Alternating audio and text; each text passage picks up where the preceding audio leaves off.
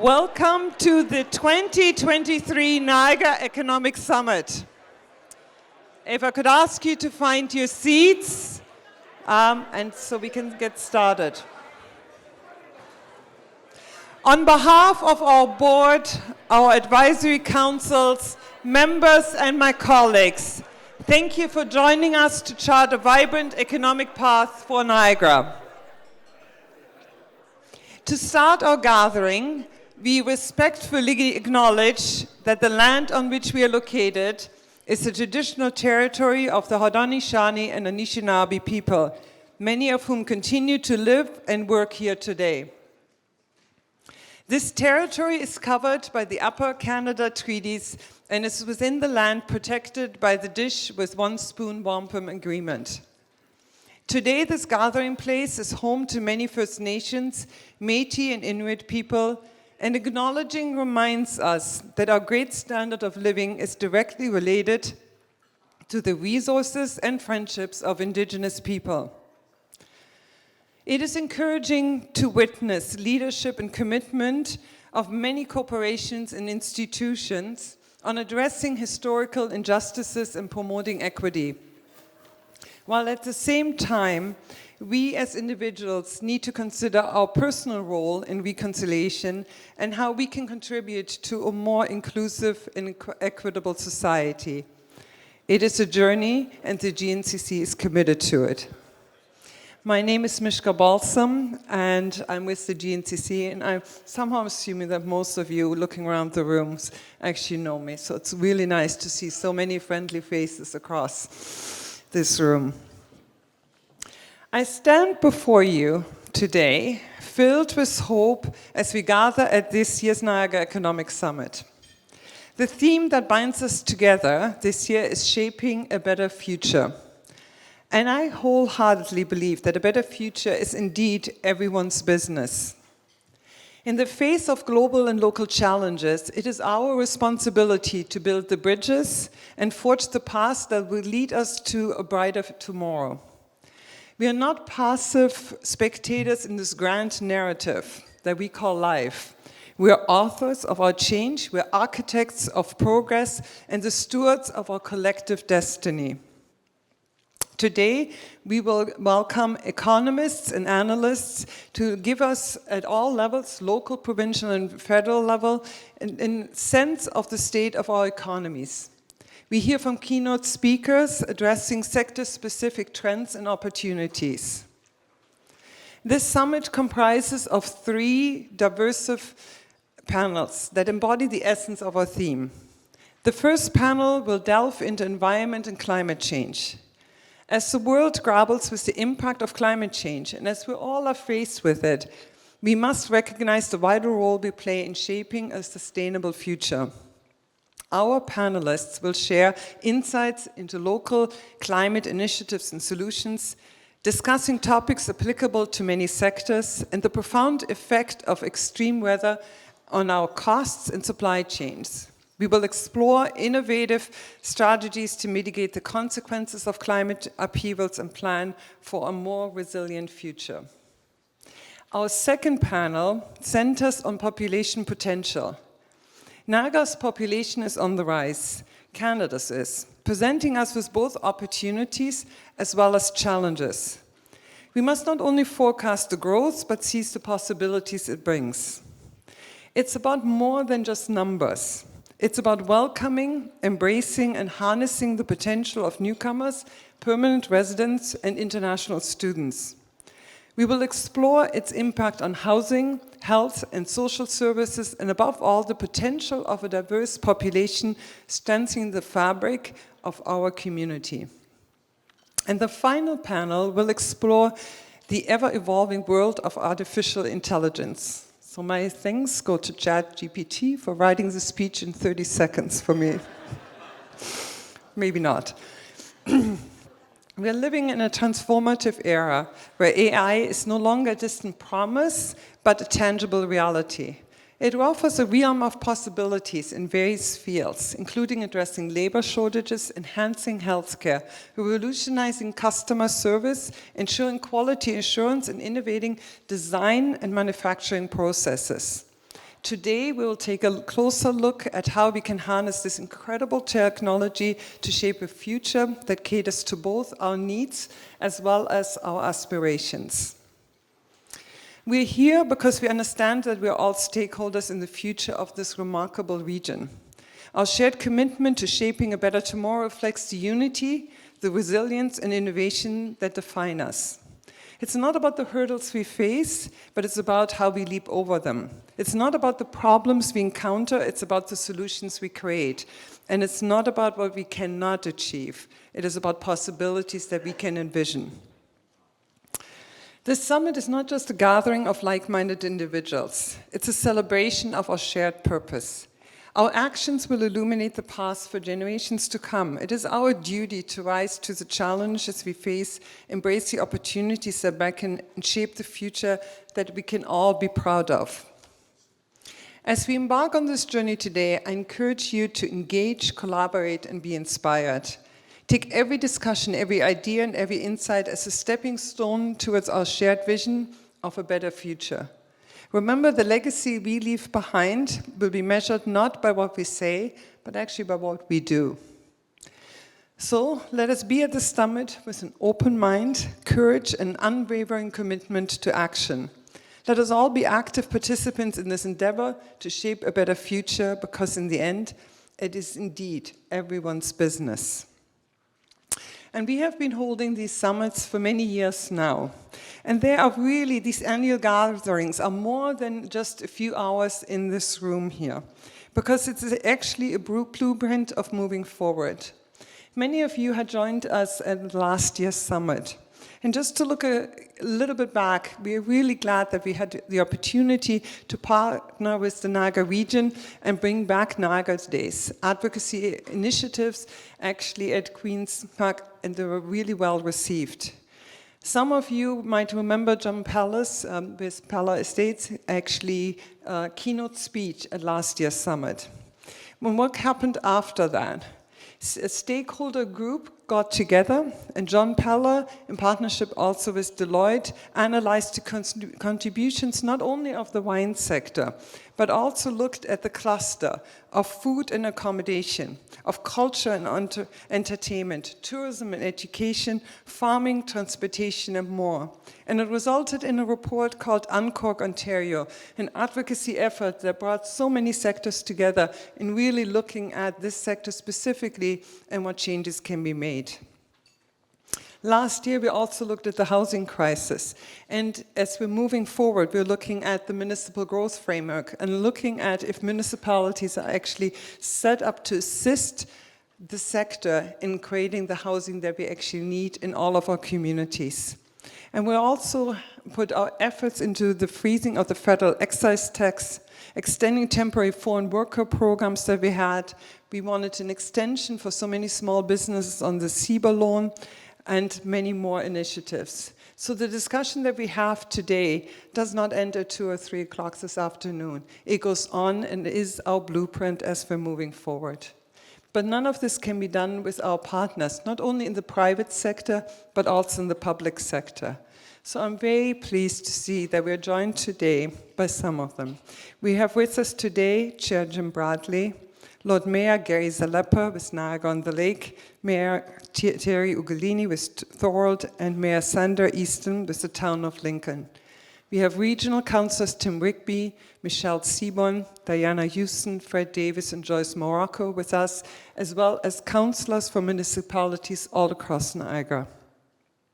We thank you for being our partners as we move forward and partnering with the private sector as well on the initiatives that needs everyone at the table. And it's also my privilege to actually acknowledge the work that is being done and the support that we have from our board. With us today, we have Stephen Orton with Meridian Credit Union, Lisa Benger with Walker Industries, Roseanne Morissette with Performance Auto Group, Dr. Mark Natel with Niagara College, Rick Nero with Baker Tilly Niagara, Bruce Peaver with KPMG, Louis Romero with BDC, Colleen Smith with First Ontario Performing Arts, and Dr. Barry Wright with Brock University. But I would be remiss to not mention our Government Affairs Council, of whom many of us advise us on a regular basis on the initiative and positions that we need to take when it comes to policy and moving forward. We are fortunate today to have our chair with us, Michael Ross, Council Public Affairs, and as well as a high number of our council members. It is also my pleasure to actually mention that we have many advisory councils. And with us today, we have from our nonprofit council, Laurie Beach with Bethlehem Housing. We have our WIN Council, our Women in Niagara Council Chair, Nora Kalp with Innovate Niagara with us, and our next Niagara Vice Chair, Kristen Nielsen with Niagara College. My thanks go to all of you for your commitment to the community and for the greater good of all.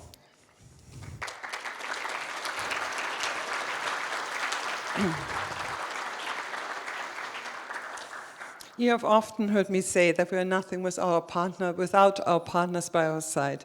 We are only a staff of 7-8 people within the DNCC, and we heavily rely on the partnerships that we have in the community, all committed to a better future for us all.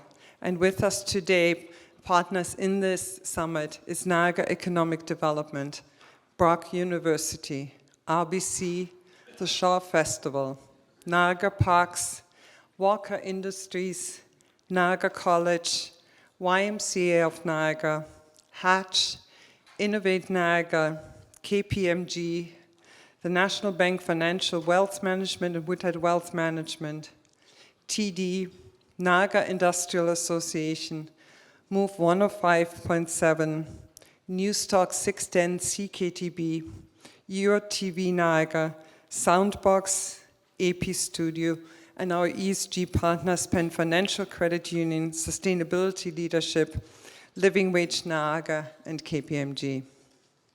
But at this time, I'm so very pleased to pass this mic on to someone else. And this will be our MC, Dr. Barry Wright, Dean of Goodman School of Brock University. Prior to this, he was the director of the Niagara Community Observatory, where he worked in partnership with the Niagara community to foster, produce, and disseminate evidence-based research on current and emerging issues. Recently, Barry was seconded as CEO with the Niagara 2022 Canada Summer Games, very and highly successful games that took place in August of 2022. Barry is also an active volunteer in the community. He has served on several community, provincial, and national boards, most recently with the Niagara Health System, and presently with us. Thank you for that. With a PhD in management from Queen's University, Barry enjoys being married, a father, coaching sports, the art trip to the art gallery, traveling, and above all, a good laugh. We are in the best of hands today. Please join me in welcoming Dr. Barry Wright.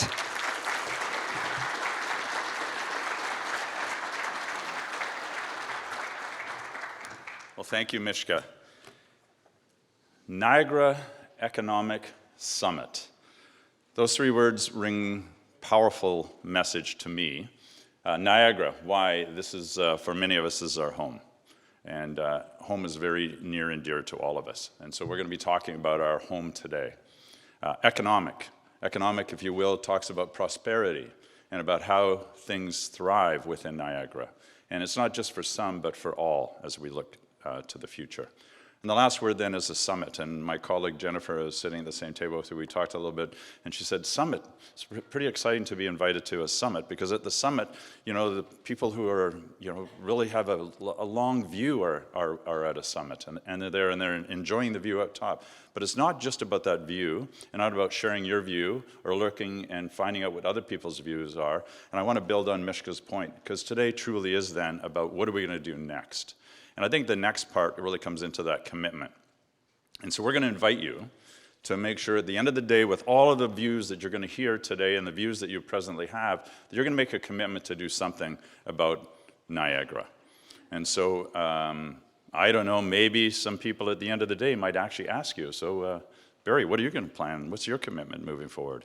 And maybe I'll be asking you as well. So as we go through the day, let's think about that. Let's think about that future. Let's think about Niagara. Let's think about economics. And let's think about we at the summit and what kind of views might we be able to pass on to others. So it's a great pleasure for me to be your MC today and to facilitate these important discussions as we chart through Niagara's economic future. So you may be expected that we tell you to, turn off those phones and pay attention. But in fact, what we want you to do is make sure those phones are out, make sure your tablets are ready, make sure you're jotting down your ideas, make sure you're sharing the messages with each other, and make sure you're sharing it collectively with us. And so we have a hashtag for you, hashtag NES2023. Make sure that you're sharing that information with us. And we want to participate in all these conversations. So if you have questions for our speakers and panelists, we want you to ask them. You can also send us messages through our social media, so DM us on that, and you can find GNCC's handles in the program. So the conversations that will take place in the next few hours will help shape the advocacy efforts of the GNCC for the future. We have many elected officials and government staff joining us, and the conversations today will be the policies of tomorrow. We're grateful for all of you to be a part of this important conversation. I'd like to open those conversations now. While the Prime Minister of Canada and the Premier of Ontario are unable to join us today, in recognition of Niagara's importance as a region, Prime Minister Trudeau's letter can be found in the program. And Premier Ford has sent a message that he wanted you to hear this morning, and I'm pleased to be able to deliver it now.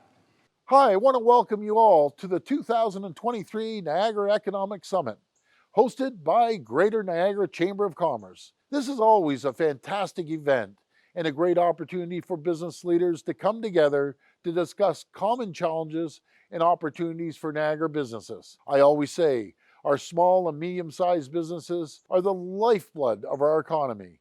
I wish nothing but the very best for the people and businesses in the Niagara region, and we look forward to continue working with you to build a stronger province. Have a great event, and God bless.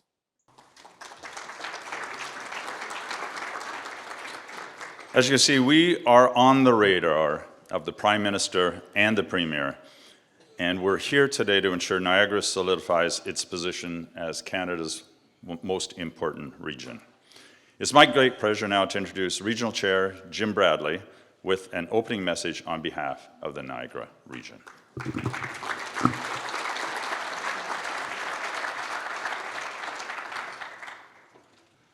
Thank you very much, Barry, as I often say, for that very kind and mercifully brief introduction this morning. I appreciate it very much. And I want to say that good morning to all of you on behalf of Niagara Regional Council, and I want to express my appreciation for inviting me here this morning to welcome you to the 2023 Niagara Economic Summit. This time I'm going to ask all members of Regional Council who are in attendance to stand, as well as members of regional staff. We are very committed to this particular conference, and I think you'll see by the number of individuals we have here that we are committed to working with the Greater Niagara Chamber of Commerce. So if you'll please stand to be recognized.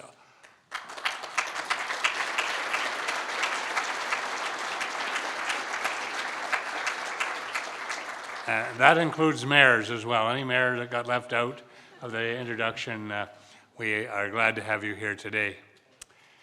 It is actually truly an exciting and unique time for the Niagara region as we gather here under the banner of Shaping a Better Future.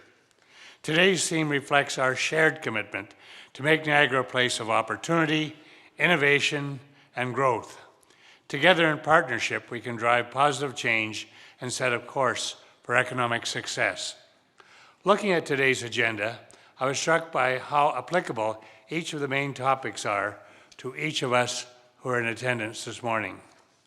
Just last week, the second annual Niagara Climate Change Summit was held at Brock University, where we spent a full day discussing the importance and developing a community energy plan and the numerous ways we can work together to limit our emissions and utilize renewable and green energies. The Niagara region is a key partner in many climate change initiatives, and our council is unified in their desire to tackle this issue head on. If you would have told me a few years ago, by the way, that artificial intelligence would be such a pressing issue, I would not have believed you, and I think most people would not have believed that. Now we're seeing both the up and down sides of AI in all our lines of business. While I have personally, and I did do this, and it was somewhat frightening. I've witnessed demonstrations of AI used in deeply troubling ways. I believe it can also be a positive and transformational tool used by a variety of different industries to increase productivity, reduce human error, drive innovation, and allow businesses to focus on higher value activities. But one thing is very clear: AI is now part of our reality. We must all find ways to minimize its risks and maximize its benefits. I look forward to learning from our discussions on artificial intelligence today. Finally, population growth is a trend occurring in Niagara that affects all of us. From a government side, we are focused on ensuring that we have the current blend of housing necessary to accommodate our new residents, along with the needed infrastructure and services that go with that. As of late, municipalities across Ontario have struggled to find the correct balance of how we can pay for the costs related to growth. I'm sure this element will be addressed today as we discuss Niagara's growing population and how best to manage it. In terms of Niagara's economy, I believe we have much to be enthusiastic about. The region recently ratified a new 10-year economic development strategy for Niagara, developed in collaboration with numerous stakeholders right across the region. The strategy takes a visionary look at Niagara and aims to put actions in place to achieve a strong and sustainable economy into the future. It also identified emerging sectors such as electric vehicles, marine, healthcare, sport tourism, film production, and aerospace development as areas where Niagara holds competitive advantages. We've already experienced significant traction in some of these sectors, including over $64 million in investments in the EV industry from the Linamar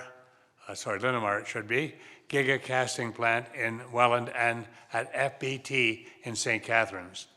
To help us better capitalize on the growing EV sector, we recently received a $300,000 grant from FedDev Ontario to hire an EV sector specialist that will develop a targeted investment plan and ensure we are well positioned for new investment opportunities. Niagara is also experiencing an industrial renaissance, with over $225 million in new investments from companies like Siltec, Abatement Technologies, Valbruna ASW, and Standpack. These significant investments are creating hundreds of new jobs and fueling economic growth right across the region. These are just some of the headlines that demonstrate Niagara is on a trajectory towards a brighter and more prosperous future. Building the best possible version of Niagara takes deep-rooted partnerships between the private sector, our chambers of commerce, local government, our strong network of nonprofit organizations, post-secondary institutions, and senior levels of government. Summits such as we're experiencing today serve to grow our partnerships and will better position us for the future. Last year I stood before you and shared my priorities should I have the privilege of having another term as regional chair. At the top of my list, then and now, is our need to focus on increasing our stock of attainable housing, as well as finding ways to increase efficiencies and shared municipal services. Since that time, we've not rested on our laurels. Regional Council directed staff to produce specific deliverables related to shared services and attainable housing. In March, we approved the creation of the Strategic Transformation Office as a demonstration of our commitment to these initiatives. In the 53 years since the region was created, there's never been such a laser focus placed on both of these priorities. In regard to attainable housing, it is no secret that this is a profoundly complicated and challenging issue for all of us to address, and we're not alone in that. Every community across this country shares that. High home prices and the lack of appropriate supply is not an isolated factor for Niagara or even Ontario. As I mentioned, it is for the entire country. We do not find ourselves in this situation overnight, and there's no silver bullet solution. It will take time to see real and genuine progress. One of the first steps to address a problem is to first understand its scope. To this end, in September, staff brought forward to Council a comprehensive report detailing the challenges across the entire spectrum of housing in Niagara. While some of the report was difficult to hear, We can now move forward with the facts we need to make the best policy decisions. We continue to meet with senior levels of government, seeking support for Niagara. We also look to everyone in this room as partners in our effort to build more affordable and attainable housing. We are constantly advocating our needs to ensure Niagara gets its fair share. Regional staff are currently working hard on this important initiative, and we look forward to seeing a plan come together in the coming months. In regard to shared services, there's never been more momentum. For example, Regional Council recently endorsed an initiative to review building services and permitting across Niagara. This review would enhance and streamline the building permit and inspection process, making it easier for businesses to interact with local government and, in theory, accelerate housing supply. This will be a transformational change across the entire region. But it's crucially important to recognize that shared services are not just about large resident-facing transformations like the amalgamation of libraries or transit. We're also implementing smaller behind-the-scenes initiatives that streamline our service and reduce administrative costs. While these are certainly less visible, they're no less important or impactful. At this point, I'm about to sneeze. Because I have...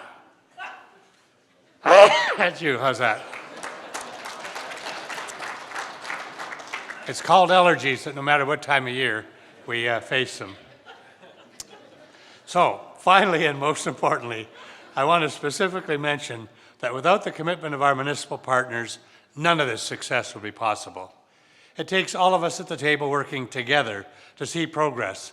We are all united in our mission to save money, enhance service consistency, improve customer service, and maximize staff capacity. This remarkable level of cooperation is becoming the new trend across Niagara, and I'm confident will continue in the years to come as we find ways to grow better together. Now, no one in this room needs to be reminded that there are many challenges ahead of us. The global impact of inflation, the lasting legacy of the pandemic, and labor shortages are just a small sample of the barriers that stand in the way of our collective success. But as a community, we are strong, we are tenacious, and we have proven time and again that when we work together, we can accomplish anything. I believe that the partnerships between the private and public sector have never been stronger, and it's encouraging to see that there is so much unity on important issues such as climate change, managing population growth, and the impacts of disruptive technologies such as artificial intelligence. I'm confident that by the end of today's summit, we'll have a better understanding of how we may shape a better future. Thank you.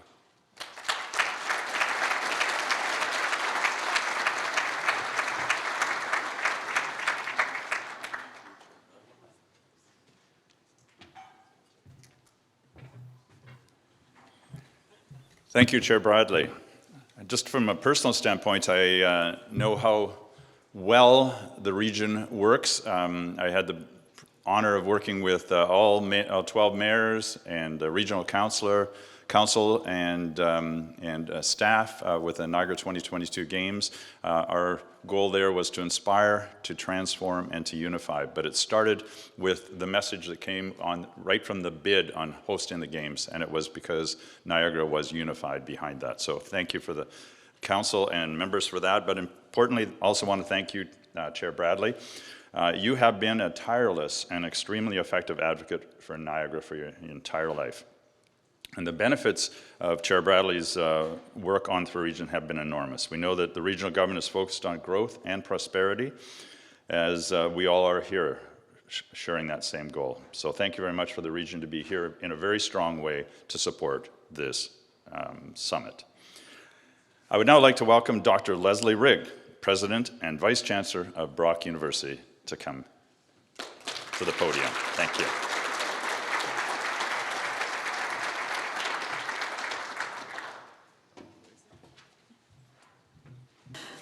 Thank you for your introduction, Barry, and thank you for having me again here today.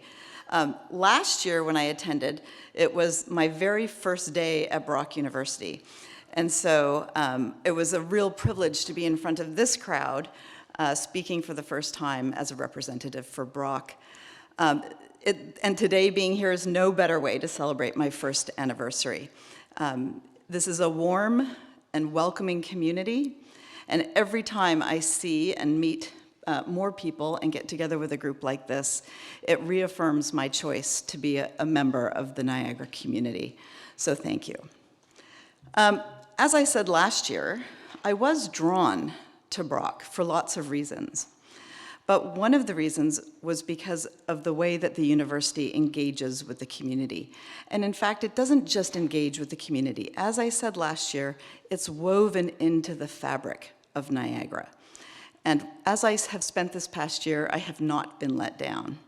I can't tell you the number of people I've met everywhere I go that have shared with me the role that Brock plays in their life. From being a Brock grad, I was tempted when, as Chair Bradley had the people stand up from the region, I thought, oh, what if I asked everybody who was an alum of Brock to stand up? But that might backfire, so I'm not going to do it. I've also heard about people whose children go to Brock, right? When I meet them, every real estate agent I met as I was looking for my house seemed to have a connection to Brock. People from this community utilize the facilities, whether it's our pool, our summer camp, the Walker Sports Complex. Really, it's just an amazing, amazing connection that we have. Our students are in your businesses, in your organizations, getting experiential opportunities every day. We have faculty and researchers who are here today and who are on campus supporting our local businesses. We have upskilling and reskilling programs and opportunities. And as I heard very often, maybe more often than I want since my son is in dorms, that many people met their partner in the dorms. That's okay. That's good. I often say that Brock isn't just of the community, or not just in the community. It is literally of the community. We are the community, and I see that, as I've said, every single day. Brock is proud to welcome so many students to the Niagara region every year. We're home to a significant number of students from the GTA, of course, but also from across Canada and around the world. And many of these individuals, even if they're from the GTA, have no prior connection to the Niagara region. But I can tell you, after choosing Brock, many of these students will fall in love with the Niagara region, and they will stay. They become part of this home and part of our family. And they also become, very importantly for this summit, part of our workforce, and they will help us as we move to navigate the ever-changing world that we are in. Brock teaches these students to have an entrepreneurial mindset, to think outside the box, to be creative, to take risks, and all of this helps us solve problems. These attributes are found widely among all of you here in the Niagara business community, and really what it does is it allows us to work together to find solutions, and as we've heard, to help the Niagara region prosper. These are certainly exciting times at Brock University, I can say that for sure. As many of you know, we recently opened the Brock Niagara Validating, Prototyping and Manufacturing Institute, otherwise known as VPMI, much easier to say. And this is focused specifically on enabling area businesses to access expertise, advanced technology in bioagriculture, bioscience, chemical manufacturing, and others. It's a solution-based, community-facing research group that will help create solutions for your future. We recently opened the Black Student Success Center, a hub to support the academic, personal, and professional growth and development of our Brock students. And it's really already become a popular spot for students seeking guidance and building a community on campus and more broadly. As Chair Bradley said last week, in partnership with the Niagara region, Niagara College, and the Niagara Peninsula Conservation, Brock hosted the Climate Change Summit. Building on the success of the 2022 summit, this year's focused on energy and creating a community energy plan to enhance efficiency, reduce consumption, and explore renewable energy solutions. And we'll be hearing more about those kinds of initiatives in the first panel. We also recently announced that with the support of the province and TD Bank Group, we'll be enhancing our exercise program for older adults. As I read that, I thought, oh, I'm in that age category. I can join this. And it's offered through what we call BFIT, which is the Brock Functional Inclusive Training Center, helping to improve the health and quality and of the life of our senior Niagarians. How do you say that? Did I say it right? Okay. I'm learning something every day. And anybody that's also living with a range of health issues, which mobility is important. So in recent years, Brock has been creating or expanding programming that meets the local needs, and I think you all know that, and it's evident in everything that we do. Our nursing program has gone from 310 seats to 690, 310 to 690. We've doubled in response to the needs in the region and beyond, and we're not done. We've increased our teacher education to meet local shortages and launched a full-time online cohort of Master of Education program, allowing those pursuing careers in adult and post-secondary education settings to enhance their credentials no matter where they live in the world. We also continue to work to advance reconciliation and decolonization, and we have launched new continuing education courses aimed at deepening the understanding of Indigenous ways of knowing. And of course, we're particularly excited about the Yusuf Hajimad Department of Engineering, which is expected to take its first cohort of students next September, so less than a year from now. This program was the result of businesses telling us that there is a need here for an engineering program to find solutions for regional issues. It was also a promise that we made in the 60s when Brock started, so we're living up to all those expectations. In closing, I want to note that gatherings like this are so important for our community, as the speakers have already said. They give us the opportunity to come together, to build relationships, and to make connections, and share new ideas and opportunities, all in support of the Niagara community. And this is the core of what Brock University is all about. I'd like to thank the Greater Niagara Chamber of Commerce for bringing us together. We are all stakeholders in this amazing region, as Mishka said, and I know that today is going to be a great day. Thank you.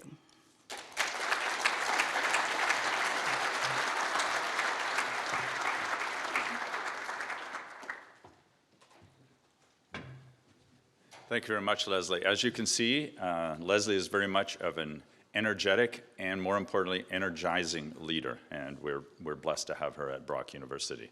It is now my honor to invite Sean Kennedy, the president of Niagara College, to join us on the stage.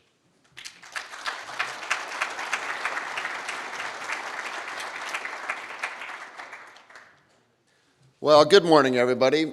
It's a pleasure to have a chance to address you. I will keep my remarks fairly brief. I realize we're already running a little behind schedule.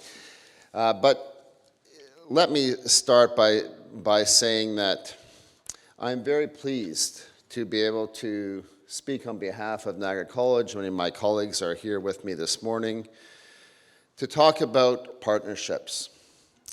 And partnerships have always been and continue to be a hallmark of who Niagara College is, and really a hallmark of how we are committed to working together with government and the private sector and community leaders to make Niagara better. Last year I talked about how Niagara is better, and I continue to see examples of this, and I'm continuing to be very committed to this concept of how Niagara is better when we all work together. And the Canada Summer Games, regional transit, and many other notable initiatives exemplify how when Niagara comes together, we all benefit. And the citizens of Niagara, our young people, the future of Niagara looks brighter, that our young people and all citizens are excited about where Niagara is going because they can feel that sense of collaboration. I also want to express my gratitude to the Greater Niagara Chamber of Commerce for continuing to organize and host this important opportunity to come together, to talk about ways of working together. And I want to recognize Mishka Balsam, CEO of the GNCC, who is also chair of the college's Board of Governors. Mishka, on behalf of the Niagara College community, your support and guidance for the college is truly remarkable and much appreciated. Thank you.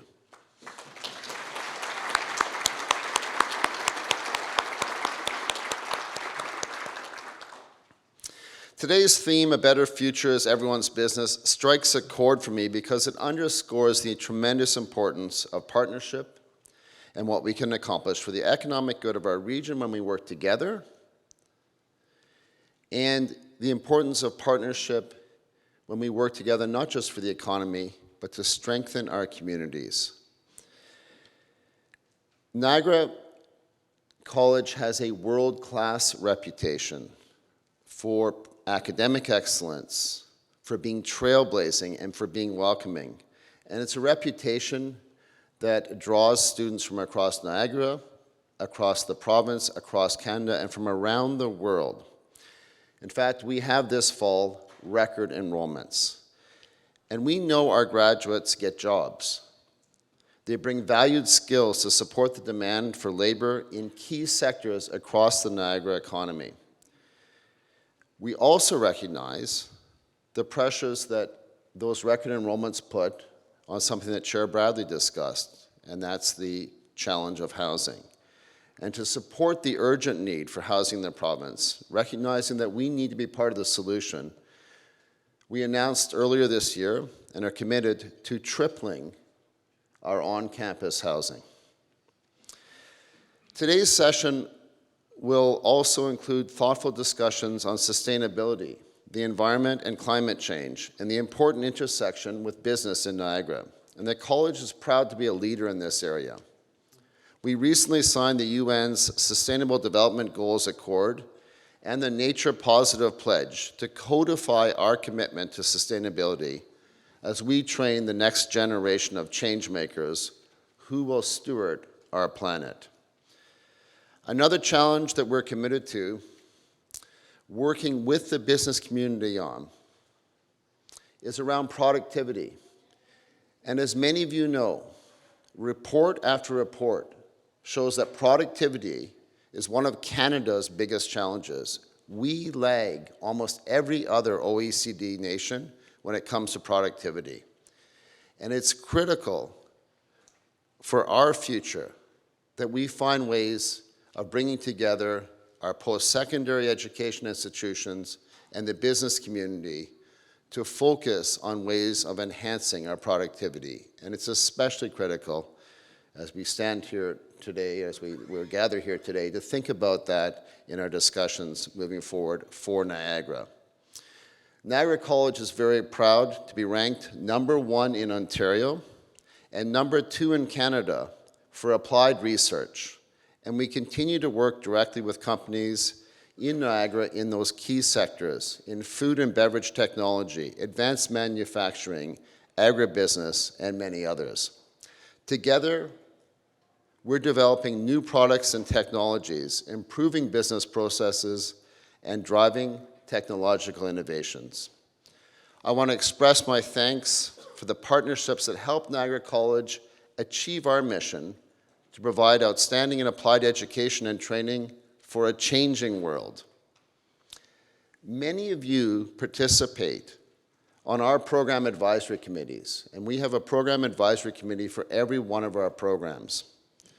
Many of you hire our graduates, work with our apprentices, and help our students gain real-world experience through internships, co-ops, and placements. Thank you for your support and continued partnership. Many of you are also NC grads, and a special shout out to all the NC grads. I already had the very first thing this morning, my very first conversation when I was getting coffee was the person beside me turned and said, "Oh, hi, I'm a Niagara College graduate." So I look forward to having more of those conversations throughout the day. Please introduce yourself. So I wish you all a terrific day of discussions. Thank you for your time and lending your voice in helping to talk about partnerships and how we can work together to strengthen Niagara and our communities. Wishing you a great day. Thank you.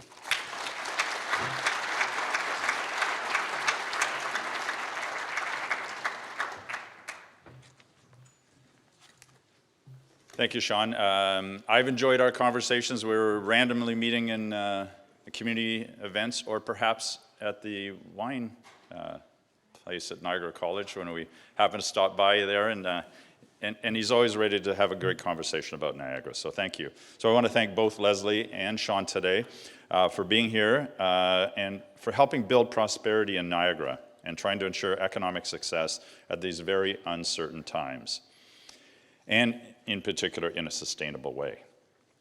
And now it's going to take a commitment and the cooperation of the private sector, of all the nonprofits, of government, and of education. And we're glad all of you are here today in the sectors to be able to start that conversation.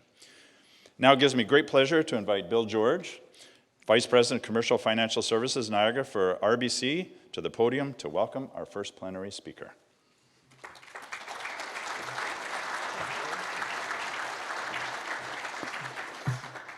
Good morning, and thank you, Barry, for the warm introduction. It gives me great pleasure to be here on behalf of RBC this morning as a proud sponsor of the 2023 Niagara Economic Summit. RBC's partnership with the Greater Niagara Chamber of Commerce is deeply rooted in our collective desire to support local businesses, drive growth, innovation, and the development of the Greater Niagara region.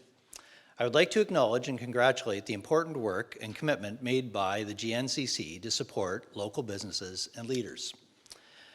I know today our three panels will include sessions on environment and climate change, artificial intelligence, and population growth. I'd like to take a minute to share my views on these three very important topics. As a leader within the commercial financial services space at RBC, I'm deeply committed to the growth and prosperity of this remarkable region.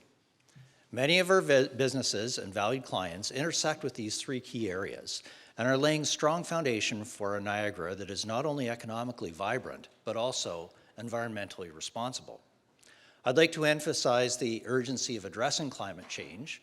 The environment is the very lifeblood of this region, and it is our collective responsibility to protect and preserve it.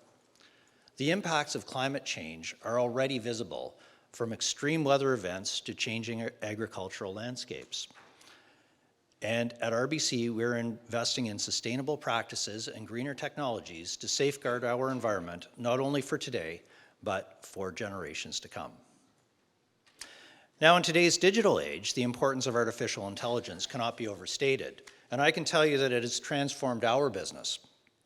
AI holds the key to driving innovation, increasing efficiency, and driving economic growth. Embracing this technology will create jobs, foster research, and bolster our competitive edge on the global stage. And finally, population growth. It's another significant factor in shaping the future of Niagara. A growing population can be a tremendous asset. It offers opportunities for a dynamic workforce and an expanded consumer base. To harness this potential, we must continue to invest in education, healthcare, and infrastructure to accommodate our changing demographics effectively. At RBC, we recognize and appreciate that there are still many challenges ahead for our communities, and as always, we remain committed to help. I envision a Niagara that is at the forefront of environmental stewardship, technological innovation, and sustainable growth.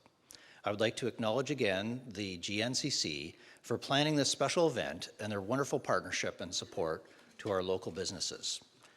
And now it is my pleasure to introduce Tim Jennings, our plenary speaker.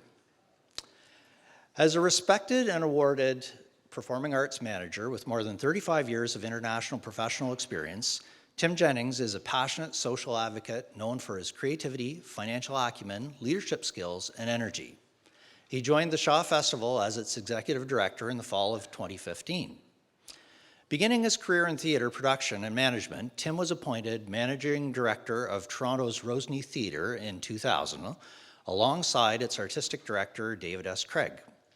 In 2008, Tim was asked to assume the role of managing director at Seattle's Children's Theatre, and in 2011, he was recruited to the Tony Award-winning Children's Theatre Company of Minneapolis, CTC, the world's leading family theater, as its managing director.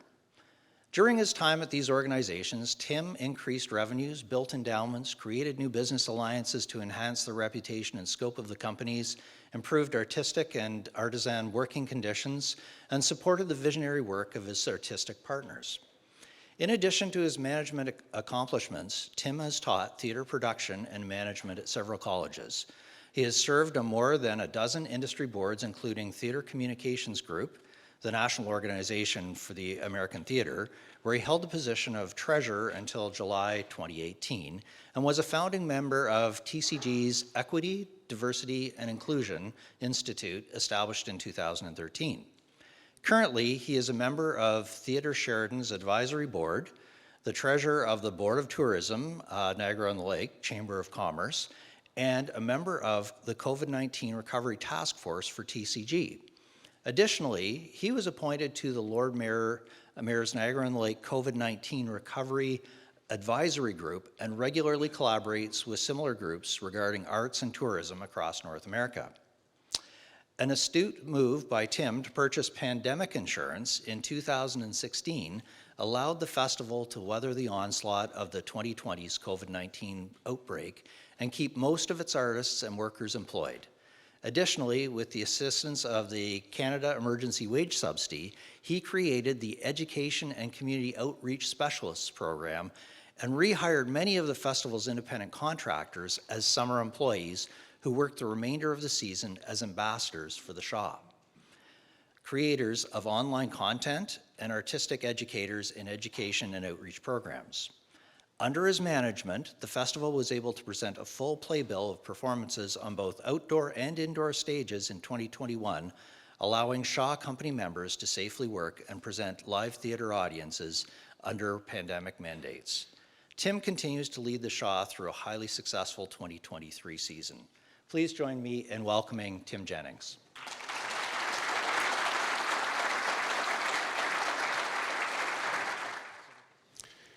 Thanks for having me. Somebody else wrote that, I think. My name is Tim Jennings, and for the past 8 years, alongside my artistic partner, Tim Carroll, or TC as he prefers, it has been my honor to lead the Shaw Festival and to serve as its executive director and CEO. It was actually the theater that got me interested in getting into theater back when I saw a play called Cyrano de Bergerac back in 1981, so it might give you an age range idea for me. In any case, my speech today is entitled Pivots to Pirouettes, a path for regeneration and recovery in arts and tourism, and it's maybe more of a case study in process, one path, our path to recovery and growth. The title is an homage to an inspiring comment made by our amazing Associate Artistic Director, Kimberly Rampersad, an acclaimed choreographer, director, and performer who directed King Lear this summer at the Stratford Festival, as well as our own Amen Corner, and who commented to TCI in the middle of 2020 that the Shaw's constant optimistic pivoting had evolved and transformed from an exhausted and overused term to become pirouettes, beautiful, in constant motion, with a sense of balance, but in constant precarity. I looked up the term pirouette, and it resonated particularly in this way. To maintain your balance when you spin, it is vital that you spot, which is the practice of choosing a forward point to look at while you turn, only taking your eyes off of the spot to snap your head or back around. Spotting helps keep your head and eyes oriented, which stops you from getting dizzy or looking unpolished while you twirl. When spotting, make sure your head completes a turn before your body does. Not only will this help you avoid dizziness, it gives you a little extra momentum. Now, I could not think of a better way to describe our last 3 years or a better provocation for how we might move forward. And it is my hope today, by offering examples for both our and Niagara's communities, optimistic and front-footed approach to recovery, we might offer some of the hope and insight to others working through their own regeneration and growth in the days ahead. As to ourselves, the Shaw Festival was established in 1962 by Canadian and American theatre lovers who had cottages or second homes in the area. Like the Stratford Festival, which was founded a few years before us, the group built the festival on what was, back then, a newly established charitable theatre model that had seen a little bit of success in the US. It relied on a very specific idea, that art and theater, like other charitable endeavors, exist to serve basic human needs, and that some theaters should focus in on those kind of provocations as well as entertainment. They hoped a company dedicated to the work of George Bernard Shaw, one of the last century's most prolific writers, activists, and political and societal thinkers, and that of his provocative contemporaries would offer a different kind of enticement to the area and a different style of art than they were seeing around them. But when the festival was established in 1962, the town and council were, unlike their Stratford counterparts, not in favor of a theater festival in their community, especially not one dedicated to an outspoken socialist like George Bernard Shaw. Even if he did help found the London School of Economics. So, local reports from the 60s often referred to the bohemian nature of organizers and unsavory nature of artists, and were supported by constant calls for shuttering the theater, calling the painful changes to Niagara caused by tourism. But despite difficult beginnings, the Shaw and its dedicated team managed to grow and thrive on the excellence of its art and became famous for its work as it moved forward. In fact, in June of 1973, 50 years ago this summer, Queen Elizabeth and the Duke of Edinburgh, alongside Prime Minister Pierre Trudeau, Indian Prime Minister Indira Gandhi, Premier Bill Davis, Governor Nelson Rockefeller of New York, and many others arrived to open our newly built Ron Tom-designed Festival Theatre. What a remarkable achievement for a company that up until then ran on weekends in the summer to an audience of about 250 people a night. The most beautiful and eloquent tribute of that night came from the Toronto Star, which said, "Beautifully proportioned and superbly detailed, the new Shaw Festival Theatre gives its lucky audiences room to admire, wonder, and wander, and most important, it is an environment which leaves a dimension for intellect, for words, ideas, and reflection." With constant glowing reviews of both the theatre and the art of its ensemble, the Shaw's place in our cultural ecosystem of both Canada and the United States was solidified, and through the tenures of great artistic and administrative leaders like Paxton Whitehead, Tom Burrows, Christopher Newton, Colleen Blake, Jackie Maxwell, and a host of others, even relative newcomers like Tim Carroll and myself, the Shaw has continued to grow and expand financially, artistically, and as a place of ideas and reflection. And we are now the Greater Niagara region's largest cultural charity and one of its 20 largest employers, with a full-time workforce of over 600 artists and arts professionals. We are a proud union employer with 7 CBAs covering 5 separate unions worth of highly skilled workers in every area of the enterprise, all working alongside our equally skilled non-union teams, and I am proud to say we are a Niagara living wage employer. Each year we welcome almost 325,000 attendees to our theater. So, in 2023, we will have produced over 900 performances of 18 separate productions and a concert series, with 15 of those plays running concurrently in what we call daily rotating repertory, meaning each theater runs as many as 3 plays every day, and each actor is performing in 2 or more plays and often understudying 3 or 4 more. One of our actors this summer understudied 14 parts. So these productions occur on 3 indoor and outdoor stages, some of which you're seeing on the screen, 6 days a week. They begin in February, ramping up to full capacity in April to October, and now then resume with our 2 holiday shows, this year Brigadoon and A Christmas Carol, which actually start opening next weekend on Sunday the 5th. Beyond the performances, we will do almost 4,000 additional audience engagement and community outreach activities, events, and classes. We are supported in this work by a guild of volunteers, an organization of about 350 dedicated local volunteers who help us in everything from gardening and ticket taking to backstage tours, and by our 4 volunteer boards of directors. Shaw patrons come and stay in the area for long periods, often anchoring extended annual vacations around a multi-performance theater experience. The average Canadian household that comes to us buys 6 tickets. The average US or international household buys 10. With only 15 to 17% of those attendees ever coming from the Greater Niagara region or Hamilton corridor, we are the epitome of a cultural tourism destination. Last year, 2022, was the highest gross revenue year in our history, with an income of over $36.5 million.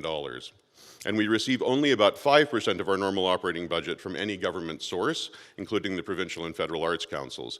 So we must raise over $12 million a year in annual charitable donations from individual philanthropic supporters simply to break even. Fortunately, with more than 14,000 households that choose to support us philanthropically every year from both Canada and the US, we are able to do that.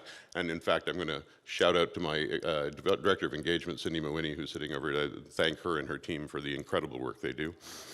US patrons account for between 30 to 35% of our normal attendance, and while much of that is border state driven, tens of thousands of attendees coming annually from centers like Cleveland, Buffalo, Detroit, Pittsburgh, and Rochester, Chicago, Manhattan, and Florida are also major markets for us with over 7,000 people coming from each of them.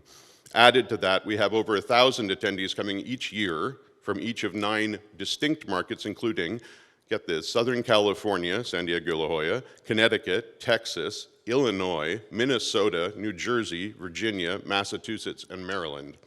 We also get approximately 3,000 international attendees each year, and they all anchor long stays in the region around their Shaw experience.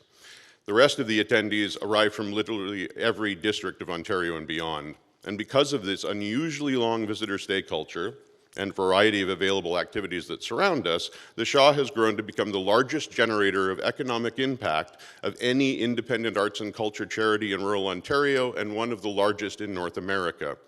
The economic impact of the Shaw Festival on the region of Niagara, pre-pandemic and hopefully again, was, according to a recent PwC study on the Shaw's economic impact of the province that was released last month, in excess of $237.8 million per annum, and the single largest factor in Niagara's arts and culture economy. This includes over $85 million in hotel and accommodations, $77 million in restaurant, bar, and grocery spends, $37 million in retail and local attractions, and $31 million in travel, including rail, air, and ground. This results in a total GDP, or value added, of almost $200 million per annum. Thank you. Further to that, they tell us that more than 2,100 Niagara area jobs in tourism and hospitality beyond our own 600 employees are reliant on us for their existence and stability, and we know synergistically that we are reliant on them for their gold standard services and their wine, food, and activity offerings.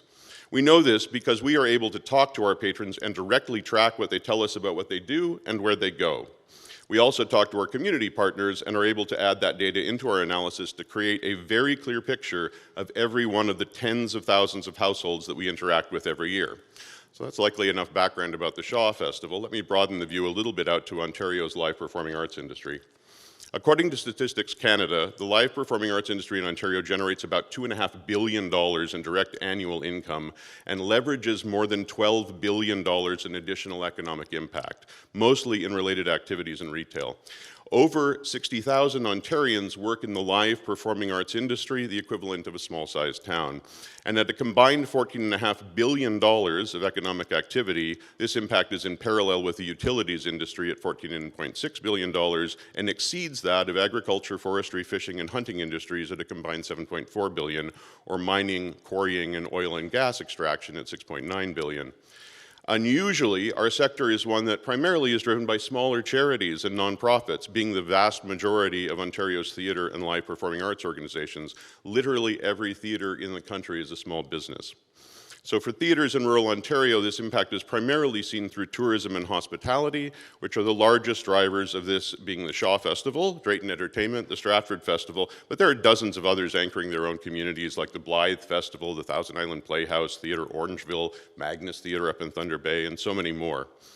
More than 55% of Ontarians attend a play or a musical every year, with live performing arts attendance, including plays, concerts, dance events, music festivals, etc., according to the Ministry of Culture and the Federal Ministry of Heritage, outstripping in-person attendance at live sporting events. We also know from Destination Canada, the Ontario Arts Council, and various US sources that the average arts and culture tourist spends twice what a typical tourist does on their vacations. The Americans at an average of $2,100 per trip versus a normal tourist spend of $1,300. So in Niagara-on-the-Lake, we are primarily a tourism economy town with more than 60% of our workers involved in tourism businesses directly. We have an almost perfect petri dish in which to examine this model in action, and the results are significant. Approximately 3 million visitors a year to a town of 18,000, with most of them returning regularly, annually, or more often. And additively, the town has developed a kind of unique brand based on its beauty, its wine culture, historic interests, cultural assets, which we think include theater, many more. Now, I imagine if all of the organizations and partners across Ontario work together to better understand our guests and focus in on their own unique community brands and assets, bolstering business intersections and serving the needs of each community, how much more we could achieve for the whole province or beyond. This is the sort of question that is burning a little hole in my heart for the last, 30 years or so. It's a question about how can we develop a real ecology and synergistic approach to how our charity can help other people do what they do. And over the last 3 years, we've had the ability to test some of these ideas. In 2017, Tim Carroll and I began discussing the idea of hiring on a few embedded actors as year-round artists. These artists would act in shows, but they'd also do work in education, fundraising, media development, producing, administration, and other areas of personal growth and organizational interest. And in so doing, we would be able to create a more stable life for them and bond more closely to the organization. Now, this may not sound like a new idea to those of you who have lots of employees, but stage actors in Canada are all independent contractors, gig workers. And so this idea of employees with on-stage performance duties is not a model that has existed in our country. The Canadian Actors Equity Association, as an association of independent contractors, was not even sure how to approach this idea, but we began to try and work it out and figure out a way, and very slowly, and this year finally have come up with a collective bargaining agreement with them. So when the pandemic began in March of 2020, we, like all theaters in the province, were shuttered, but we were more fortunate than most organizations in many ways, and primarily by the end of 2019, we had seen an increase in both donations and attendance of over 30% from our arrival in 2016, making us the fastest growing large theater in North America. Also by 2019, annual income had grown from $26 million when I started at the beginning of 2016 to around 34.1 million, and our seasons had lengthened from 7 to 9 months, now including holiday shows. We had also erased a large accumulated deficit and solved various related capital deficiencies that had been in place for many years. So donor confidence and earned and contributor revenues were at an all-time high, and the relationship with the town and the business community was excellent.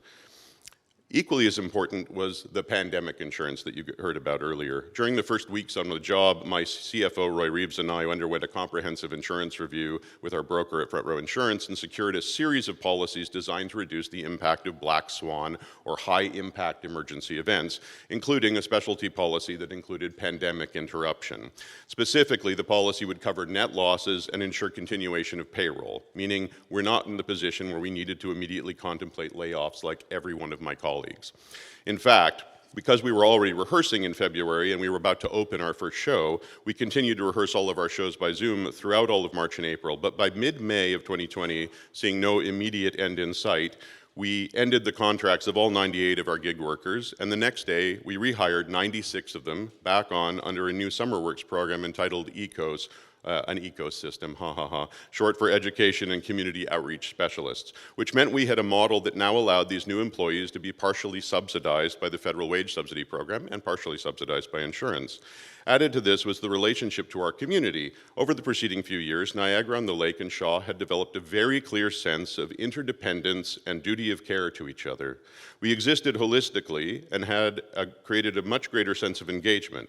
And while Shaw had some protections in place that gave us optimism to whether what we believed would be a difficult summer, the town and our fellow tourism businesses had no such insulation.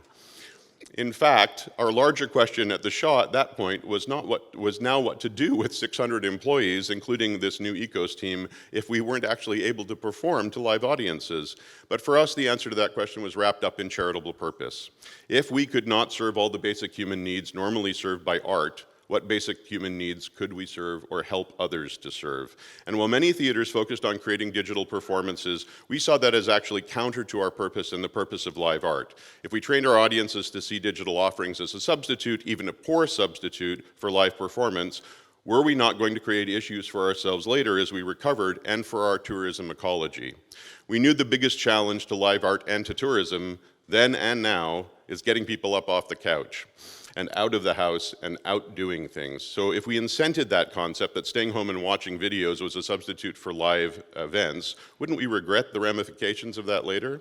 And did digital offerings even begin to serve those basic same human needs, or were there other things we could tackle? So with that question in mind, we chose to turn the 60 workers in our costume shop toward making thousands of gowns, masks, and other PPE products for us to donate to local hospitals, hospices, and public health units. Sets and props teams began to work on creating plexiglass barriers and to pioneer distancing tools and to set up home-based studios for other artists and other initiatives around the area. Our ECOS team members began to create at-distance education activities and offerings for use in newly created digital classrooms required by our local and not so local school boards, in fact, as far away as the southern United States.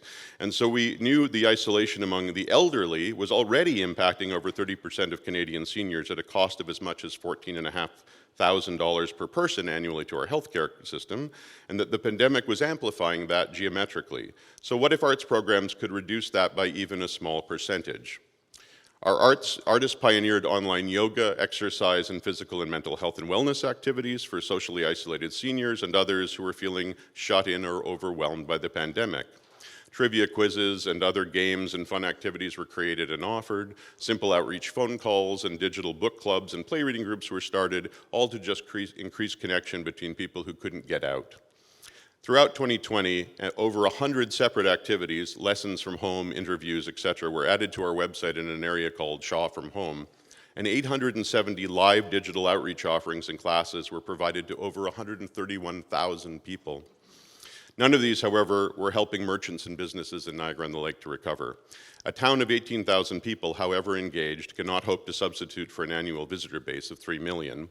And so many of the Main Street businesses, hotels, B&Bs, restaurants, and wineries, as well as the local mayors and politicians, kept calling us to tell us they were suffering tremendously without us up and running, and how could we get back?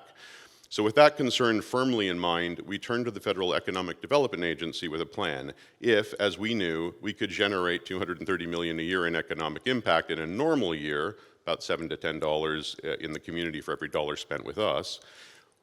If we did that without trying so much, what could we do if we focused in and tried? And what we offered were free outdoor concerts and performances on the grounds of local wineries and business partners on the condition that the attendees would agree to eat at a local restaurant, donate to a local charity, shop locally, stay at a local hotel, etc.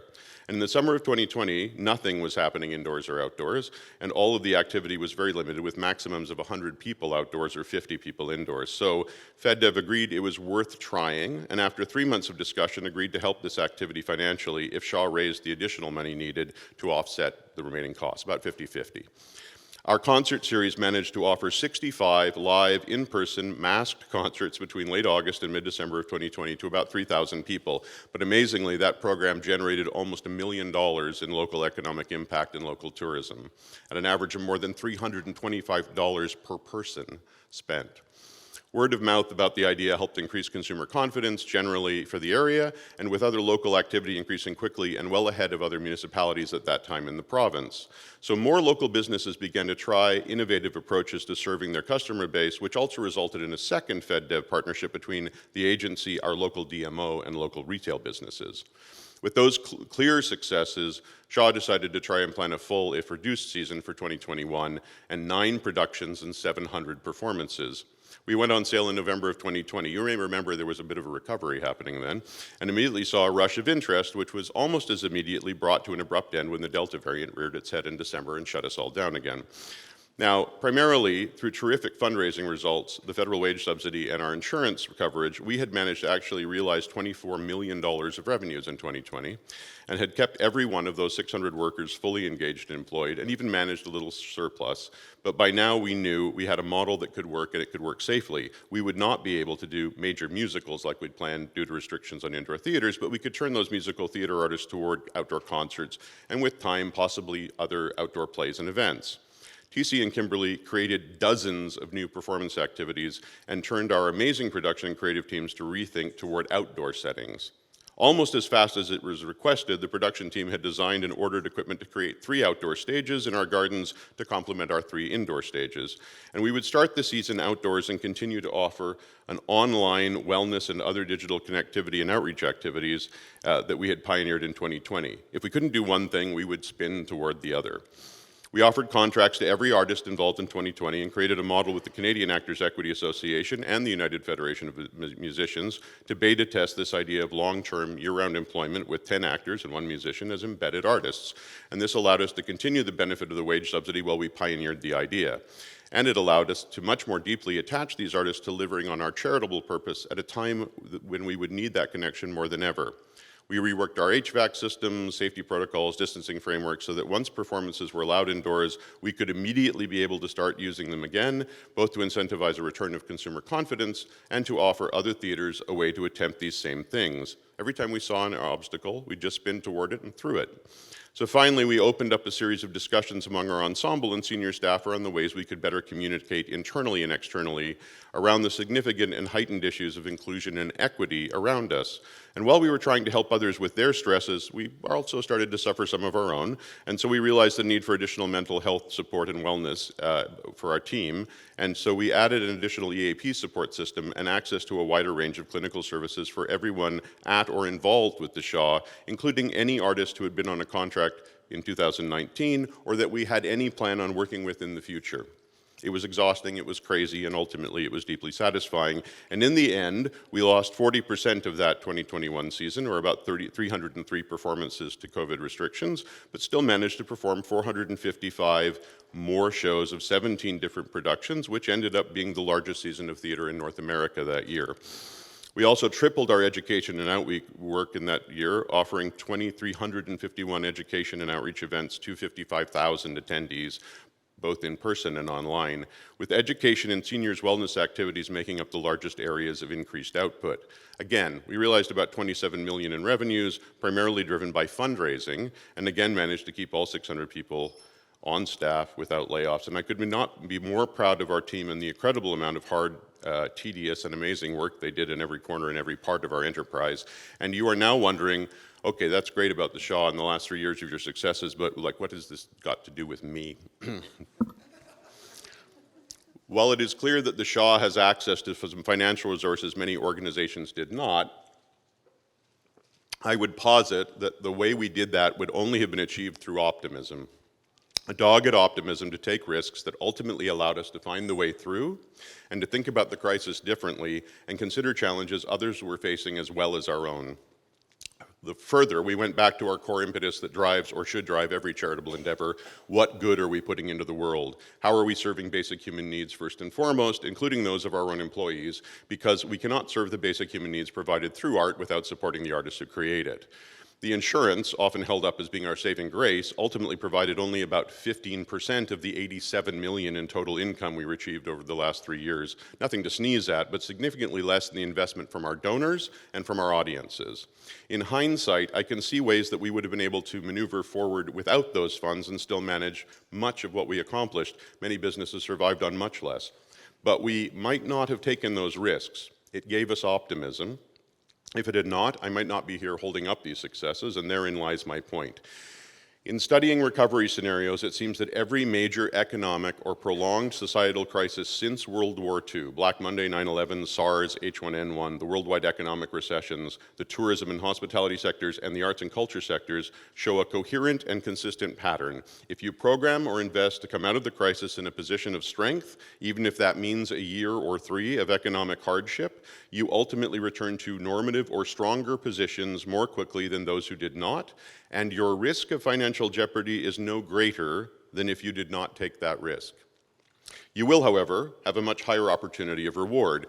Well, make no mistake, that reward might only mean being back to previous levels in 4 years rather than 5 or 7, and maybe it won't be one that you will understand fully until you're looking in the rearview mirror. But it also might mean you're leading the way. Further, I would suggest that by interlinking with other related businesses and services in your community to help each other rise together, you have better access to intelligence provided by the wider group and can both give and access any halo effect that might come, mitigating risks for everybody. We are seeing excellent return to both our indoor and outdoor events, with our 23 holiday shows looking like they will return to 2019 norms. The summer was still about 20% behind 2019, and single ticket sales are much closer to date of performance than we would have seen pre-pandemic. But we can see positive trends thanks to our aggressive restart, and we continue to offer many of the education and outreach activities to seniors and students that began with the pandemic and have continued to enormous effect. As I said, we'll reach about 4,000 events this year. And we have an embedded regular conversation among multiple groups of local businesses and services into our regular work, which allows us to check in on each other's pulse and understand what might be driving peaks and valleys in our local ecology. This is the wineries, the hotels, the restaurants, etc. So far, so good. Not recovered, but recovering. And while there is no sure answer on any of this, the optimistic approach to recovery continues to be, in my opinion, the one that has the best chance for you and your communities. If we continue to work together to create the kind of virtuous circle that ensures everybody rises together, the stability created bolsters you and those around you and amplifies your shared values. No ecosystem can work effectively when any of its parts are failing.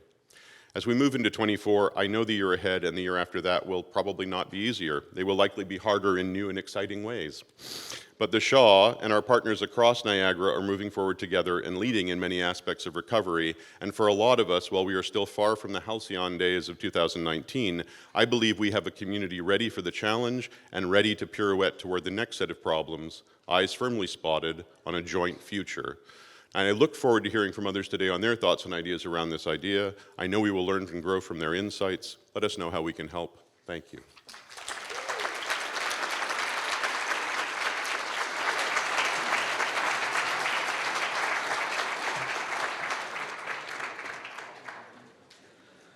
One word, wow. Wow. Well, it's been said before that all the world's a stage, Tim. I think we in Niagara are truly fortunate that the Shaw, even the Bohemian Shaw, is truly in Niagara. So thank you very much again for your brilliant speech for us today. I think it is important for us, for the region, to recognize the Shaw because we need to start thinking and broadening our horizons about how important arts and culture are to our communities, and how businesses can also go beyond the bottom line to be able to focus on public life, as the Shaw has. On that topic of community and the role of business in our lives and our futures, it's time for our first panel on the environment and climate change. And this means going beyond the reusable bag. This panel is made possible by the support of Toronto Dominion, and I'd like to welcome Madeline Stone, Senior Manager, Commercial Sales, to the stage.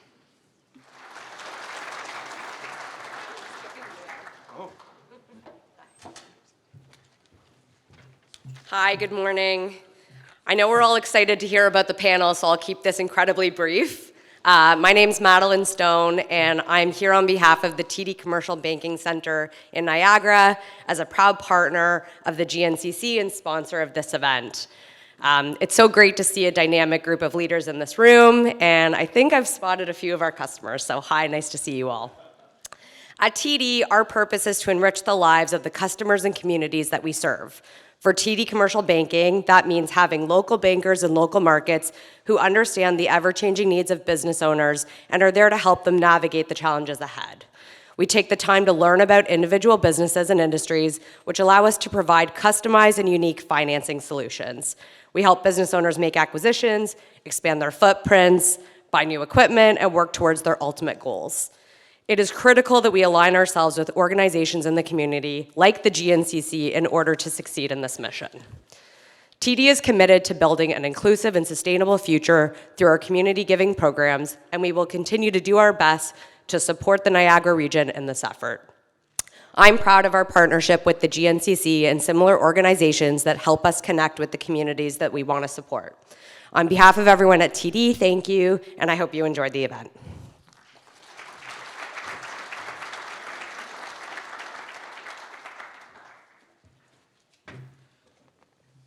All right, it's panel time. Thank you very much, Madeline. And now I'd like to introduce our panel of leaders and experts to talk us through this crucial topic. Your moderator is Michael Ross. Michael, please join us. He's Senior Vice President of Government Relations at Council PA. Before, he led government relations efforts for Meridian Credit Union. Michael is chair of the GNCC's Government Affairs Council, sits on the board of Radius Child and Youth Services and Career Edge, and also is chair of the Ontario Justice of the Peace Appointment Advisory Committee. Welcome, Michael. Our first panelist is Lenny Lewis, and he joins us from Vision Greens, a vertical farm in Welland, and the future of agriculture, using technology co-designed and developed by NASA that is not only far more eco-friendly, but delivers a better and healthier product to boot. Lenny previously served for 12 years at Microsoft in various leadership positions, and as the former country director at GM of Tesla Canada. Welcome. Nick Pender is VP of Niagara Operations at OPG and comes to us speak about sustainability in the energy sector. Energy generation is incredibly important to the environment, with coal-fired power alone contributing 20% of global greenhouse gas emissions. But OPG is one of the cleanest power generators in the world and is driving change in sustainable energy.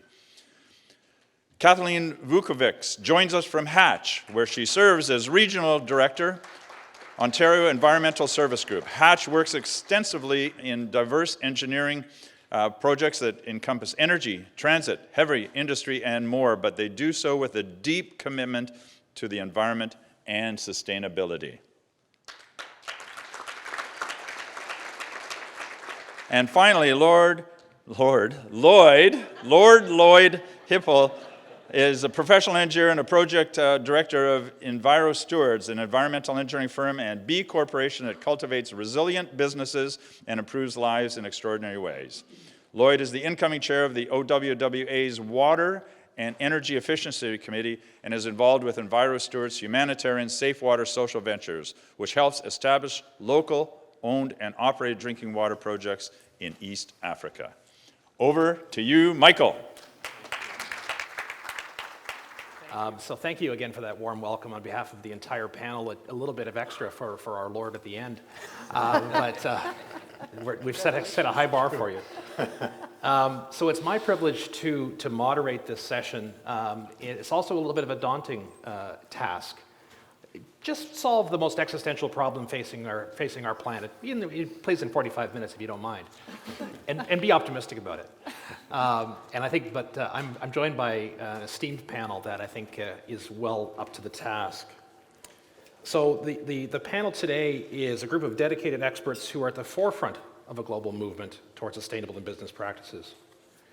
These leaders will delve into the ways in which companies, like all of yours, can align their objectives with environmental stewardship, fostering not only a healthier planet, but also a more sustainable and resilient bottom line. So our panelists will share their experiences, insights, and innovative strategies, hopefully something that you can pick up as well, and guide us through the evolving landscape of environmentally friendly business. Together, we'll explore the immense potential for profit and progress in harmonizing the commerce with environmental responsibility. And that I mentioned we're going to do that all in 45 minutes. So thank you for joining us. Let's get on with the discussion. I'll start by asking about the principles of a sustainable economy and ask for some real-life examples of how businesses and industries can adopt sustainable practices, reduce environmental impact, and create products with extended life cycles. So to Lenny first, both Vision Greens and Tesla are examples of businesses that have used innovative technologies to transform a traditional industry towards sustainability. Are there other such technologies either developed now or in the pipeline that you see as transformative for other industries? Now that agriculture and electric vehicles just got carved out for me, are there other industries? Yes. A couple of interesting things. I think we haven't figured out solar yet, and that's partly because renewable battery storage is challenging to find efficient ways to store power and to dispense it. And then just electronic waste in general. Right now, any of our phones are manually disassembled, so figuring out ways to do electronic waste disposal and recovery are two very interesting things, especially as we use more of that stuff. But what I'll say is, look, the agriculture and electric vehicle industries are still in its infancy. The stuff that, the innovation that's happening there, you'll see a lot more happen around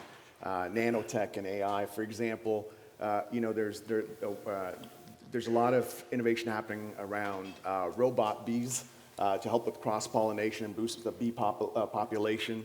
I think, and I won't spend too much time on this, but I think people know the world's population is set to be, by 2050 to 10 billion. And if you've ever seen the UN stats, they talk about requiring 70% more food.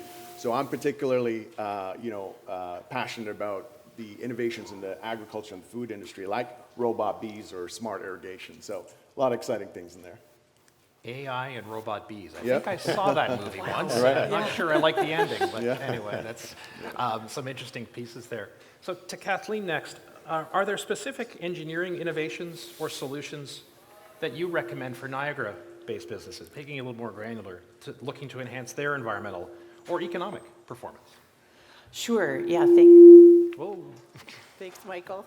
How am I now? Is that all right? I think so. Okay. Sure, so when we think about businesses in Niagara, we think about the different sizes of businesses, right? And so how do you make recommendations for companies and organizations of a variety of sizes in a way that is economic and achieves that sustainability that they're looking for? A couple of things that we have done at Hatch is both approach this from two perspectives. So we look at our own internal operations. So Hatch is a global company with 10,000 employees. So how can we look at our own operations and how to manage our environmental systems in a way that's more sustainable and reduce our emissions and move towards net zero? So we've put a few things in place looking at our consumption of water and other things associated with offices. And then how can we make improvements? And that comes with measuring those things, right? So you need to know your baseline and how you can continually improve those things. But then also working with our clients. So the second prong of this approach is supporting our clients to ensure that their operations and projects are designed in a sustainable and environmentally friendly way. So when it comes to coming back to businesses in Niagara, I think looking at things like ISO's 14,000 environmental management systems, can some principles be taken from those frameworks and apply those to organizations of different sizes? And then if you're trying to understand what sustainability means to you as an organization, taking a look at the UN Sustainable Development Goals that Michael mentioned, or sorry, it was Sean who mentioned earlier from Niagara College around the UN SDGs and what those mean for your specific industry and how you can apply those. So I think taking a look at those frameworks and taking a tailored approach to understand your contribution to emissions and the carbon and how you can take steps to reduce those. Small actions for a global Right. problem, exactly. So Yeah. thank you for that. To any of you, but maybe I'll to try to get some of the other panelists involved as well. To sort of maybe to start with Nick, can you share some specific examples of how your organization has successfully integrated sustainability into business model? Yeah, sure. So one of the things we've done, which I think is pretty key, we published a climate change plan back in 2020, and so obviously we're a large asset-driven business. And so as climate change has become more topical and people see it now more readily, it's top of mind. But when I think about sort of power generation, Ontario's been a leader for quite a long time. It shut coal plants down over a decade and a half ago, very big intervention. But the ambition now is kind of broader. So the electricity sector has 4-5% of the economy's emissions. So the opportunity to decarbonize other areas is really big now. And so the ambition has stepped up to say, well, how do we, if we're going to double the grid size, how do we do that? And with any audacious plan, it's the ambition is great, but it's the day-to-day steps you take of how you kind of realize that plan. So for us as a business, and when we think about here in Niagara or the Stratton Beck facilities, those plants have been running for over 100 years. But the steps we're doing today to invest in those for the next 100 years, requires real thinking to do it efficiently, to do it effectively, and to do it sustainably. And the pressure and the expectation on the utilities to provide the infrastructure, which broadly we all take for granted, to work and to ramp up to the scale we need, it is significant. So if you look at just the hydro fleet in the province, we're going to spend probably close to $2 billion just rehabilitating those units province-wide to provide a service which people just assume works seamlessly. And as we change the demand profile, so people charge at different times or charge their cars overnight, to meet that changing load shape is going to require some real thoughtful investment as to how we do that efficiently. So for me, every step is how do you represent that in the business plan for 1 to 3 years, but at the same time, you've got to look forward, in my mind, like a full investment cycle, and that for me is about a 30-year period. So the old days of just thinking sort of next year and maybe a short-term cycle doesn't really kind of cut it. You need to think forward 30 years, and how am I going to do all of the asset investments, but also for us, how are we going to get the new workers of the future into our business? And so for me, that's really about how we go and make electricity sound cool again, and get grade 7, grade 8 really interested in trades and the professional engineer roles in the electricity sector. The IESO and the Ontario government estimates that the investment needed is in the $400 billion range. It's just unfathomable numbers. But maybe that's the way to get the 7th and 8th graders interested. It's like jobs for life, guaranteed. Let's go. Yeah, I mean, to imagine what 400 billion looks like, unfathomable. That's equivalent to 20 years of what we spend on the power sector every year for the next 20 years. Yeah. It's phenomenal. Yeah, it's huge. Incredible. To Lloyd, as a sustainability strategist, help us wrap this together. Are there examples of organizations that you are part of, that you work with, that have successfully integrated sustainability into their business model that maybe act as best practices? Yeah, so a bit of background, EnviroStewards, we're a team of engineers, and we work with manufacturers predominantly, help them to operate more efficiently. One of our largest sectors is food and beverage. And an emerging item that we're working on, and it's gotten more news recently, is just food loss and waste prevention. So the UN estimates that behind US and China, food waste is the 3rd largest greenhouse gas emitter globally. So from the farm to that broccoli rotting in your fridge, all of that is emitting greenhouse gases, as well as the transportation associated with getting it all the different locations. So we can green the transportation routes for things, but it still relies on a lot of truck transportation.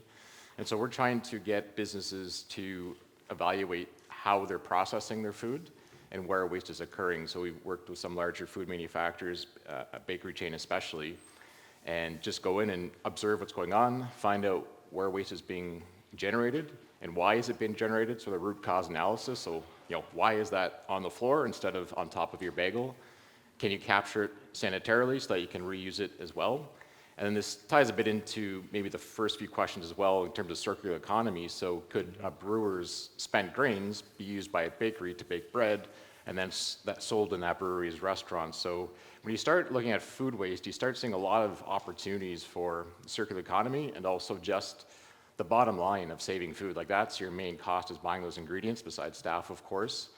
And instead of putting it down the drain or in a dumpster or feeding it to animals, the best use for that is to go to humans. And so we try to, at all times, as much as possible, get that food into the stores, into humans, and then also the economic impact as well are quite significant. And then when you factor in the embedded greenhouse gases that went into that product that's in your fridge, it's quite significant. So each time you can reduce food waste along the chain, you can reduce greenhouse gases, make more food for people, and help businesses stay more profitable.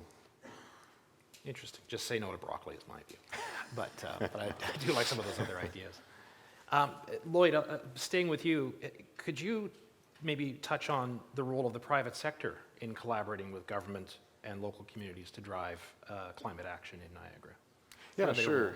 So there's some really good federal and provincial programs available that would co-fund the type of assessment I'm talking about. So the Food Shift program, I think they're cohort just closed. We got a few applications in, but they would fund up to, I think, $50,000 for any project that will reduce greenhouse gases.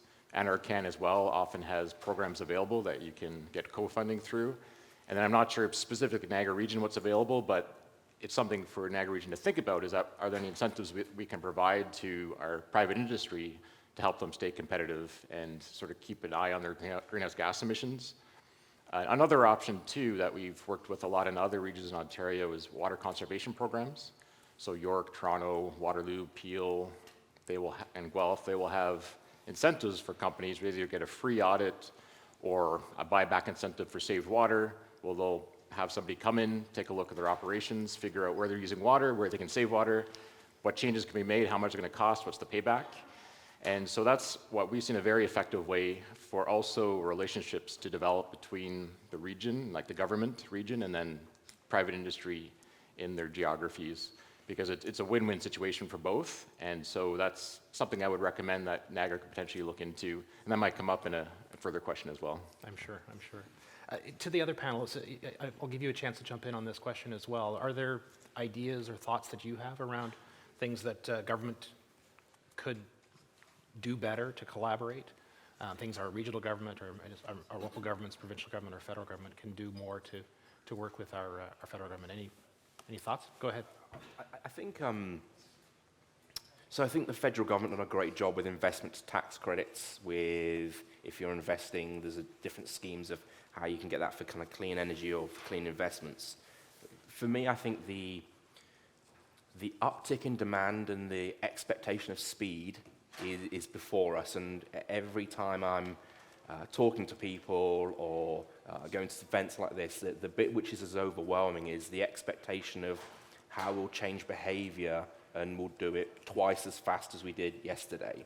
And so for me, that's a point which I think we really need to think about, is how in our processes, and I'm going to use the word governance, you can only do these things if you can get through the mechanisms and the systems of how we govern our organizations or our policies. And so for me, thinking about how we have lower friction governance, I think is a really important consideration in what anyone's doing. It doesn't really matter, but we need to go quickly.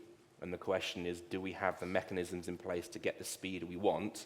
And usually when we talk about governance, everyone just kind of groans and doesn't become very excited. But for me, that is how you efficiently deploy dollars to the outcomes you want. Who here is excited by governance? No. There's a few. Please.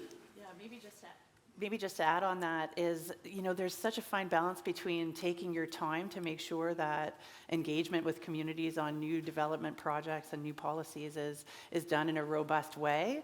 And then needing to meet the demand, right? The demand for renewables right now is immediately, right? So how do you balance that with developing new projects, making sure communities, including Indigenous communities, are consulted, and that we understand? We lost her voice. Lost it.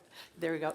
Yeah, and that we understand, what the potential effects to those communities are. Because when we think about sustainability, it's really the intersection between environment and communities, right? And so how do we make sure that those systems are robust, but also, work really quickly?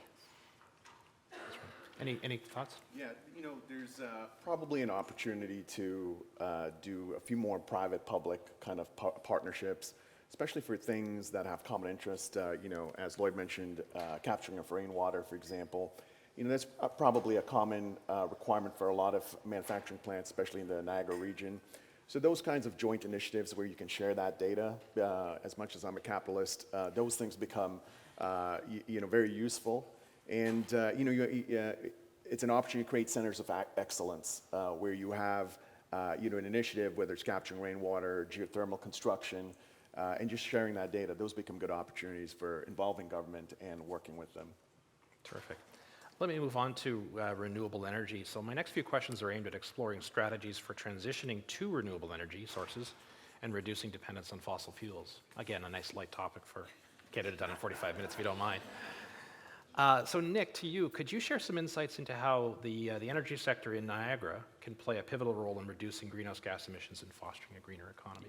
Sure. So let's look back 125 years. So Niagara's been a hub for clean energy since the get-go. So the first time Hamilton got powered from Deque Falls, and a runner was brought to site on a horse and cart and installed, and we captured electrical power then. It's a key center for it, and today, we are 10% of the contribution to the grid. When you start to look forward, it's really exciting to see what one of our subsidiaries is doing, which is Atura Power. We're going to create green hydrogen just off the parkway.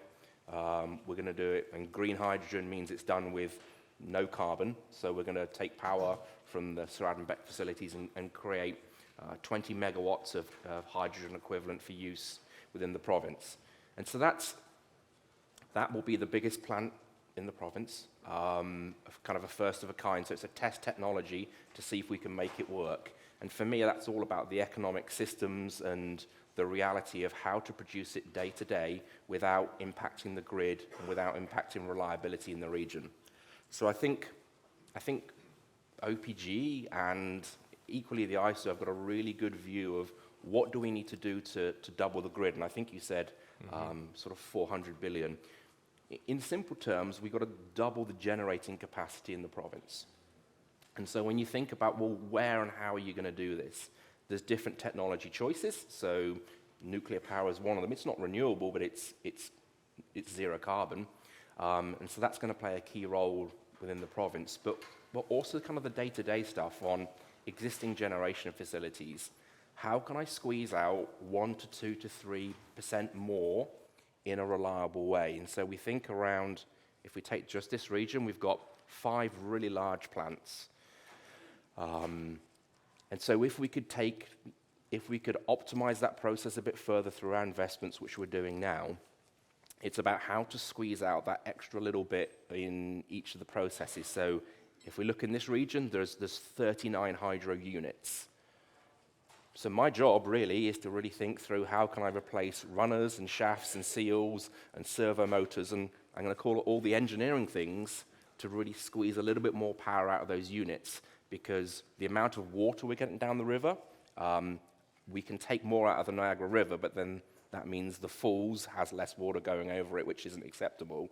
So for me, it's about how to take a finite resource and really squeeze out the last drops of energy. And I think Niagara as a region has kind of trailblazed for a long time, 125 years, and I see it continuing to do so. So this concept of an energy hub, I think, is live and well. I'm really excited to see next year this hydrogen facility to come on board. In 2 more years' time, the Surratt-Beck facility, if you've driven down the parkway recently, you'll have noticed we've closed the road multiple times and delayed your journey to work. We're going to be doing a lot more of that because we're investing in that facility. And so we've got a large overhaul program for, it's probably close to $1 billion. It'll probably be about 10 years long, and we're going to replace every single unit in Surratt-Beck 2. You don't see any of that because it just goes on quietly and seamlessly, well, other than sort of slight delay to work maybe. But for me, that investment profile of having a large ambition and squeezing out those 1 to 2 to 3 megawatts more in that one plant, and doing that at 66 plants across the province, and then adding on top of that new nuclear technology, whether it's Darlington or Pickering, or whether you're putting small modular reactors in, it's about having like an everything now strategy of, depending on where you are, how can we get there quickly, and how can we do it for the long term? And those two things traditionally have been hard to achieve. Like thinking forward 50 years and doing it quickly isn't where people normally like to operate.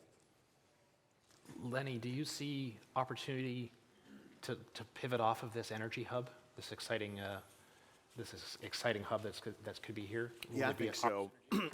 Look, in my world where we are growing plants indoors, effectively a plant condo, while we use 98% less land and 98% less water than traditional farming, obviously we use electricity and hydro to replicate the sun, where we have minimal sunshine hours in Canada. So there's a give and take. Now the technology is efficient, you've got LED lighting, but nonetheless you are consuming off the grid, where obviously Ontario has clean energy, so that's great. But look, you're still prone to all the global adjustments, to all the spikes, to all of those things. So having the predictability of power and having the efficiency of power and the availability of power, we probably use right now just for our simple operation, which we plan to scale 10, 20 times. One of our systems uses, half a megawatt. So there's a big power draw, and while it is clean energy, the availability of this type of infrastructure allows us to provide not just Canadians, but the U.S. kind of East Coast, because of our proximity to the U.S., food safety, food security, food sustainability, right? As Lois said, you have less travel miles. Right now we bring food that is filled with water from California. Imagine that, the Colorado River's drying up, and we import, millions of pounds of lettuce, while it has some nutritional value, is effectively water. So we're taking a Colorado River source that's drying up and transporting water 4,000 clicks into Canada just so we can consume it. So having that kind of power availability is just, it's going to give us just a little bit more food security, food safety, food sustainability. I'll amend my earlier statement to just say no to California broccoli, just to be very clear.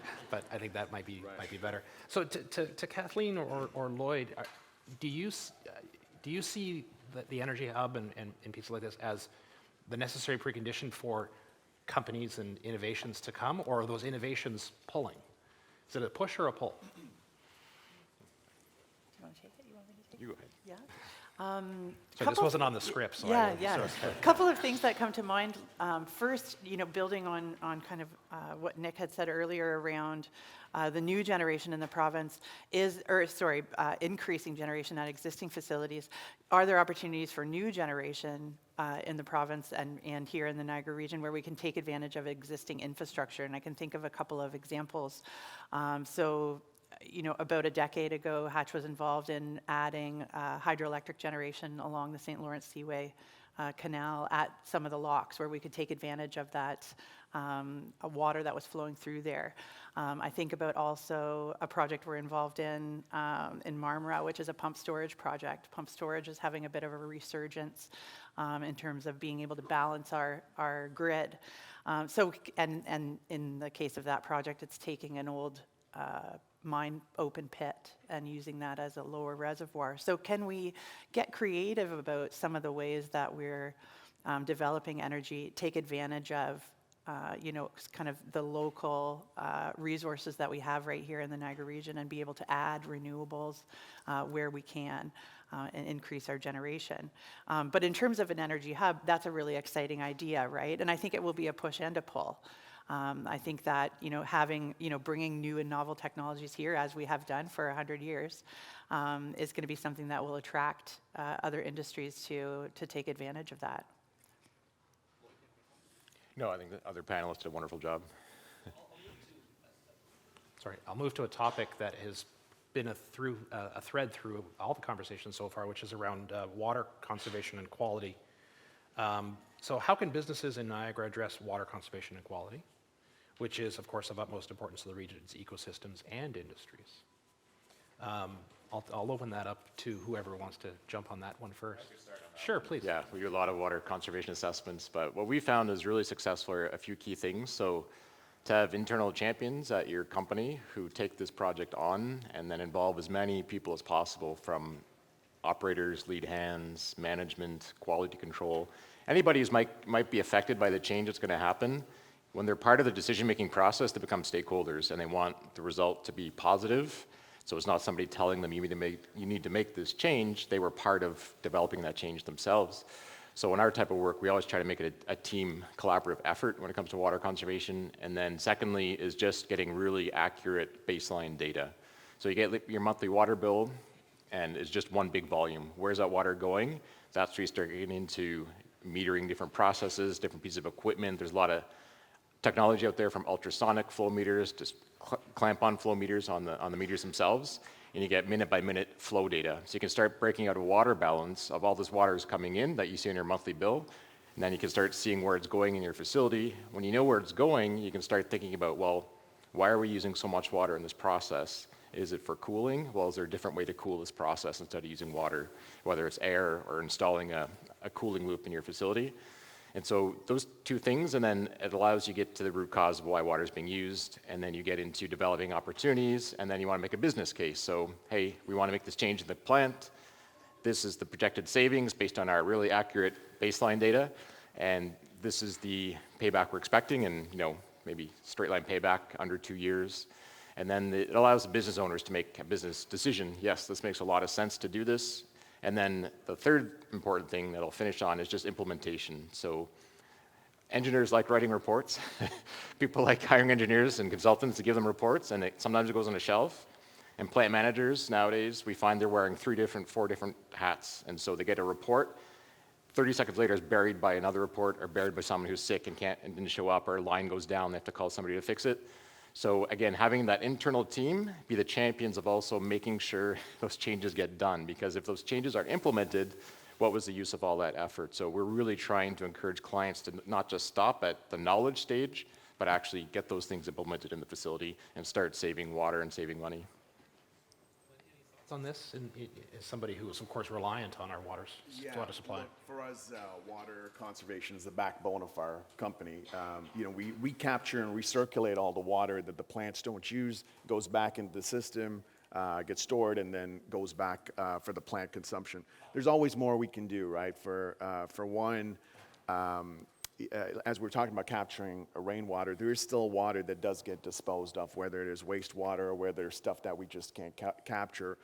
But for the most part, the rainwater capture for me is very interesting because it's such an abundant source, and you get to save thousands of liters. It's not minuscule.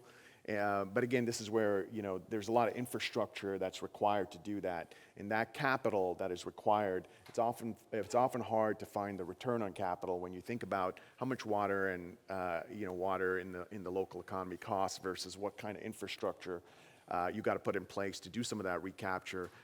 You won't often find investors who want to partake in that part of that equation. So that's something I think we need to solve. But like I said, we're probably on the more forward side on how we think about water conservation. Nick, can you assure us that the Niagara River is not going to dry up? It's kind of ironic. I'm going to probably say the last decade, we've had so much water come through the lake system.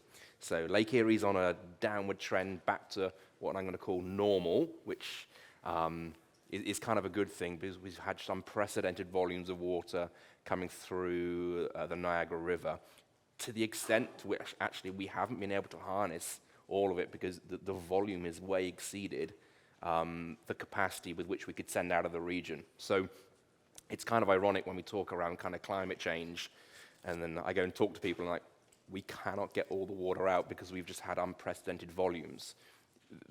The flip side of that, which I think is kind of interesting, we had some folks over from Poland recently, and one of the questions they asked me, which was kind of a curious one, was like, well, does your river dry up? And I'm like, well, no, we've just had more than we know what to do with, and why does it not dry up? And I was like, have you looked at the region it drains? And so for me, that very real issue on, and it's kind of tangentially linked to conservation, but that fear around, if we build our ecosystems around rivers and supply, making sure that we have that 30-year view of this is where we think flows are going to go is really, really important. So it kind of just, it took me off guard when they asked that question, because it's just something I'd never considered as a sort of a resident of the region, that it would ever dry up. It won't, but that's a very real consideration for people when you think around secondary effects on generation and supply. Yeah. I think that we certainly do take for granted how lucky we are in the Niagara region to have those resources and that source of clean, reliable power in our grid.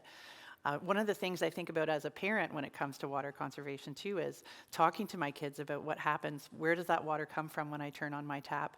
Where does that water go? It's something so basic that we really take for granted that I think encouraging those conversations can really light a bit of a spark in interest in water quality and quantity, and maybe that spark turns into, the future generations that we've been talking about in our industry. So I think that, having those conversations early, having kids, visit a wastewater treatment plant when they're in school, things like that, right, where they can understand, the value of water and that it's not an unlimited resource every time you turn on your tap. Are down to 20-minute showers. It's fantastic. I'm blessed there. Yeah, maybe it's right. So actually, this next question really does lead to pull out of this. Can you all provide some insights into how Niagara Region's unique environmental factors can be harnessed for sustainable business growth? Maybe outside of water, are there other unique factors that we can harness? Who wants to tackle this one first? Well, I think from an agricultural viewpoint, it's very, it's a treasure of Niagara Region. Like, tourism and the plays and whatnot attract a lot of attention, but it's also just an amazingly beautiful natural area with a lot of agriculture. And so our philosophy to always conserve first. So don't wait for a problem to happen, then have to deal with something. What can we do today to make sure we preserve what we have? So it's often much less expensive and much less impact on the environment to do that. And any new industry moving into the region, make sure they have a source protection plan.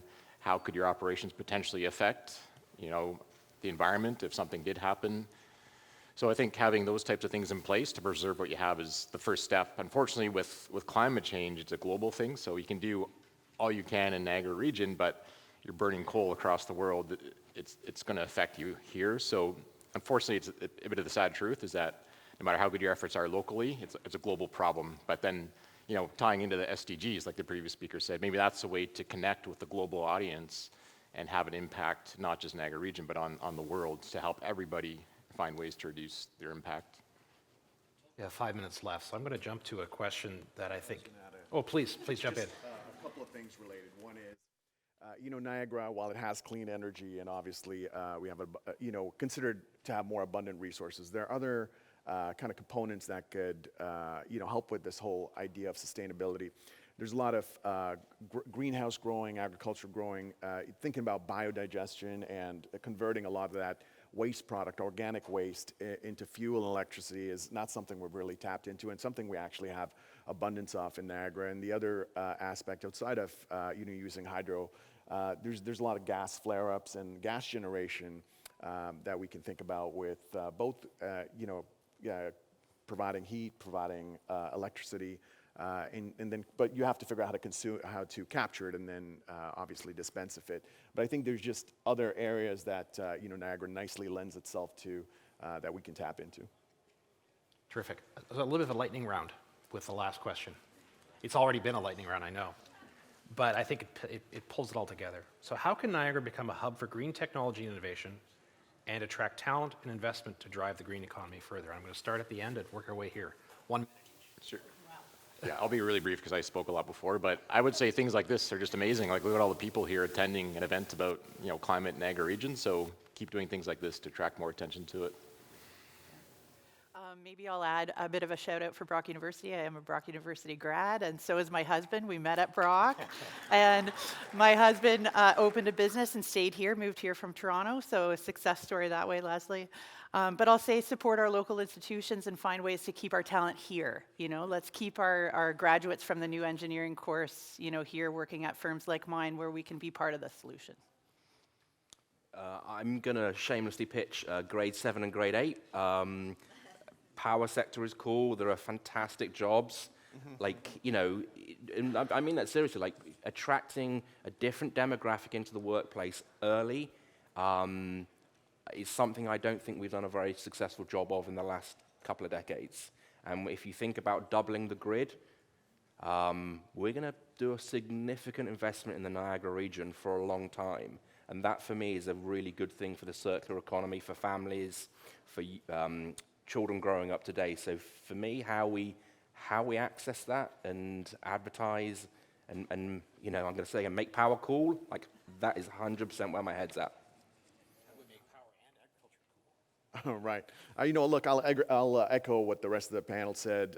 Tapping into the university platform is certainly a great, a great forum to bring people in and keep people in the region.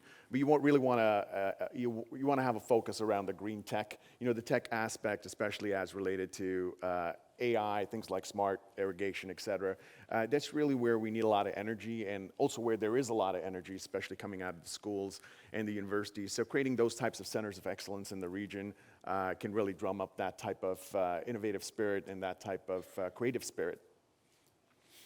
So we may not have solved the entire climate change problem in 45 minutes, but I think we've got some inspirational ideas, some thought starters, and some recognition that it's a big challenge, but the innovation is here in the Niagara region to tackle the problem. So that's an exciting piece. So thank you to all the panelists for joining me.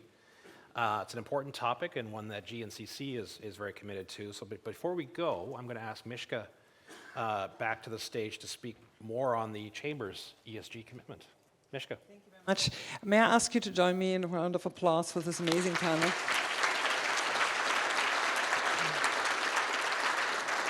My thanks to Michael, Lloyd, Lenny, Kathleen, and Nick for inspiring us and also being so pragmatic about specific action steps that we can take. So it's very much appreciated. As a sign of our appreciation, as you're leaving the stage, my colleague Karina will be there to hand you just a sign of our appreciation, which is a bottle of wine. We're known for wine. And in this particular case, my thanks go to Niagara College for their award-winning winery and innovation in so many sectors. So my thanks to Niagara College, and please enjoy. So cheers to you.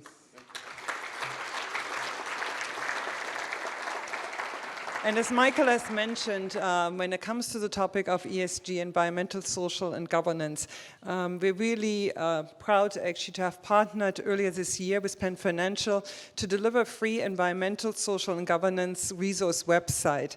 As issues like the climate crisis, income equality, and discrimination dominate our headlines, one often feels overwhelmed on thinking when we look at our organization, what could be the next steps for me to take? What are the demands of my organization? And what is the best framework as us as an organization to go beyond like a vision statement or maybe a value statement that we have, but really implement some practical, doable policies and changes that are making and moving us forward.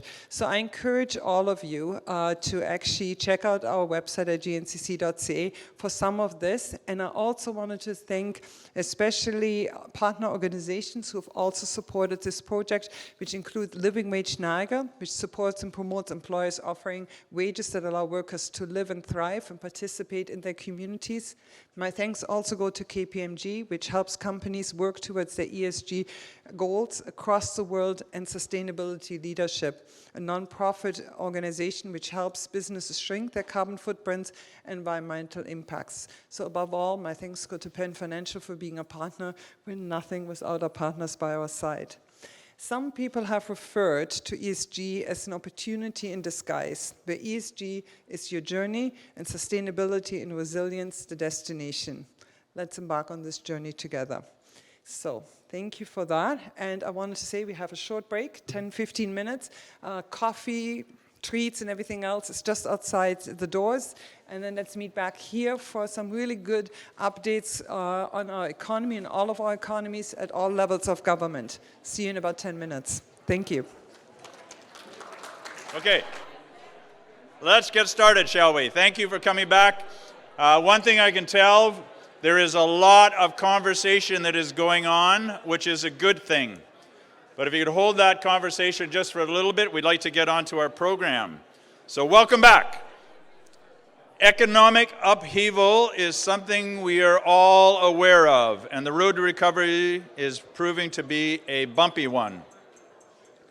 Here to take us through the current economic picture are three experts on every level, and joining us first is Andrew DeCapua, Senior Economist with the Canadian Chamber, to give us an update on the state of the national economy. Following Andrew, we'll have Esther Jerosom, Senior Economic Analyst for the Ontario Chamber of Commerce, to brief us on provincial affairs. Cue the video. Here we go. Good morning, everyone. My name is Andrew DiCaprio, and I am a senior economist in the Business Data Lab at the Canadian Chamber of Commerce. It's great to speak to you today at your Economic Summit, and it's great to speak to GNCC members. And I want to thank Hugo for the invitation. So today, in a very short amount of time, I'm going to give you the national economic update. And there are three messages that I want to leave you with. One is that the economy is slowing both globally and in Canada. Two, businesses from our surveys are telling us that they are feeling the brunt of a slowdown in the economy and higher interest rates. And three, the Bank of Canada's monetary policy is working, but we'll need more time to see its effects. So I thought I would take a little bit of time to explain the different types of shocks that we have endured over the past couple of years. It started with the pandemic, with people having to work from home, reduce their hours at work.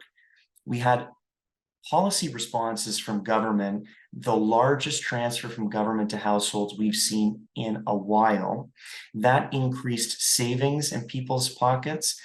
And on top of that, we have a massive labor adjustment where people were switching jobs. We had baby boomers retiring early, and most recently, people demanding higher wages for the higher cost of living.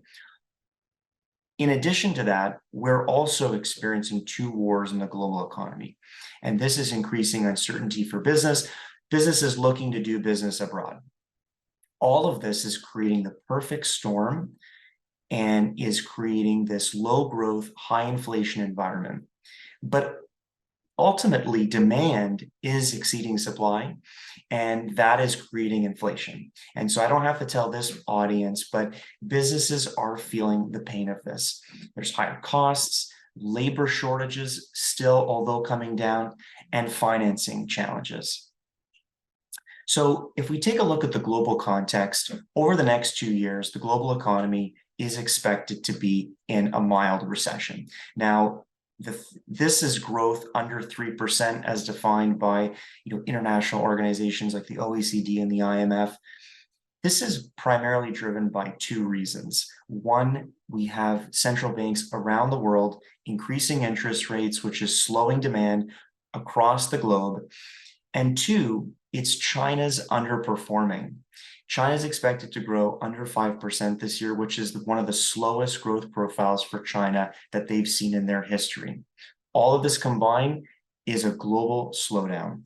This is also below the pre-pandemic average of 3.7%. So what does this mean in the Canadian context? So last week, the Bank of Canada held rates at around 5%.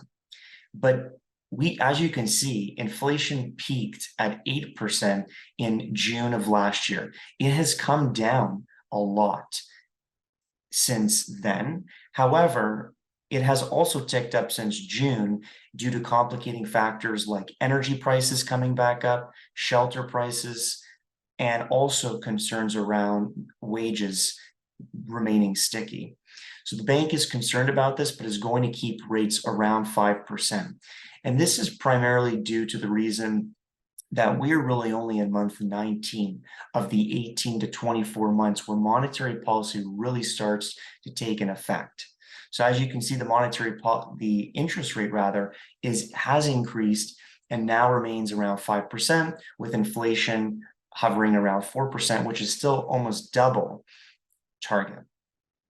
If you take a look at our Canadian survey on business conditions, you can see that businesses, at least on average, are still optimistic about the future. 66% of businesses are optimistic about the outlook over the next 12 months, but it's not even across the country. If you look at Ontario, for example, Ontario is at 59%, with the most optimistic being Quebec, as well as Northwest Territories. And even the East Coast, you can see still north of 70% of businesses are seeing that the outlook is optimistic. Now, this has come down from Q2. And if you ask businesses about their expectations on sales, as well as hiring, both of those are coming down. So we further expect, based on this survey results, that the economy will continue to slow. So that's my presentation. short and sweet. I'll leave you with my contact information, but as well, I want to highlight that it's very important for businesses to be prepared for the ongoing economic environment and to be informed. And so I challenge all of you to reach out to the Business Data Lab at the Canadian Chamber to see if we can be of any help or to ask us any questions you may have. Thanks very much. All great companies start as brilliant ideas. But while anyone can have a great idea, the trick is to discover how to plug it into the world and reveal its potential. But where do you begin? How do you move from idea to concept to greatness? The Innovate Niagara team can help. We offer the most comprehensive one-window approach to commercializing your idea into something more. Whether you're a graduating student, a fledgling startup, or an established business, Innovate Niagara provides the structure, services, and resources you need to get your new idea or business off the ground. We offer mentorship, market intelligence, tech incubation, workshops and events, and networking opportunities. We pair enterprises with academic and research support and provide guidance for accessing resources. Essentially, our lines reach out to all of what Ontario and Canada have to offer, and we've put it all in one place. We've done the legwork, all you need to do is plug in. Now, we know how difficult money is to come by in the early stages of your business, which is why our services are offered at little or no cost. Apply to be a client on our website for one-on-one consultation, and don't worry about being left on your own. Innovate Niagara is about building relationships and being accountable to you. We provide you with the structure for success and follow-up to ensure you stay connected. These are your ideas, and we think they're amazing. Connect with Innovate Niagara. Plug your ideas into the world.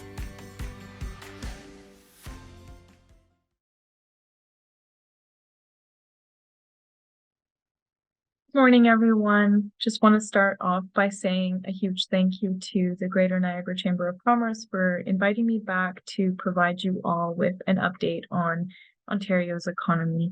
Very sorry that I can't be there in person with you all this year. I'm sure it's a wonderful event once again. For those of you who don't know me, my name is Esther Drossum, and I am the Senior Economic Analyst with the Ontario Chamber of Commerce. To begin, I would like to provide a quick glance at our current economic landscape, as well as some of those key headline figures. I do also want to be mindful not to throw too many numbers at you today, but some of the more important ones to note are those that are shown in this yellow box here. For context, many of us actually expected to see Ontario go into a recession this year, with previous forecasts suggesting that we would see a decline in economic activity by 0.4%. But in fact, we actually are expecting to see a 1.1% growth rate, real GDP growth rate for this year. The first half or so of the year, we saw higher than expected real GDP growth. And this is primarily due to strong consumer demand as well as employment gains or job creation that's resulting from lingering pent-up demand built throughout the pandemic.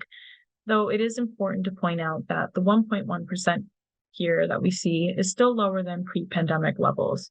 Next year, we're expecting real GDP to grow by only 0.4%, and this is reflecting the impact of higher interest rates on consumer spending and on the housing market. We also saw a strong and fairly resilient labor market throughout the year so far, with the unemployment rate remaining at 5.6% and in line with pre-pandemic levels. But forecasts suggest that unemployment is expected to worsen next year, reaching 6.8%. Now, the stronger real GDP growth, while of course it's welcome news, I don't want that to take away from the very real challenges that both Ontario households and businesses are facing, including declining demand for goods and services in light of higher interest rates and higher costs of living, ongoing inflationary pressures, geopolitical uncertainties, as well as a slowing economy. I'm not going to spend too much time here, as I'm sure that my colleague joining from the Canadian Chamber of Commerce will also speak to this, but I do think it's important to just have a visual of where we're at in terms of inflation as measured by the Consumer Price Index, or CPI, and its relationship with interest rates that are set by the Bank of Canada. So higher interest rates are working to lower demand and ease price pressures in Canada, and inflation is coming down, though progress to that target rate of 2% that is set out by the Bank of Canada is not expected to happen until 2025. So on this graph, you can see with the gray line that indicates inflation, that it has been coming down in response to growing interest rate hikes. It's important to also keep in mind that we have yet to see the full impact of these rate changes, as we know that there are delayed effects, and this is something we see time and time again. Another thing I do want to spend a little bit of time on is our annual business confidence survey results from 2023. So business confidence hit a record low based on the feedback that we received from the many businesses that complete our survey each year. Only 16% of surveyed businesses in our most recent survey expressed confidence in the province's economic outlook. That's a very small amount relative to what we've seen in prior years, and this is down from 29% the year before. Despite the lower confidence in the provincial economy and its outlook, we still found a good portion of businesses expressing confidence in their own organizational outlook and growth prospects. But once again, this is down from what we saw in prior years, and down from last year's level of 57%. I do typically like to include a portion of so what, or the so what question as part of my presentations. And so going forward, I think we're going to need to balance inflation and price levels with ensuring that there's enough consumer demand to keep businesses alive, help support strong levels of employment, and encourage greater investments. Here I've outlined some of the key policy priorities and risk factors that will play a bigger role in determining Ontario's economic future. Many of them are in fact interrelated though. You can't necessarily have productivity growth, for example, without also making investments in our economic capacity through things like better transportation infrastructure for moving both people and goods, job creation, and overall housing supply. Some of the risks that I think are going to be important for the year ahead and the coming years is the labor market and whether or not we're going to continue seeing labor shortages spring up or a higher unemployment rates, which as of now, it is looking like we are leaning more towards the higher unemployment. Weak productivity growth. I'm sure you've recently heard in the news lately that we as a country are struggling with driving productivity and expanding our ability to grow our economy as a result of lagging productivity. So that's one factor to certainly keep in mind. Another factor to keep in mind are extreme weather events, which are increasing in their frequency.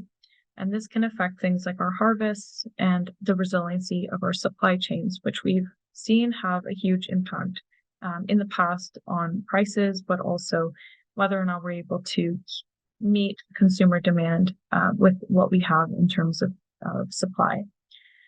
Another thing to keep in mind would be the escalation of conflicts globally, and particularly in the Middle East. Any disruption to the global supply of oil could have pass-through effects to other prices of other goods. Heightened geopolitical uncertainties. This could affect global supply chains for goods and raw materials. Housing supply. Certainly we need greater housing development, especially as we welcome more individuals in the province through immigration. And lastly, as we adopt new technologies like generative AI, so thinking of things like ChatGPT, we will need to prioritize workforce development, including through upskilling and reskilling opportunities. And something we've seen throughout the pandemic is the importance of and the increase of dependency on virtual services. And so certainly an important part of that workforce development angle. Now, of course, there's a lot more that I could say about our economy and would love to say about our economy, but I know I don't have too much time with you here. So I'll leave you with a plug of our annual Ontario Economic Report. I mentioned earlier that we put out a business confidence survey every year. This year, it's currently live and would certainly love for all of you to complete it. If you have a few minutes, it's very straightforward. and covers a wide range of topics that are useful and timely, including things like labor shortages, supply chain issues, mental health challenges, economic reconciliation, just to name a few. And so if you do have some time, would love to encourage you to check it out. You can access it by scanning the QR code here. And feel free to share this as well. Of course, it's not limited to all of you in the room, but it does really provide us a great overview of the Ontario economy, where we're at and where we're heading, as well as some of the risk factors to consider. And so I also want to encourage you to complete the survey, and also to note that we don't take these results in vain. They don't just go into some black box. We use them to advocate on behalf of the business community to the Ontario government and ensure that we're focusing our advocacy efforts in the right areas. The next report, or the 2024 report, will come out early February, so please also keep an eye out for that. Thank you all for your time today. I've left my email address here in case any of you do have questions, but I do hope that you enjoy the rest of the summit. Take care. Well, thank you, Andrew and Esther, for that economic analysis. I'd also like to thank Innovate Niagara, whose mission is to support new and growing companies. They do a huge amount to nurture Niagara's entrepreneurs, but as we know, the broad economy is a crucial factor in the success of any enterprise. So we thank them for their support of the summit today. Perhaps the most important economic picture is Niagara's own, and here to give us a briefing on the local economy is Blake Landry, Manager of Research and Economic Analysis at Niagara Economic Development. Blake, I turn the mic over to you.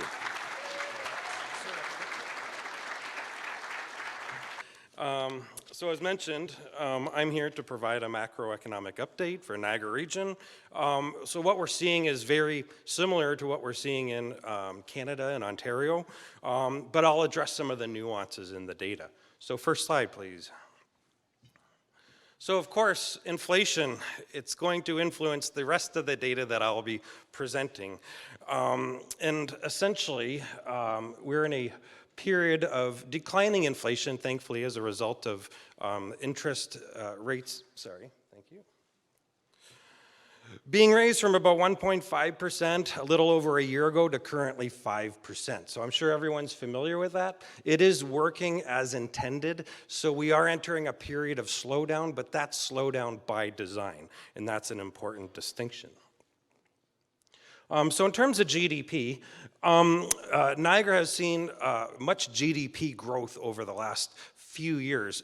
For instance, from 2021 to 2022, Niagara was actually #2 in all of Canada among major urban centers in Canada in terms of economic growth, at about 5.5%. So coming out of the pandemic, we had a level of pent-up discretionary income, and that really helped kind of buoy the economy in recent times. So although tourism was hit particularly hard right during the pandemic, it actually has helped us recover quite rapidly, more rapid than actually the country and the province in total. So that's an important kind of characteristic. So you could see a period of kind of stagnation. However, we expect, or the Conference Board of Canada expects, that Niagara's growth will be about 1.3% through the rest of 2023 and about 1.5% through 2024. So although we're in a period of slowdown, it's not that bad. We're actually going to continue to see growth.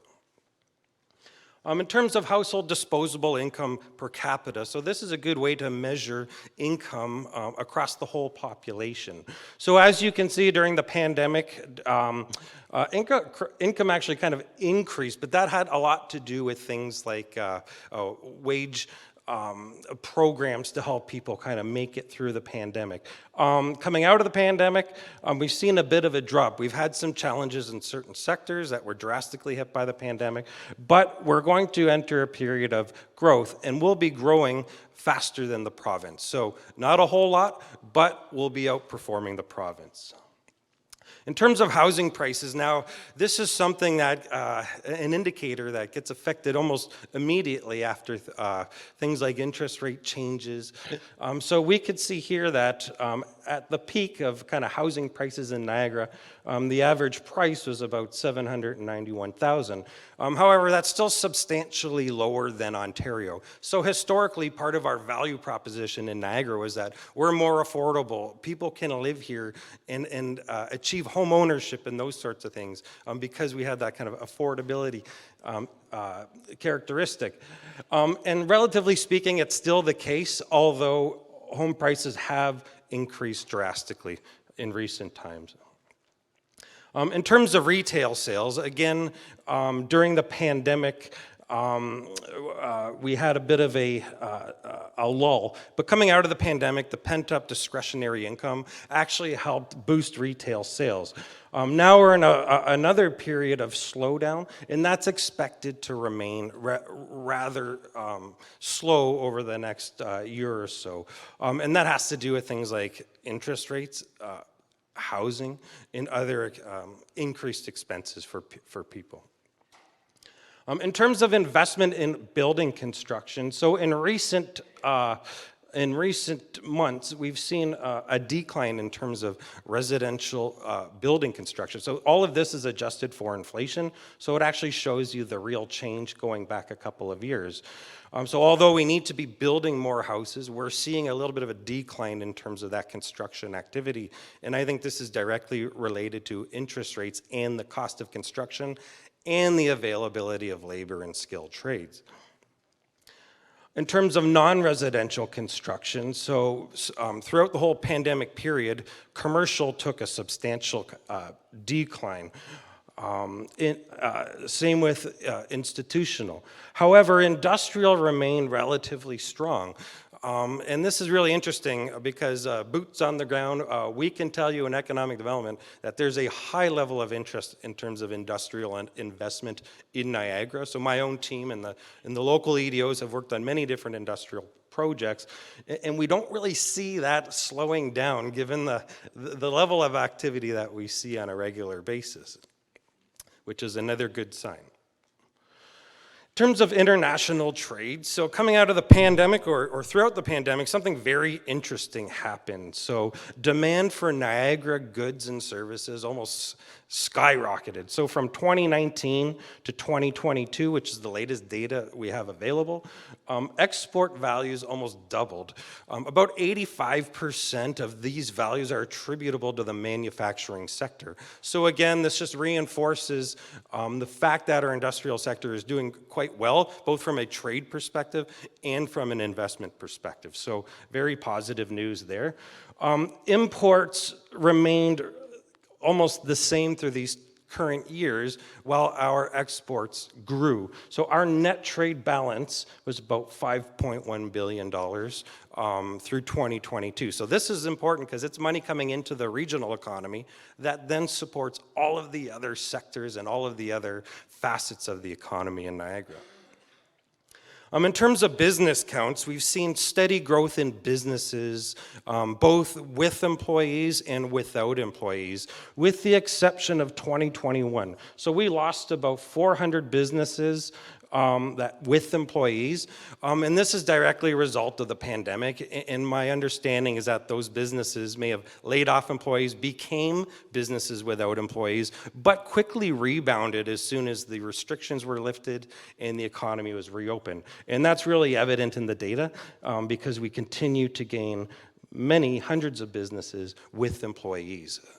The businesses without employees has also been growing, and those are your owner-operated businesses, self-employed contractors, that sort of thing. So we've seen growth across those different types of kind of business structures. In terms of labor force, so I receive a whole lot of different inquiries around labor, and we're actually in a really good position. So during the pandemic, the labor force dropped to actually a low of about 187,000, which is the lowest I've ever seen it, but quickly grew coming out of the pandemic to 238,700 people. So that's actually the highest it's ever been in Niagara. And in recent months, we've leveled out at about 235,000. So still very strong labor force.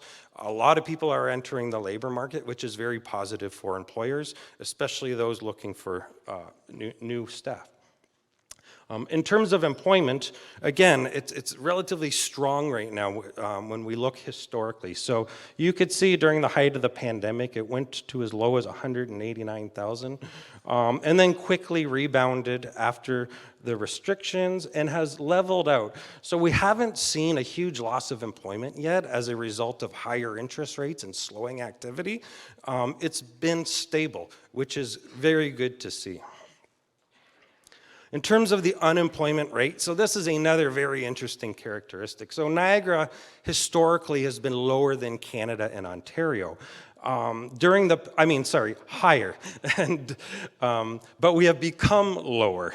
And during the pandemic, you could see we hit about 12.5% compared to Ontario's 9%. But coming out of the pandemic, our unemployment rate actually dropped more than Ontario and Canada, and currently sits lower than Ontario. So Ontario being 6.2%, Niagara being 6.1%. Which is still a healthy unemployment rate. It's gone up through the pandemic. Coming out of the pandemic, it went to as low as about 4.8%. But a 6% unemployment rate is still good because it means there's available labor force for companies looking to hire. And that's still a challenge with many different companies. So this is an indication that there are people out there who are in the labor force who are looking for employment. And lastly, participation rate. So Niagara has historically lagged Ontario, and that has more to do with our demographics. So we have had an aging demographic in Niagara for a long time, and that directly impacts the participation rate because we have fewer people participating in the labor force as a percentage of the population. However, we've seen some stabilization, some gains and then some stabilization. However, we are still substantially lower than Ontario, but again, it's more of a demographic characteristic as opposed to something that could be attributed to some kind of economic problem. So thank you very much. If anyone has any questions or inquiries or requires economic or business data, here's my contact information, and I'm always happy to receive inquiries, and have a good afternoon.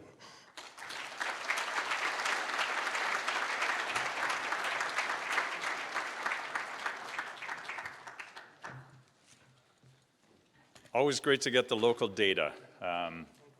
It is interesting recognizing we live in the Florida of Ontario, right? To have welcome all the individuals here to our sunny south.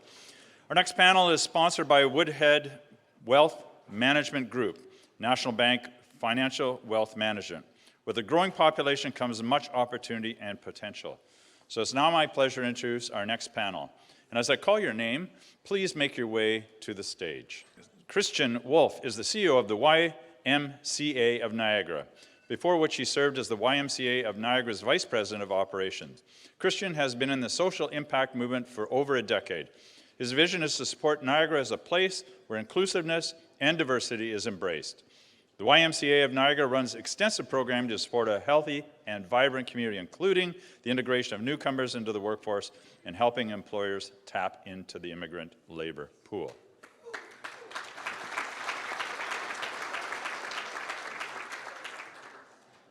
Jason Burgess is the CAO of the City of Niagara Falls, having previously served as CAO of Norfolk County and Commissioner of Corporate Services and Treasurer and Director of Procurement and Strategic Acquisitions at Niagara Region. As the manager of one of Canada's most famous cities and one that provides service not only to almost 100,000 people, but to more than 13 million tourists every year, Jason is an expert on infrastructure and the built framework that supports our population.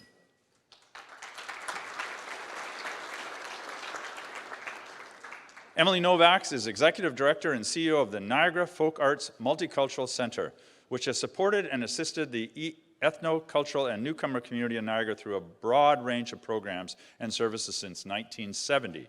Emily is also a member of the GNC Board of Directors. Before this appointment, Emily worked extensively in supporting homeless people in Toronto and has decades of experience in serving those who often find themselves on the margins of society.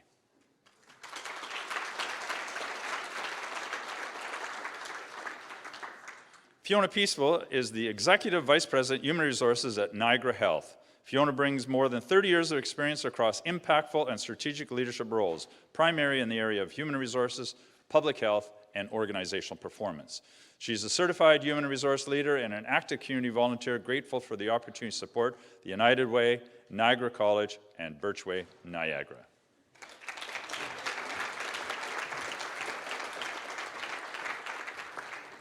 And finally, our moderator is Colleen Smith, Executive Director of First Ontario Performing Arts Centre.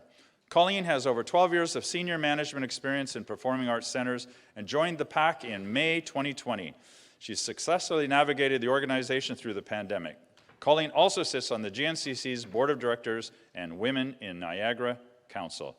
Colleen, it's all yours. Thank you. Thank you, everyone. What a fantastic panel to have after that last presentation in particular, and looking at the economic impact that we have specifically in our region. Today we're going to be looking at our population potential through the lens of 3 different areas. We're going to be looking at the job market, we're going to be looking at infrastructure and urban planning, and we're also going to be looking at, which is very important to many of us, social services and community, and how that's all integrated.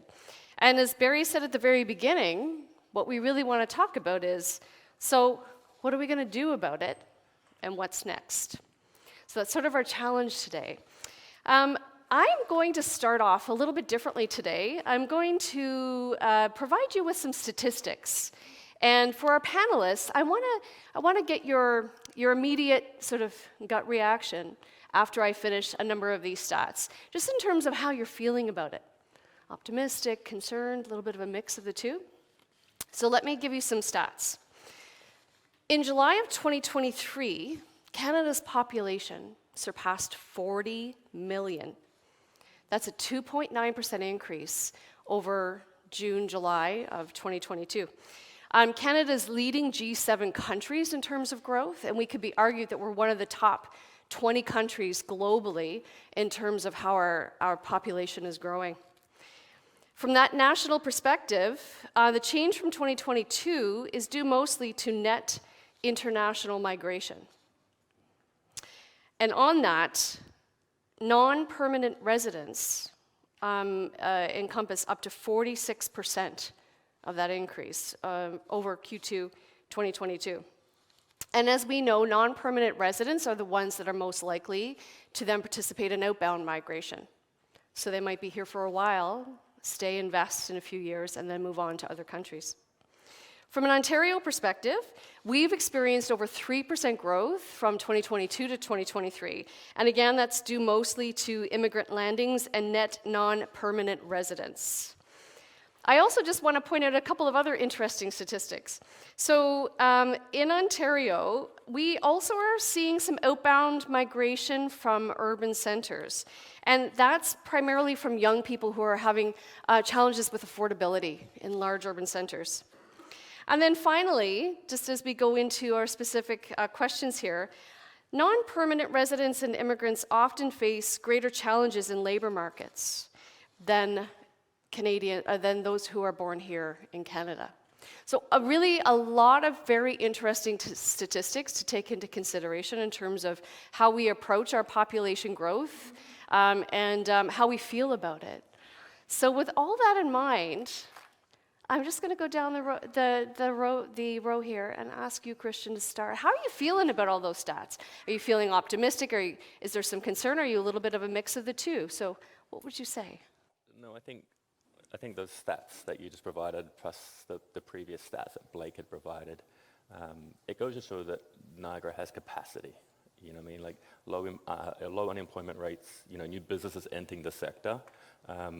It gives me optimism that we can keep moving forward with population growth, and we can meet that demand and help support, you know, Niagara be a thriving community. Thank you. Jason, what are your thoughts? I have a little bit of concern because we may miss out on one of the biggest opportunities that this country faces. I'll give one more stat. 2030 is the last year for the baby boomers to exit the workforce. At that date, we'll have more people out of the workforce or past their retirement age than we have in the workforce. There's another, yesterday on the news, the number of immigrants who come to Canada to migrate out of the country hit a peak. If we don't capture the talent that is coming to us, we're going to miss out on that opportunity. And I equate it back, if we move back in time to 1900, where women's participation in the labor force was like around 6%. I would argue that the biggest growth in our economy and the ability to move our society to have more people increase their wealth and increase their standard of living was due significantly to taking women who are a talent in our economy and having them be contributing members to our economy. This is the next stage of that. And we need to make sure that we take the talent that's coming to our country and deploy them. And, you know, when you look at the construction industry, I think they just said that they have 60,000 unfilled positions. You know, as an employer, I always say capture talent whenever you can. We need to capture this talent, and I'm glad I have a few people on this panel that work in this area because I'm not as good at it. But that is I think the challenge, and if we miss the challenge, I think we're going to blow a massive opportunity. So I think it's really important. I think we're at a crossroads, and we need to figure that out. Thank you. Emily, over to you. Your immediate reaction. I think I'm cautiously optimistic. I'm also going to give you a couple of other numbers. For instance, in 2023, Canada's population in terms of newcomers has reached 625,000. That's roughly about 1.5 the size of Niagara. In Niagara, we're not, as a country, we have about 23% of all members of the population are newcomers or immigrants. In Niagara, we haven't reached that. I think we're roughly around the 10 to 15% mark, depending on where you go. So Niagara certainly has an opportunity to benefit from the talent and the richness that newcomers bring to Niagara. And I also think that we have an opportunity to make sure that we pay attention to those numbers, just like Jason mentioned, are the people who are temporary foreign workers to permanent resident migration patterns. Because if we don't provide those opportunities, we miss out on a lot of talent. And I always pay attention to who leaves Canada as opposed to who comes here, just like he mentioned. And it's really important for us to focus on those. So in a nutshell, I'm cautiously optimistic. I think we got a lot of work ahead of us and we can do better. Thank you. Thank you, Emily. Over to you, Fiona. Good morning. I think Emily captured it so beautifully. Is from a healthcare perspective, I think there's a high degree of cautious optimism as well, in that we've seen the tremendous benefit of partnering with Brock, Niagara College, and other academic partners about the benefits of having internationally educated individuals join our team. I think that has been a significant benefit provincially. And I mean, we have thousands of students. I see some Niagara College folks right in front of me and some Brock. We have thousands of students who come through. And so the benefit from, I think, students who choose Canada to learn, and then students and individuals who come to Canada who choose health as their profession, allows us to transform our workforce. And I think the other benefit is that from the patient experience is understanding and perhaps being more innovative and thoughtful about the delivery of the patient care and the patient journey that we provide. And and as a person who also immigrated to Canada, I have such deep gratitude that, my family and we have benefited from what I think has been a significantly better life journey for our family. And so I'm grateful I have a personal interest, but I also have an opportunity to influence it within my professional journey as well. Yeah, thank you, Fiona. I think both you and Christian both have that perspective of having immigrated to Canada, in particular to this region. So I'm going to come back to you, Fiona, in a moment and ask you a question very specific to healthcare. I am going to start on the first round of questions, in particular looking at the job market to you, Christian, and ask you, from your experience as an employment provider here, is the workforce sustainable in the long term without the successful integration of newcomers? Tell us about your perspective from your position as CEO of the YMCA. Yeah, I think we've just pretty much answered that question already, which without the successful integration of newcomers, whether it's across country or the urban sprawl or international temporary foreign workers, I don't think our workforce is sustainable.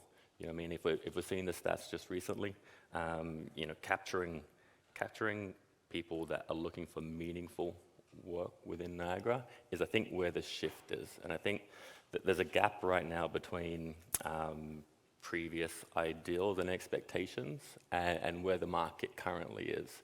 And so we, as everyone on this panel, plus everyone else in this sector, just to do some work around educating, innovating, and integrating what that now looks like. Because we are in a different labor market, and it's going to take a deliberate approach to make sure that we can keep successful, talented people within Niagara.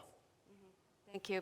And how did you feel about, I think the statistic was 6% unemployment at this moment in time. How does that resonate with you within the work that you're doing? Yeah, I think it's mixed. You know, we hear from both sides of the equation, and that's our, you know, a big piece of our responsibility around the education piece is two-sided. We need to educate employers around what the job seeker is looking for, but also educate job seekers around expectations around what meaningful work looks like. And so we do hear that there's still a labor shortage. We also hear from job seekers that they can't find a job. And so it's that double-edged sword, if you will.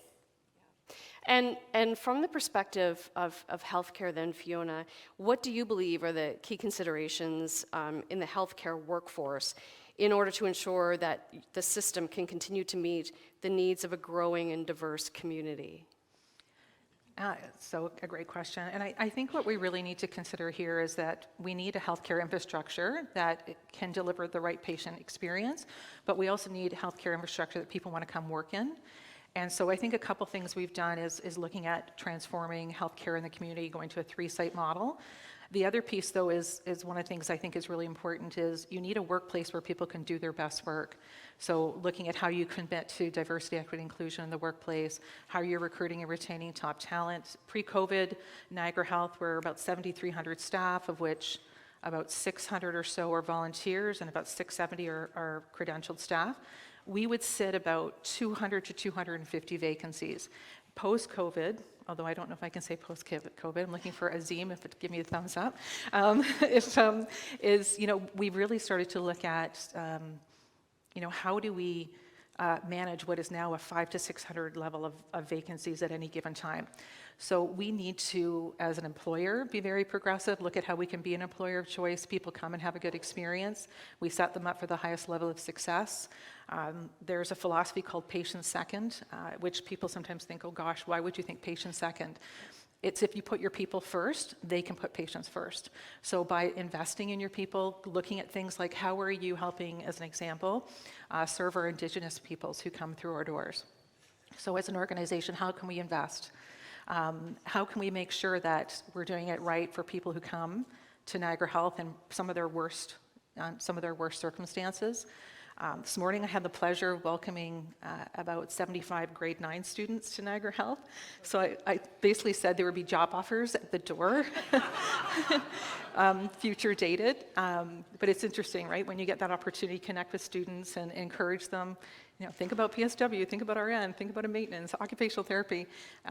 You want people to come in your door who feel like, gosh, I can serve the people who are in front of me, and I am working in an environment that is well equipped to provide that service. So we have a lot of work to do to make sure we can recruit and retain. I think we all have something to learn, though, from the perspective of people first, no matter what your industry is, and ensuring that we all have places of employment where people want to be and want to serve whatever it is that your mandate or your mission is. Speaking of mandate and mission, so Emily, you have a very unique perspective from the role that you have within the Niagara Folk Arts Multicultural Centre. I just wanted to ask you then, how do you feel from your unique perspective, can we all become a more welcoming and inclusive community for newcomers? And what benefits does this bring to our local economy? Great question. So I think I'll speak to the what can we do section first. I think the first and foremost that whether you're an employer, whether you're an academic, an industry specialist, I think the first thing that you should bring with you is your own cultural humility.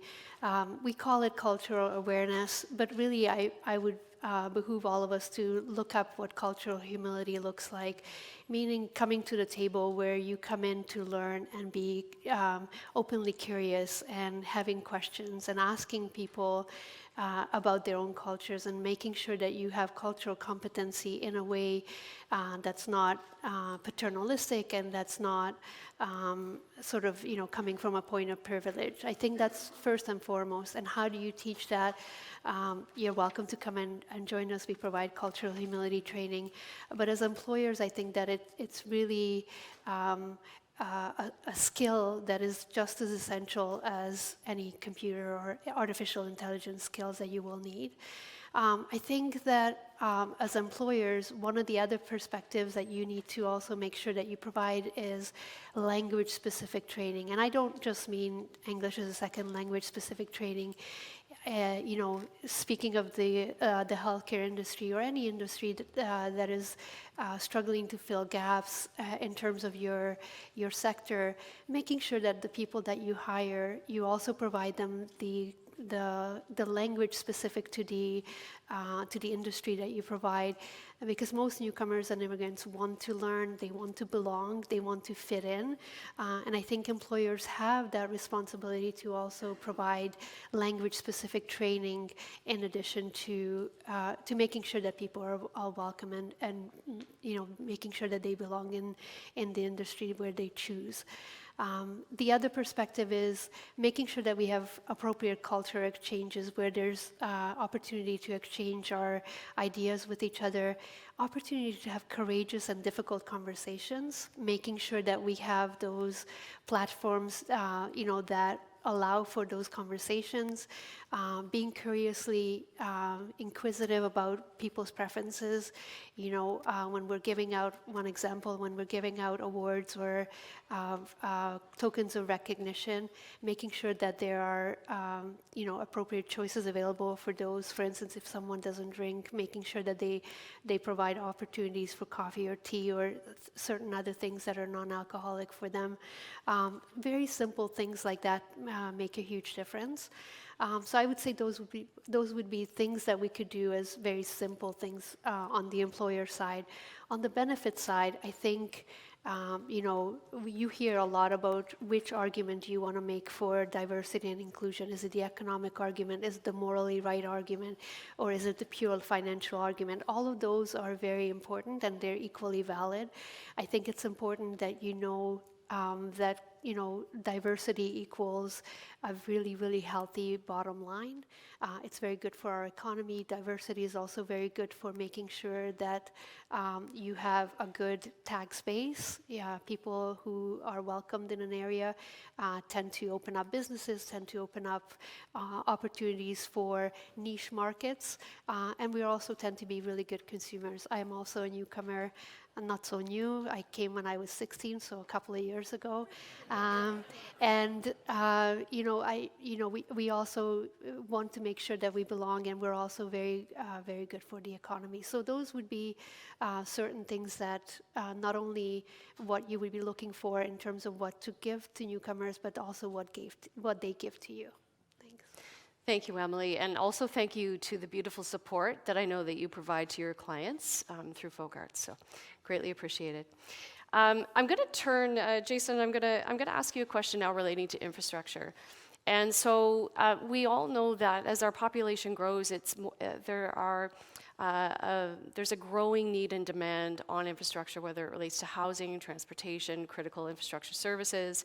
And so from your perspective right now, with the population growth and the potential in the future, what do you believe are the most pressing needs that we are facing, and how should we be addressing them? Well, I have my colleagues from the region sitting to the right, and I think it's the largest capital project in the region is a wastewater treatment plant in South Niagara. So a piece of physical infrastructure with a price tag of over $400 million will lead to the ability to deal with our wastewater, will lead to the ability to for Niagara Falls and for Thorold to meet their housing targets that has been put out by the province. Infrastructure is expensive, and it's getting more expensive with it. And I think when we are looking at growth and planning growth, we have to do a really good job at growth. And in society today, you have, it's becoming, you know, I'm an old football player, so there's the two goalposts. You have one of the goalposts is build nothing anywhere. And then the other side of the goalpost is pave over paradise. And we have to get to reasonable accommodation for growth. We are growing up, not out. That is generally what happens in our society. City of Niagara Falls, our intensification rate is 50%. That's our target. Our rate's well over 70% because it makes sense that if you can grow up instead of pushing the boundaries. But there will be a need to do that. We've had urban boundary expansion in Niagara. You know, we are spending the money to do proper secondary plans so that we can have truly planned communities. You know, but you know, we need to balance all the equations. So you need to say, you know, to achieve affordable housing and to lower the cost of it, you need to have rational infrastructure programs in place, and you need rational development. And you need to balance that, you know, with some of the environmental concerns and the growth concerns that residents have. Because, you know, I hear the argument every day. I moved to this community because this community offered a certain size and offered this. And now you're changing my community by growing. You know, it is a reality that we have to deal with, and we need, you know, we need a balanced approach to it. But infrastructure is expensive. And right now in Niagara, and I'm from the city of Niagara Falls, that's who's paying my check. I will plug for the wastewater treatment plant, which my colleagues at the region are, you know, doing a great job at. You know, they've got the plans in place. They're doing their roundtables with both the federal level and provincial level. And that single piece of infrastructure will open up the ability to build new homes, because we can't grow, frankly. We can't accommodate any more growth until that plant is there. But with every subdivision that grows, you have increased strain on water and wastewater plant. You have increased strain on your road infrastructure. You have increased strain on not even hard infrastructure, your libraries, your sports fields. And when we're talking about immigration, it's different types of strain too. I have more demand for cricket pitches today than, you know, anyone else faced. And a cricket pitch is essentially the size of 4 baseball fields if you do it right, you know.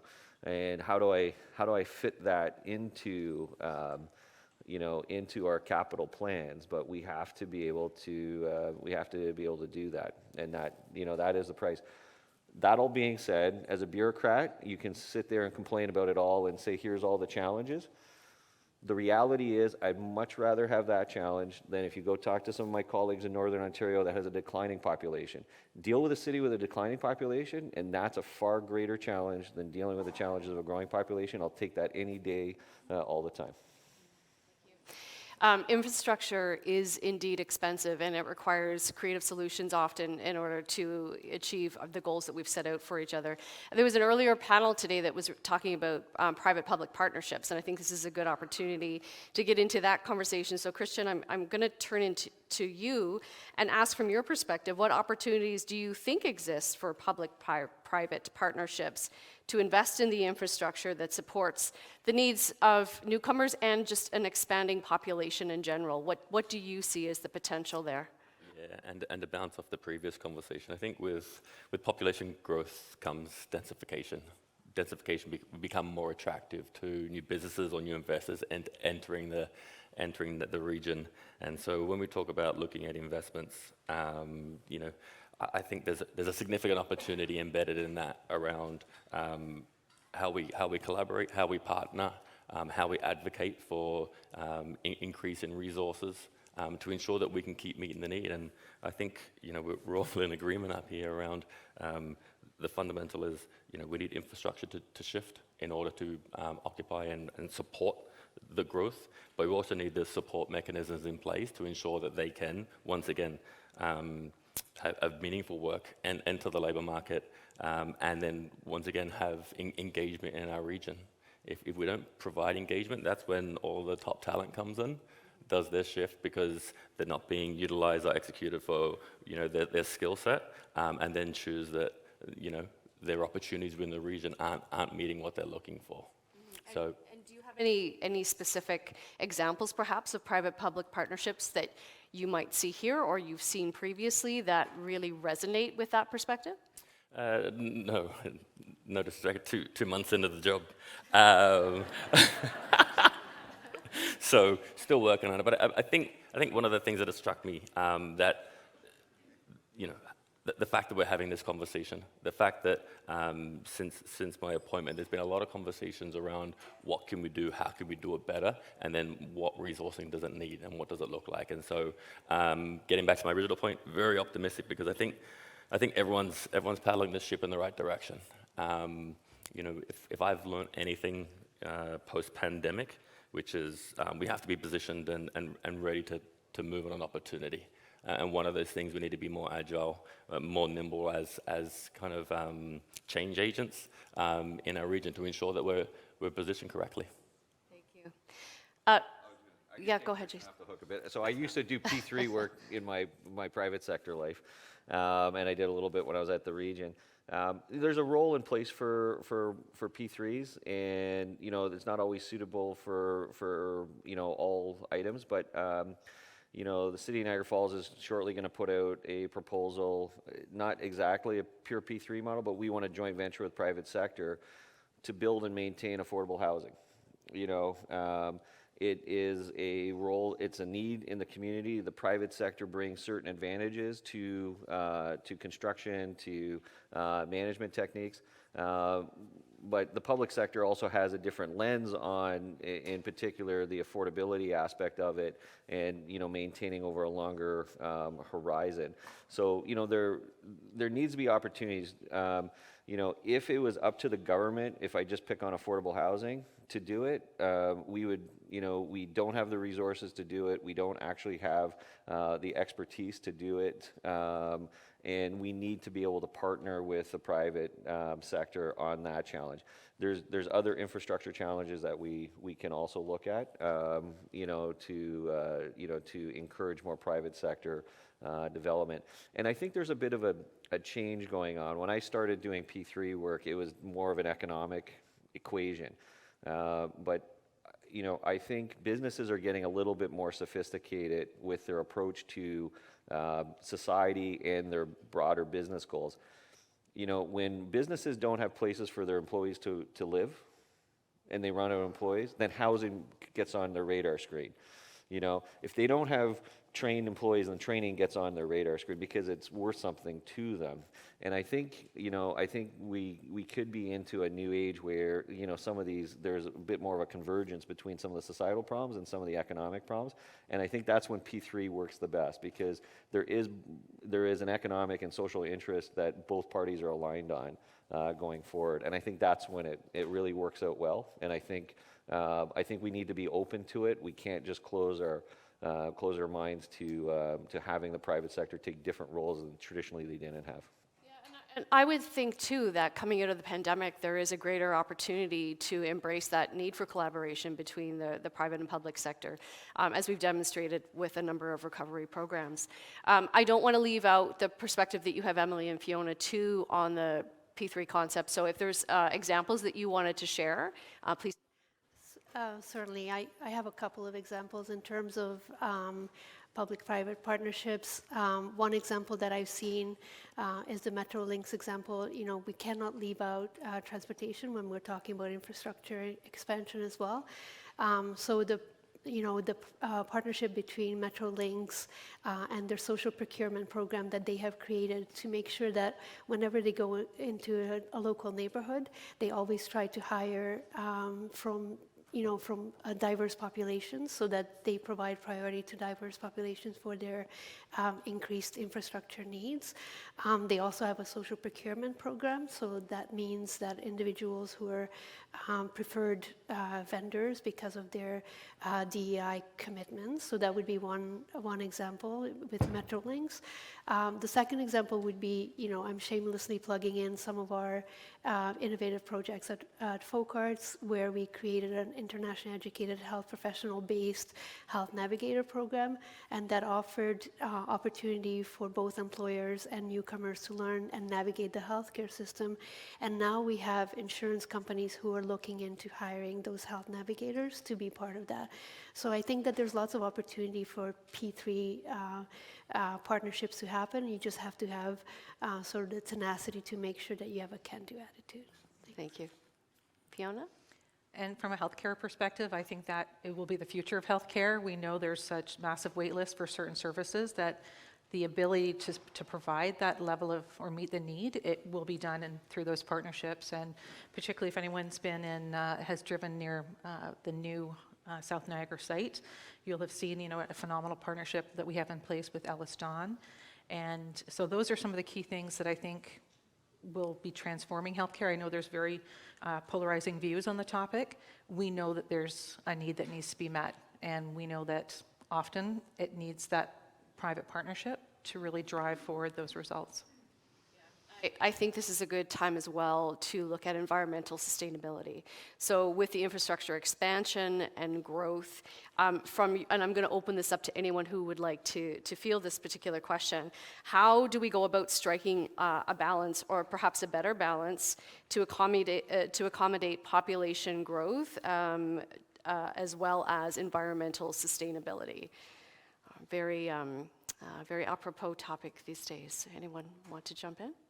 Yeah. I think just to illustrate an example with the South Niagara site is we've been able to benefit greatly from partnering with our Indigenous community, particularly the Mississaugas of the Credits First Nation. And it really has allowed us to use what I would say is a very open-hearted, open-minded approach to how we respect and honor the land of which we build on, the way that we can preserve and design space differently, and the way we can still, when we know we're building a 12-story building in the middle of a field, how can you still ensure that you honor and respect the space?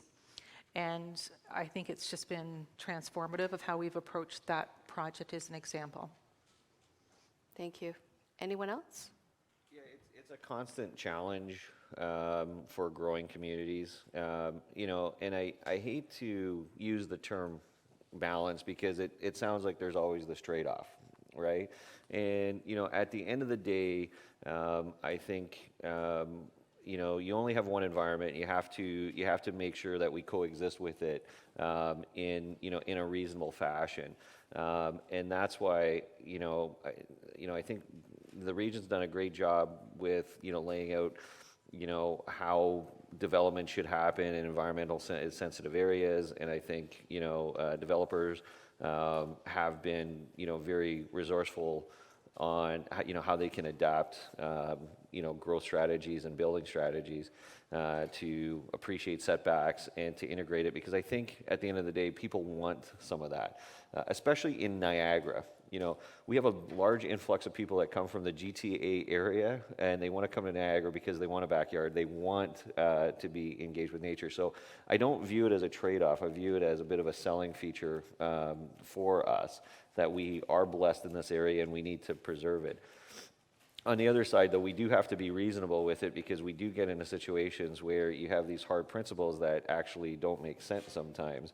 And to have a very condensed and dense development, and you're forced to spread it out because of certain rules on what could be compensated for in other areas. So I think we need to you know, take a look at it, make sure we're applying these philosophies in a reasonable manner, and making sure that it makes sense, you know, on a regional basis.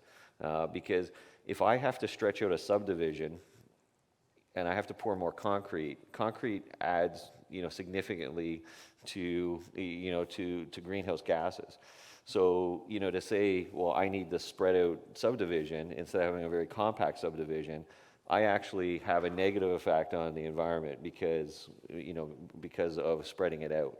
And we have to, you know, we have to really think about all the implications and not have some of those, what I would consider like unaccountable or unaccounted for, you know, implications on our development. But I think we do a pretty good job here in Niagara. I'll tip my hat to my colleagues at the region.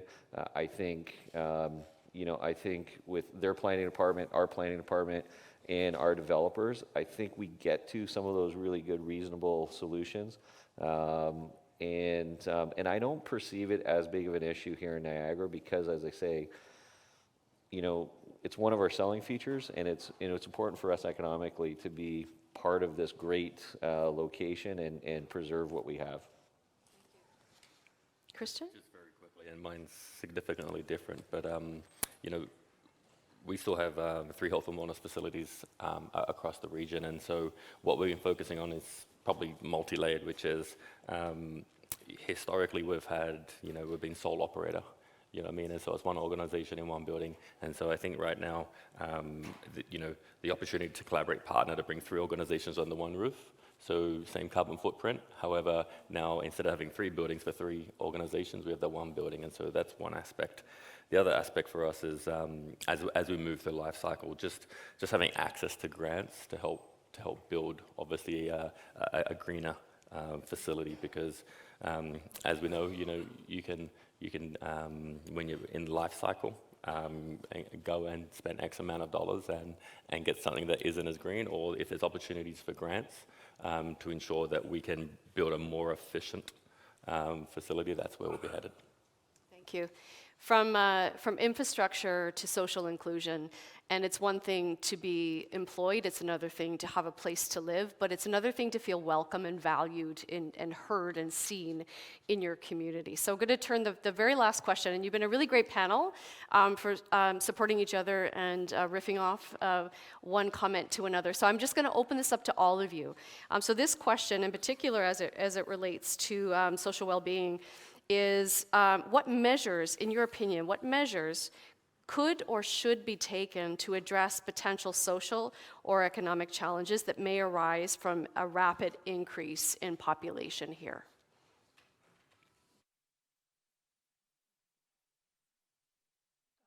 I would say income stability and ensuring that people have access to stable housing and the services they need. The greatest predictor of your health is your income. And so if we're able to give folks the right supports, so I'm looking, I know Adrian Jigley is somewhere in this room, and so thinking about the work that Adrian's in the back, but thinking about the work that Adrian does really about that infrastructure for, you know, from birth to folks who are in our long-term care homes getting care. So I think that is a driver, is stabilizing income, ensuring people can work and they have the supports, whether it's transportation, childcare, and I think those are just foundational. I think as well, when people get to a workforce, is setting them up for the highest level of success. And I, you know, appreciated Emily's perspective. We often get internationally educated nurses. Healthcare is a language of on its own. What are we doing to ensure that, even though there's consistency in the language, that there are some things that are nuanced in the Canadian system? So how do we set people up to be able to feel they can contribute in the most meaningful and relevant way to the community? Thank you, Fiona. And this will be our last question, so just giving an opportunity for everyone to contribute. I think Emily and then Jason were going to be commenting on this. Thank you. So building on Fiona's points, I think that addressing the social determinants of health as a whole, if we address every component of the social determinants of health, I think we'll do really well.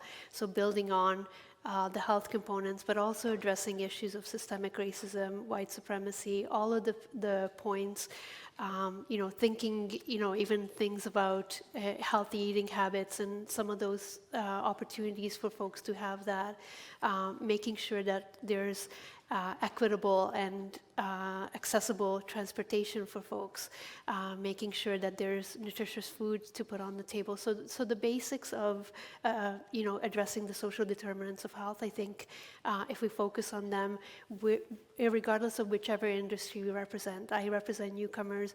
We talk about environmental sustainability all the time, but we also listen to newcomers about their own perspectives of sustainable environmental sustainability, because they also have a lot to bring to the table, and we cannot make assumptions about the facts that what we know is the only truth to be available. Thank you, Emily. Jason? I'll just take it slightly differently. We're going to go through some change, and our communities already see the change demographically here. And our communities have to be prepared for change, and they have to accept change. And accepting change, I always say, when I was a consultant, I said the only change people used to like was the kind that jingled in their pocket. Other than that, no one really liked change. And we have to be able to accept it, because when I take away a baseball diamond and put in a cricket pitch, I will have people say, why'd you take away the baseball diamond? That's where my kid learned how to play baseball. That's where I learned how to play baseball. And, well, there's less kids playing baseball, there's more kids playing cricket. I need to make the change. And we have to accept that change, because if we don't accept the change, or we have too much friction to change, and we delay in our change, the ability to capture those benefits passes by. So we have to welcome the change, we have to be able to accept moving in a different direction, and we actually have to be supportive of it. And I think that's, for the business leaders in the community and the community partners here, I think that's the biggest thing we need to do to accept what's happening and to capitalize on what's happening. It's so challenging. Thank you. The final word is yours. I don't know if that's a good thing. I think just to kind of go full circle, which is, we're talking about the population growth and the opportunity embedded in that, and we ended up where we are right now. And so it's really interesting, because I think there's an opportunity embedded in, employment and settlement services, which is, it's a continuum. You know what I mean? And so it's no longer about just providing that job, because if we talk about the social determinants of health, a job is just one aspect of the social determinants of health. If we can talk about then financial independence, social engagement and well-being, access to healthcare, the employment is kind of, I would say, the starting point. However, if we want to be employers of choice and if we want to move Niagara forward, it's got to be more than just about having a job. It's got to be about how we connect people to that job, how we provide meaningful, and that's how we're going to make the Niagara move forward as a region. Thank you so much. You've been a beautiful panel. I really appreciate all of your perspectives. And to all of you out there, as my colleague Tim Jennings said this morning, one of the biggest challenges we have is getting people off the couch. You all got off your couch or away from your desks today. So I hope you've really enjoyed the perspectives that have been presented to you. I hope there's something there. There are nuggets that you can use wherever it is that you represent. So thank you all, and enjoy lunch.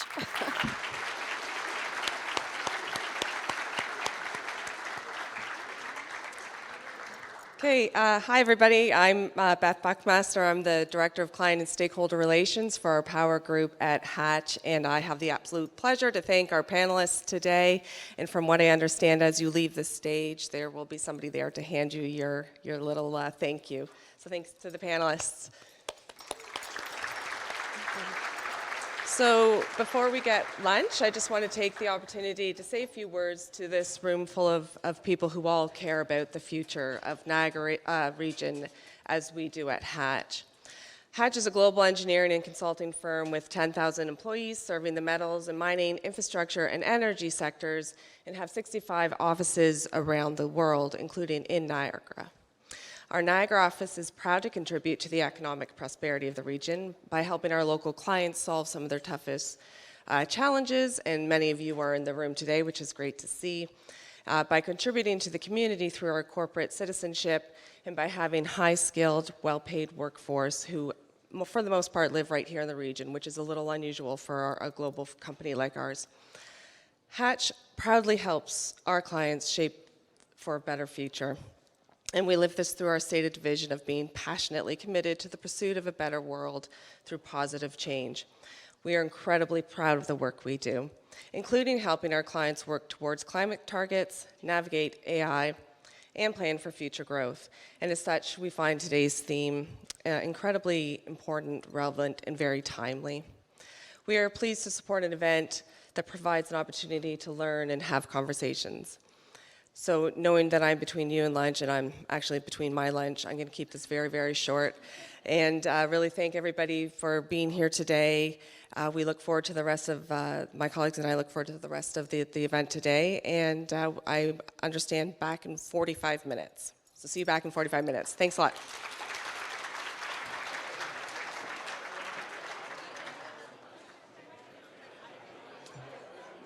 Okay, we're ready to get started, and welcome back. I hope you're all refreshed and ready for our informative afternoon. So as we get started, I'd like to welcome Meredith Maxwell, Director of Communications and Public Relations from Walker Industries, to come forward and introduce our next guest speaker. Thanks, Barry. Can you hear me okay? We're good? Awesome. Okay, thanks, Barry, again. Thank you to Mishka and her team for bringing us all together today. And thanks again to White Oaks for hosting us and being a great host. So I'm happy to be here with a few of the 1,200 team members from Walker. I'm pretty new to the team. So I've been with Walker less than 2 months. And people have asked me what brought me to Walker. So my background is mostly in not-for-profit communications, and I did spend a long time at the region in public health. But after working outside Niagara for a little while, I was drawn back here. So I still lived in the region, but I was working outside the region. And I missed working at an organization that aligned with my personal values, and that was a part of the fabric of our community. And you heard Dr. Riggs speaking about Brock being part of the fabric of the Niagara community earlier. I will say I'm a Badger. I'm married to a Badger. We have raised 2 Badgers, and one of them works at the Goodman School right now. So for me, that's actually Walker, right? Walker has been a good neighbor in Niagara for more than 130 years, supporting our region with critical infrastructure. And as we look to the future and the growth of Niagara, we'll be here, working with the region, municipalities, our academic partners, the business community, helping to build Niagara. And if you have the chance, if you haven't already, if you do have a chance, please come up to our campus up the hill for a tour. We're so proud of the work that we do up there and beyond, and we're happy to show you around. In under 2 months, one of the cool things I've learned about Walker in the short time I've been here is each employee, it doesn't matter what your role is, where you are in the organization, each year you get 2 days paid to volunteer in the community, which is awesome. And we're actually, clap it up for that. So right now, we're actually in the midst of our season of giving, and you'll see Walker folks out in the community helping out. Now, if you've searched for us on social media, you've probably noticed that we're pretty shy. But we're actually starting to share our stories, so our 1,200 stories. Each Walker team member has a story to tell about how they impact our community, how they're committed to safety, and how they're constantly innovating and looking for new ways to operate with an Earth-first mentality. And what sort of communications person would I be if I didn't tell you to follow us on social media? So we're a bit more open now. So look for us on Instagram, X, and LinkedIn. You can learn about our season of giving and the work we do as we're building a sustainable future together. So now on the topic of innovation and partnerships, our next speaker is actually from one of our partners. In 2020, Walker and General Motors announced the completion of a $28 million investment at the GM St. Catharines propulsion plant. This partnership helps GM reduce their greenhouse gas emissions by almost 70%, helping to make it the greenest propulsion plant globally, while providing enough clean energy to heat approximately 6,000 homes a year. Yes. So, renewable landfill gas is delivered by pipeline from our nearby Walker landfill to generate electricity and thermal energy.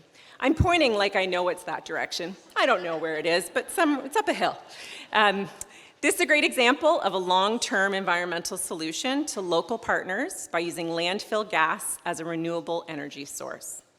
And now I'm happy to welcome Sarah Goldfeder, Director of Government Relations and Corporate Affairs at General Motors. Sarah is a government relations and strategic policy professional with experience in both government and private sectors. She joined GM Canada in March 2021 and in June 2023 stepped into the leadership role for public policy in Canada. Welcome, Sarah.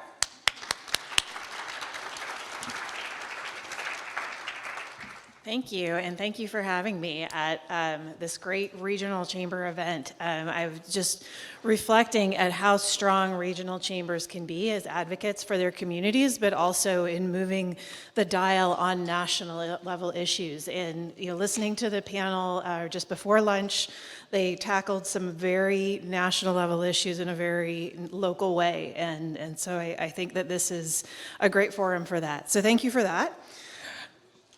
So General Motors has been part of the Canadian auto sector since 1915. And in many ways, those of us at GM Canada consider ourselves to be a Canadian automotive company. All the way back to the days of Sam McLaughlin. All of that said, General Motors is an international entity. And we're in 29 countries, and we compete with all of North America when we look for new investment into new lines and part of the EV transition. But the North American integrated auto sector has been defined as such since the Auto Pact in 1965. And the recognition of the Trilateral Trade Agreement, now the USMCA or CUSMA, you can choose based on your side of the border, we now have, it underlined the necessity of the integration in North America through the regional value content and also through the labor value content. So our regional value content for the vehicles that we sell within the North American context is some of the highest out of any trade agreement. And so when we talk about who our customer is, it is almost always the United States. And that's okay. That's a very, very large auto market. And in order to make sure that our vehicles are competitive in that market, we also have to meet a labor value content on every vehicle. And being in Canada, we're in a really good position to do that. But all of this goes beyond our facilities. It obliges suppliers throughout the value chain. So all of those rules of origin, we don't stop at the car itself. It goes all the way down to all the suppliers, which brings all of our suppliers into that North American envelope as well. The IRA took that trajectory and doubled down on it, nudged that trajectory even steeper, so that now not only are we talking about having regional value content to meet trade obligations, we're talking about very, very much from the ground up, content values that matter for incentives for the electric vehicles and for investments. So because how you do anything is how you do everything, this is a company that's thought about how we do sustainability throughout that entire supply chain in a North American context. We do it globally. We're, like I said earlier, we are positioned in 29 different countries. We have very different regional calculus in every region that we operate, whether it's in Korea, whether it's in South America, or whether it's here in North America. But as a company, we are committed to a vision of a world with zero crashes, zero emissions, and zero congestion.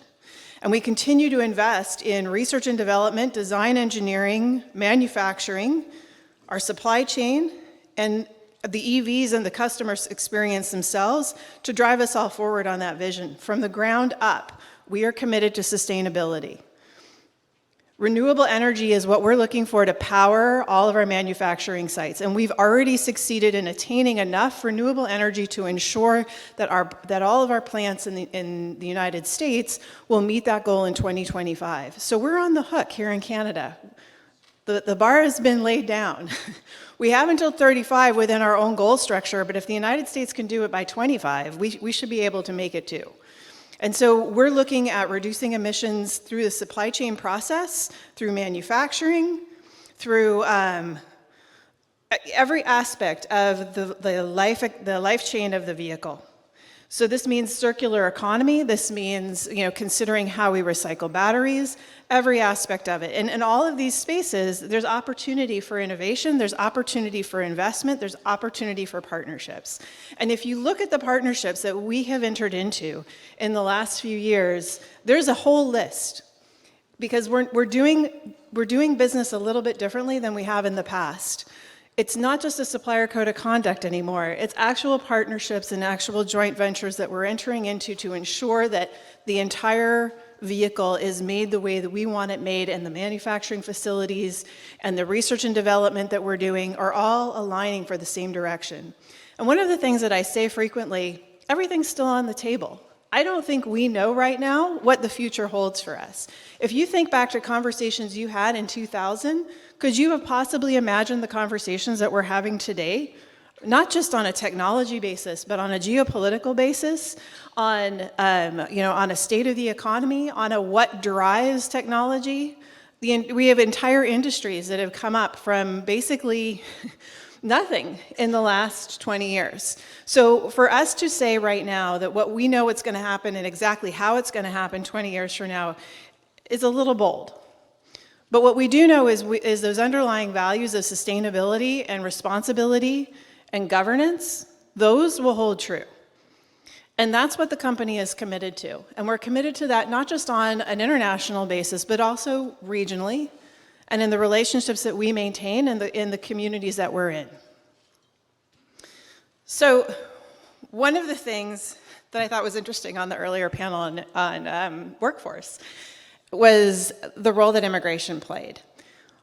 I'm a recent immigrant to Canada, and I've often heard it said from clergy that the best, most outspoken, most devoted advocates for whatever thought process or religion are the converts. And I think of immigrants as a bit of a convert. And so one of the things that I do every day is wake up and think about Canada. We have lots of people inside our company that wake up and think about cars, engineering, sustainability, manufacturing, management of employees. I wake up and think about Canada. Technically, I'm a lobbyist.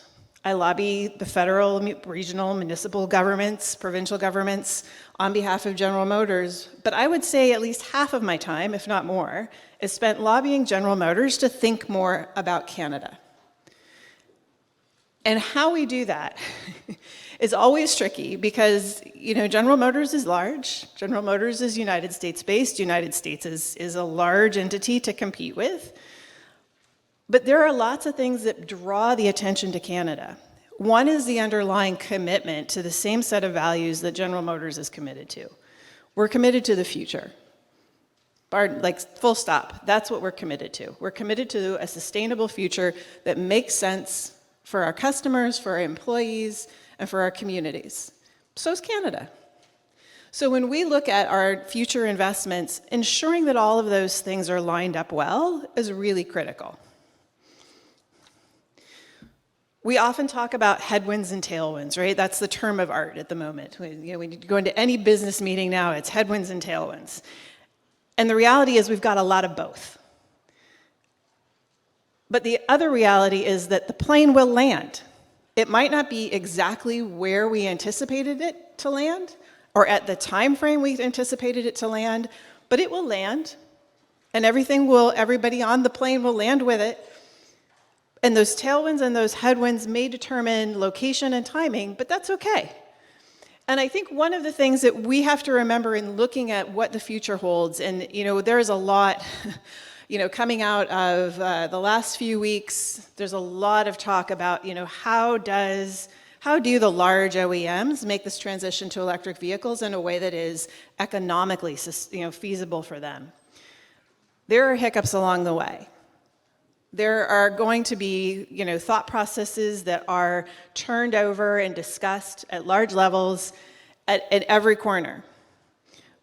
But every time that General Motors has said, we're going to do this, and I'll turn to the latest investment by government.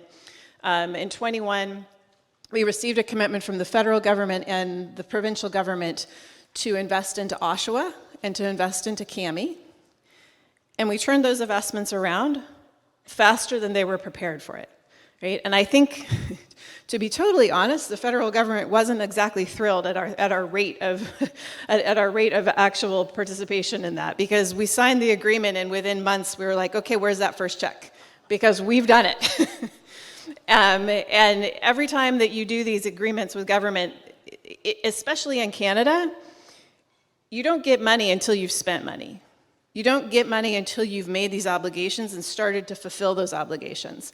And so there's a lot of consternation sometimes about this notion of corporate welfare. This is not that. This is a partnership. This is a partnership that ensures jobs for the region, jobs for Canada. It ensures a supply chain and an ecosystem that will thrive because we're going to be present. And those suppliers will continue to be, even as we evolve and from one technology into another, those suppliers are going to be part of the conversation. So it's a macro picture that I think is really important for us all to consider. And I think it's a smart investment on behalf of the Canadian government, the provincial government, and the partnerships that we have with our regions and municipalities are equally critical.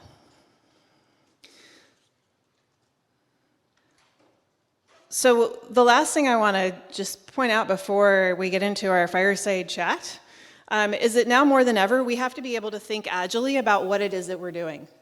Because all of these plans that we're making, the commitment that we have to being all electric by 2035, headwinds and tailwinds may change that conversation a bit. But that doesn't mean that we're not committed to a zero emissions future. And it doesn't mean that we're not committed to the scale of transition that we've started on the path down. But we have to be able to, and everybody has to be able, to come with us on this journey of thinking nimbly. Things might not be exactly as they were declared at any point in time, and I think this is, we've seen this with governments, we see this with other industries as well. You have to be open to the adaptability of the framework that you're thinking in. And I think our overall goals, while they may remain the same, the timing and the reality of it might look a little bit different as we move forward. So with that, I think I have somebody joining me to talk. I think I do. And I look forward to the conversation.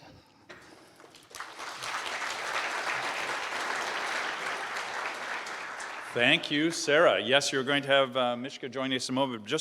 I just want to, here's one of those reflective moments for me, and we're going to talk about that a little later on, but I wake up and I think about Canada. That is on my list now of things that we're going to be talking about as we move forward. But right now, I'd like everyone in the room, when I speak for everyone, that I would like to hear more, and luckily we have Mishka here from the GNCC to speak more about the future of GM, the auto industry, and of course, important to all of us is Niagara. If you have any questions for Sarah, please DM us on our social media or email them to hugo@gncc.ca, and we'll get in as many as we possibly can. But please now, won't you welcome Mishka to the stage and for our fireside chat.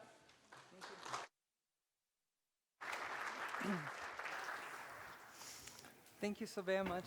Thank you. And first of all, let me also express my thanks to many of you in the audience today. When we actually announced that we were going to have Sarah here today, and we're very fortunate to have here at our Niagara Economic Summit, many of you actually have shared some of the questions that you would like us to bring forward. So we hope that some of them are being reflected in the conversation that we're having. But as Barry had pointed out, if you have any additional questions, I'm going to somehow try to get to them as well and look for them. So, Sarah, thank you so very much. One of the things that has come forward, and there were a number of people here today as well as prior to today, that spoke about the opportunities that we have to take advantage of this next generations in auto manufacturing. It's not like what we saw 50 years ago, but we also at the same time recognize we are Niagara, we are one region, and we're not the only region that wants to take advantage of some of the opportunities that are there. You mentioned that GM is in 20 plus countries present, and so we wondered what is happening, or what do you see happening in other markets, maybe like the US, how are they positioning themselves? And is there something that we actually maybe need to see or learn where we're saying, like where GM is saying, this works for us? So I wondered if you can speak to that, where you see some opportunities. Could be labor force related, could be education related, could be a number of other factors. Well, I think one of the things that holds Canada apart, and one of the areas where we're very competitive, and I think regionally, this region, as well as others within Ontario, is really competitive, is the labor force. Yeah. And it's a combination of the openness to immigration, it's also the availability of education, it's the partnerships with colleges. General Motors has partnerships with tens of Canadian universities and colleges on everything from kind of skilled trades through to higher degrees, engineering, and even into the softer skills like communications and public relations. Those relationships all exist, and I think that puts us in a really good position. Where things are a challenge right now, I think probably, and it's less of a challenge operationally than I think it gets labeled as, is the investments that the United States is making into the clean energy future. But what I want to kind of caution on that is that Canada has the ability and the willingness to also partner on these things. And when we engage with the Ontario government, we engage with the federal government. It is a partnership. It's a conversation. So it takes a lot of time.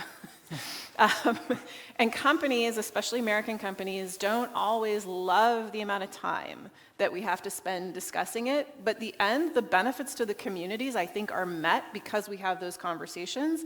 And the reality is that the promise of that is also met. So, a lot of the tools that we see being leveraged in the US are, the federal tools are a product of the IRA. But the state and municipal tools are things that have existed and that aren't necessarily the same here in Canada. If I was going to say, there are certain challenges in doing business in Canada that the American mindset is not entirely prepared for when they enter into it, and a lot of that is regulatory, and I think that the reality is that the United States is actually moving closer to Canada than Canada moving towards the United States on this, so it's getting equally difficult, which I think is probably okay, because one of the things that does is it protects the overall integrity of what it is we're trying to do. So I think that, continuing to highlight, and it's not just immigration, it is the skilled immigration and the ability to integrate those individuals into these workforces. So the panel that was just before lunch spoke to a lot of that. But that's the underlying connectivity that needs to happen. The United States immigration system isn't necessarily well adjusted for that particular challenge, and we are. And so we should be selling that. It's always so good for us to know where we have our competitive advantage and to see it through someone like you and through your eyes, because we always look at it and I could list some things that I think would be our competitive advantage, but to hear it from you is really actually helpful. We've had a few conversations today regarding and around labor force. And when I looked around lunchtime and spoke to some of the people here, a lot of people are saying, we don't even know what labor force of the future will look like. Yeah. And then I'm looking for an industry like yours with such significant changes, demands, targets being set against you. Mm-hmm. When you would look at GM Canada and saying, what does the future labor force look like? This is something that would be important for us to know, but I think it would be also of interest to saying, where does AI technology fit in? Where does labor force fit in? And even in preparation for post-secondary institutions to be ready for it at the same time. I know it's a big question, but I wonder if you can put your lens on that.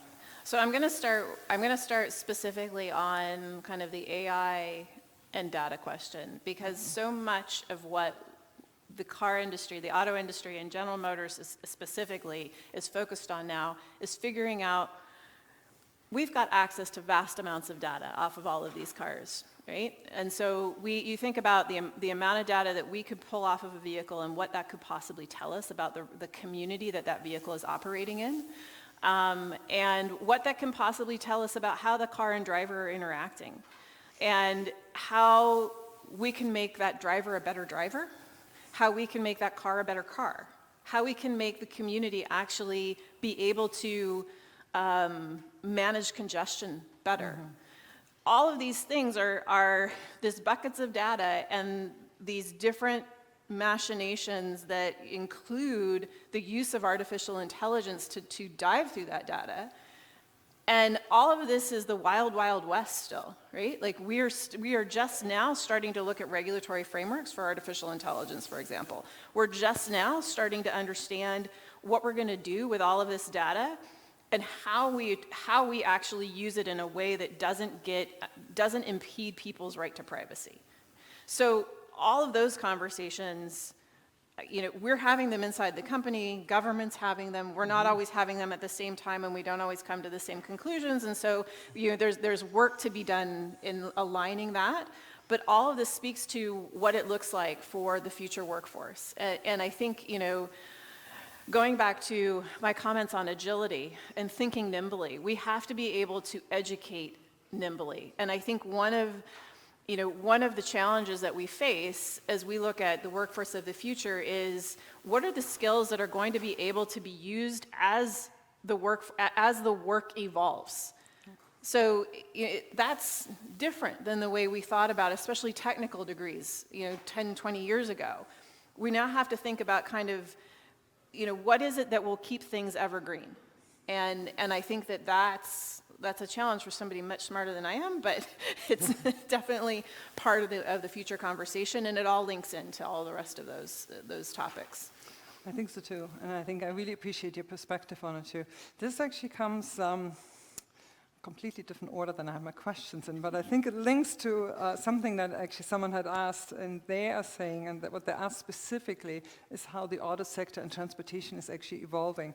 So the question to you was, how do you see the auto sector evolving in the coming decades, not just regarding EVs and autonomous cars, but the long-term impact of delivery and ride-sharing services? And so there was a question here to saying we're looking at our transportation. We had a panel beforehand talk about the infrastructure we need to put in. And often we're thinking infrastructure. When it comes to transportation, we think roads, widening of highways and others.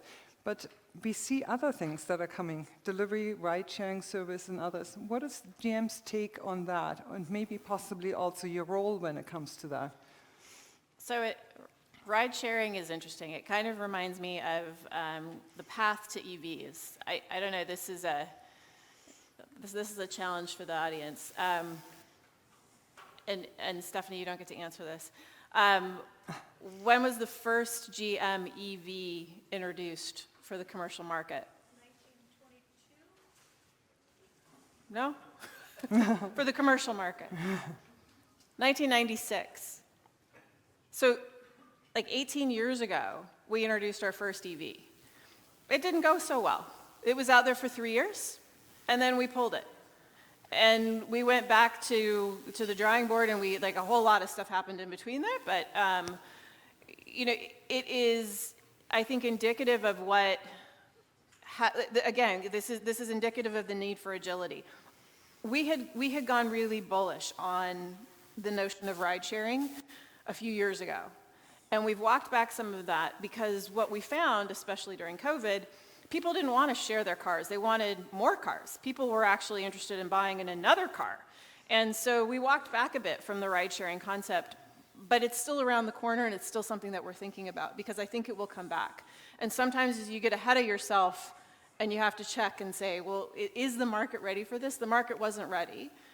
I think, though, that ride-sharing is something, as we look at higher density urban centers, less availability of parking, and more congestion on the roadways, ride-sharing is a natural answer to a lot of that. And autonomous vehicles actually feed into that quite well. And, going back to hiccups, there are hiccups in all of these technologies, and there's things that we haven't quite figured out. And I don't think that should ever, what worries me is when the narrative becomes, well, look how well that went over in San Francisco. That was just great, guys. Well, okay, but we learned a lot, and we continue to learn a lot, and we continue to evolve and have that conversation move forward in a way that I think will speak to a pathway to less congestion that's going to require ride sharing. It's going to require autonomous vehicles. It's going to require larger autonomous vehicles, not just little bolts, but like big Origin as the cruise vehicle that looks like a bus. There's a lot of innovation still to come. And I think, you know, the ability to see the possible is going to be really critical in the policymakers of the future, because it's like you noted in the beginning of your question, it's really hard to see what the future holds sometimes. And so all of these things, I think, the way that I frame it is everything's on the table. And even when you look at propulsion mechanisms, everything's on the table. We haven't stopped doing research and development on hydrogen. We haven't stopped doing research and development on, you know, any variety of propulsion systems that are not internal combustion engine and are not battery electric vehicle. And even within batteries, there's so much development happening that, you know, the things that we said about the batteries that we put in the bolts, well, now it's a completely different conversation. It's a different chemistry. It's a different energy density. And it's just going to continue to evolve. And so I think it's really challenging all of us to ensure that everything we talk about within our conversations is current, because it's moving so quickly. It's actually, it makes a lot of sense. One of the things that you mentioned was the research and development that GM is doing. At the GNCC, for the last couple of years, we've always advocated for actually making more R&D funding available for organizations. It's when we compare Canada to other countries, leading countries, we are underfunded on that end of it, and we hear it often from the private sector. I wouldn't mind actually hearing your take on research and development and the support that you're receiving at this point to move it forward. Because if we want to be a leader in it, we somehow have to put our foot on that gas pedal. We've put a lot of money into it. Yes. We put a lot of money into it. And I think, you know, one of the things that has to be understood when we talk about auto sector profit margins, our profits go into research, development, engineering, and manufacturing. That's what our profits go into. And so, you know, the research and development that we do, and we've got actually, we've got a great story here in Canada, because we have the Canadian Technical Centre, which is actually 4 campuses. So we have a campus in Oshawa that does engineering. We have a campus in Markham that does software engineering. We have a test track, the McLaughlin test track in Oshawa that provides for testing and engineering. And then we have the Kapuskasing test track, which is cold weather testing. So that's a huge suite of research and development that happens within the General Motors construct that happens here in Canada and here in Ontario. So, I mean, I think we have always expected that we would be needing to invest in that. Having the universities to pull from and the partnerships available, we partner with Waterloo, we partner with the University of Toronto, we partner with Niagara College, we partner with Durham College. We have all of these partnerships in place, and ensuring that that those institutions are adequately funded to continue doing the research they need to do is important to us. I thank you for supporting that too, because it's really something that I think the colleges and the universities are looking for, is to receiving ongoing support in an ability to actually to support you and your industry. But I love when you talk about the partnerships that you have in moving it forward, and the vision that you have as the partners are coming together.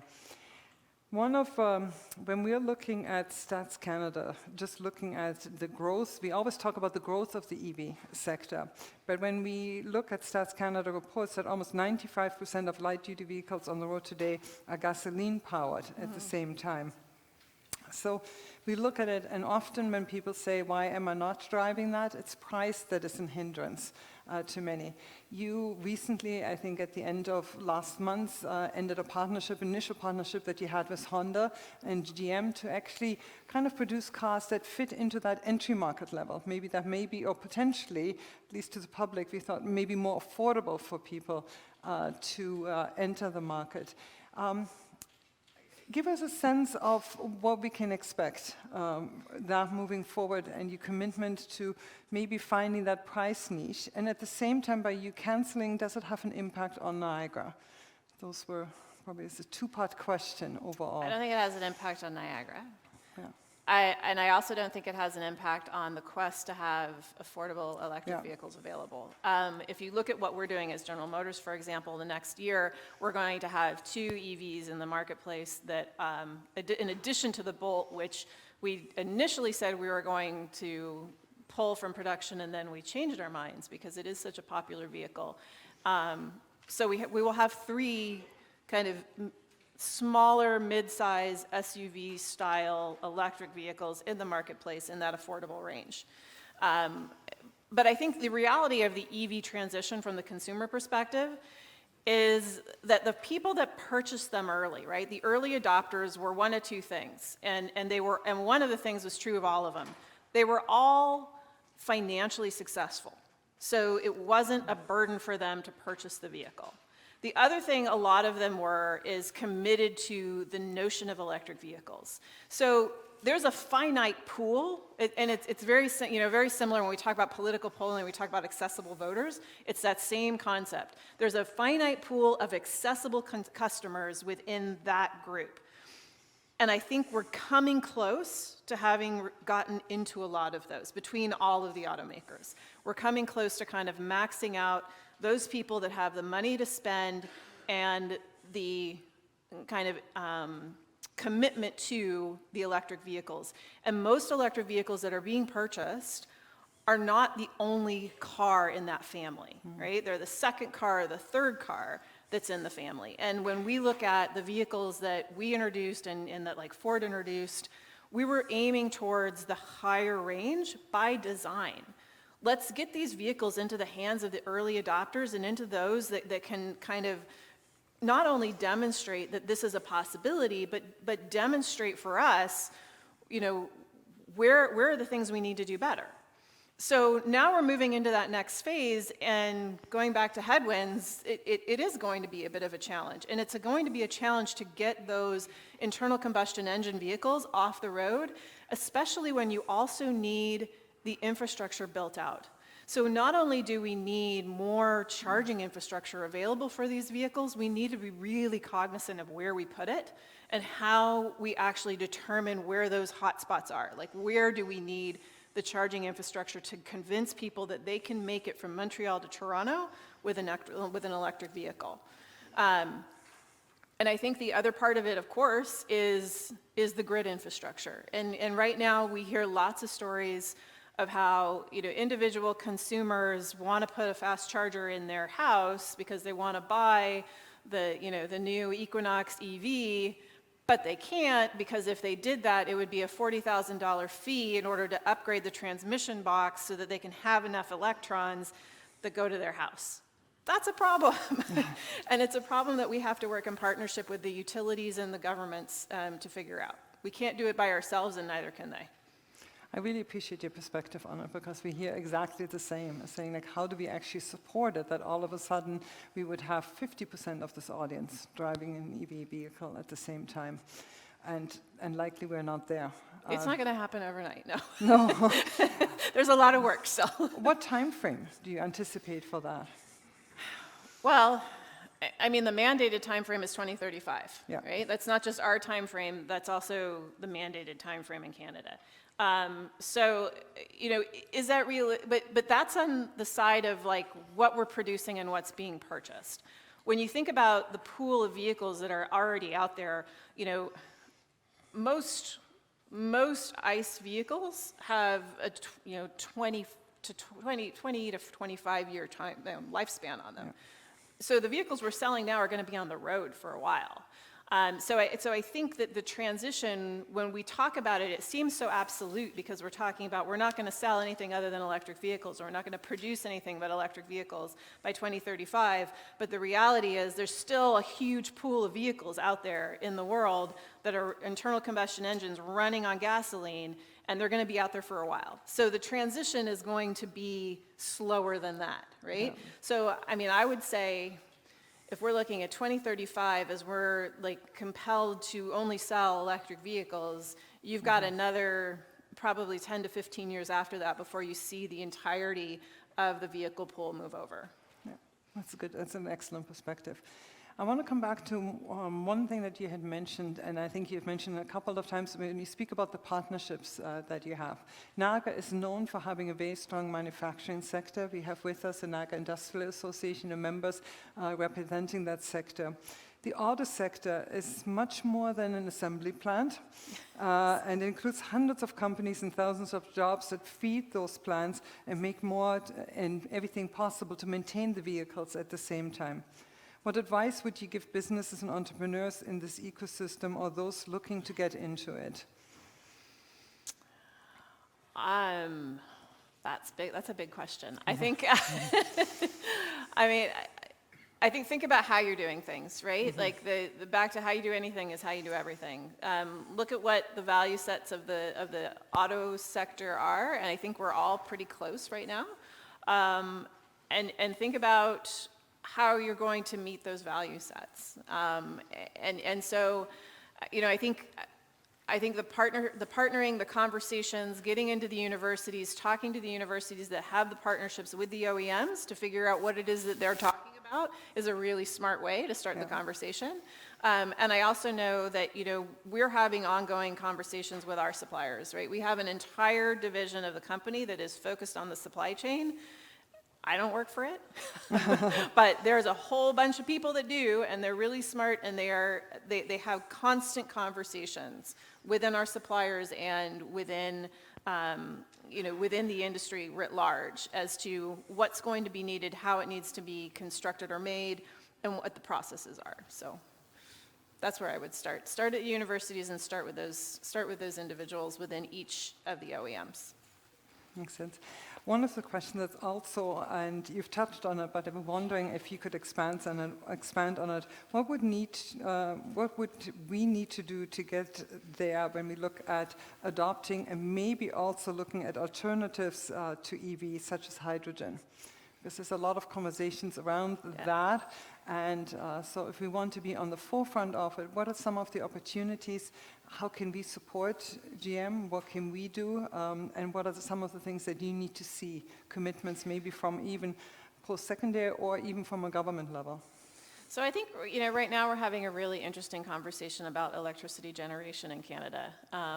You know, kind of pushed to the fore by the release of the clean energy regulations, but it was happening before that, and that kind of just drove the conversation, and I think accelerated the conversation. But when you look at hydrogen, for example, that electricity generation has to make sense. And so I think a lot of it is all kind of incremental, but it is, I would say within GM, everything's still on the table. We continue to work on all of it. We continue to invest in all of it. We continue to look at the way that we can move the needle and actually move some of these technologies into something that's scalable and commercially viable. And that's usually the stopping point, right? And I know there's a lot of SMEs in the room, and that's where I think we all get stuck, right? Is that movement from, yes, this is possible, how do you make it something that's commercially viable? And so that's the area where traditionally the Canadian government has stepped in, either through like BDC or EDC or SDTC or any number one of those alphabet soups that speaks to how do you get somebody from concept to commercial in a way that makes sense. And once those technologies are available, I think it accelerates really fast, right? It's like it goes really slow and then it's fast all at once. And I think that that's going to be true with a lot of these new technologies. I have one last question, and I'm looking around. If I can ask my last question, I don't see a hand up. It came forward as well, and it was texted to us, and I thought it was, we're talking a lot about the motor and everything that makes a car drive, but also we have to look at actually the structure of it. And is there a longevity right now? I don't know what the average age is of a car, forget about the motor, but rust and everything else that falls apart, but it's not as long as maybe it could be. So it ends up being in a dump site somewhere or being reused in different ways. Is there commitment towards changing that aspect of a car as well, where we're saying that in the future we can just replace the motor, we can just replace aspects of it, instead of having to go out and saying we're going to purchase a whole new car? I think that's a very forward-leaning concept. What I will say is something that I think is the larger conversation at the moment is the conversation on circularity. Yeah. And ensuring that we're moving towards a zero waste future. So how do you recycle and reuse what is in the vehicles? So we're at a point now with our electric vehicles where we pretty much anticipate the battery outliving the car, which means that then we have to figure out, what do we do with the battery?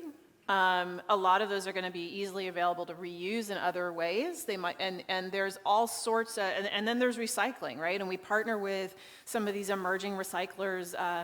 Lithium is one based out of Quebec that we've been partnering with for a while, and I think that you will see an emergence of that as a market space.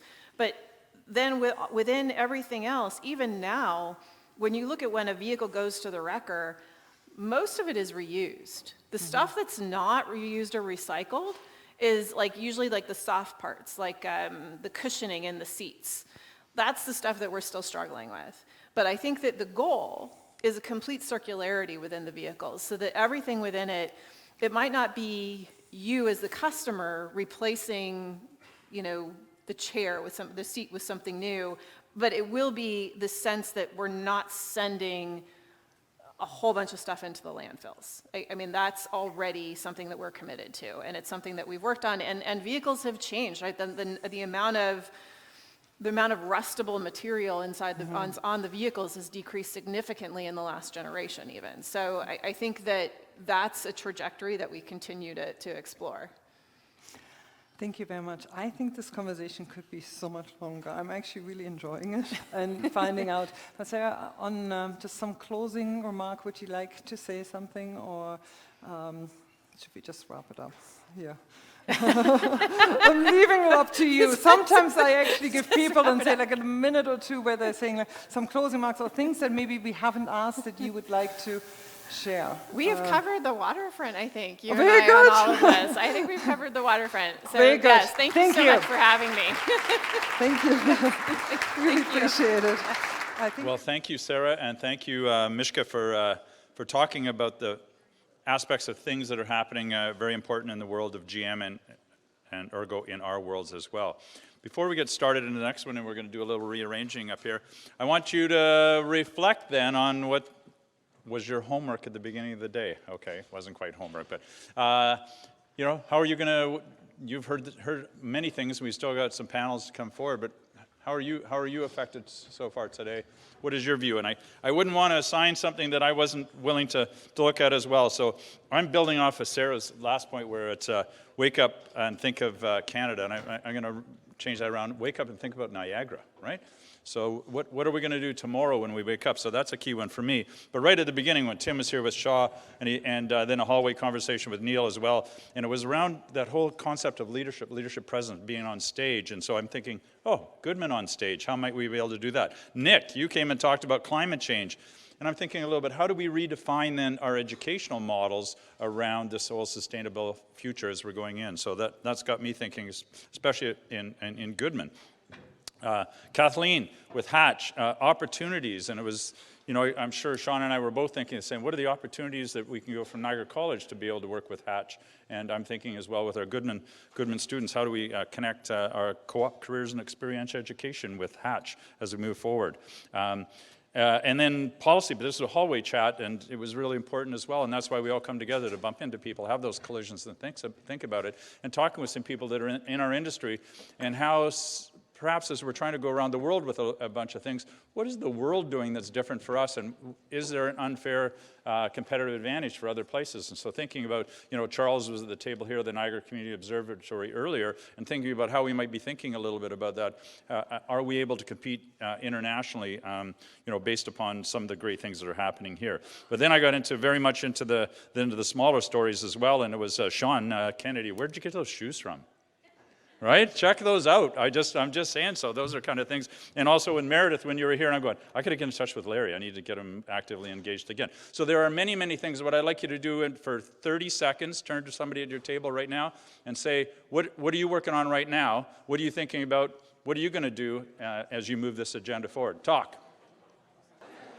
Lovely. Lots of good chatter. Carry that chatter on. Because you're going to wake up tomorrow and think about, what can I do for Niagara?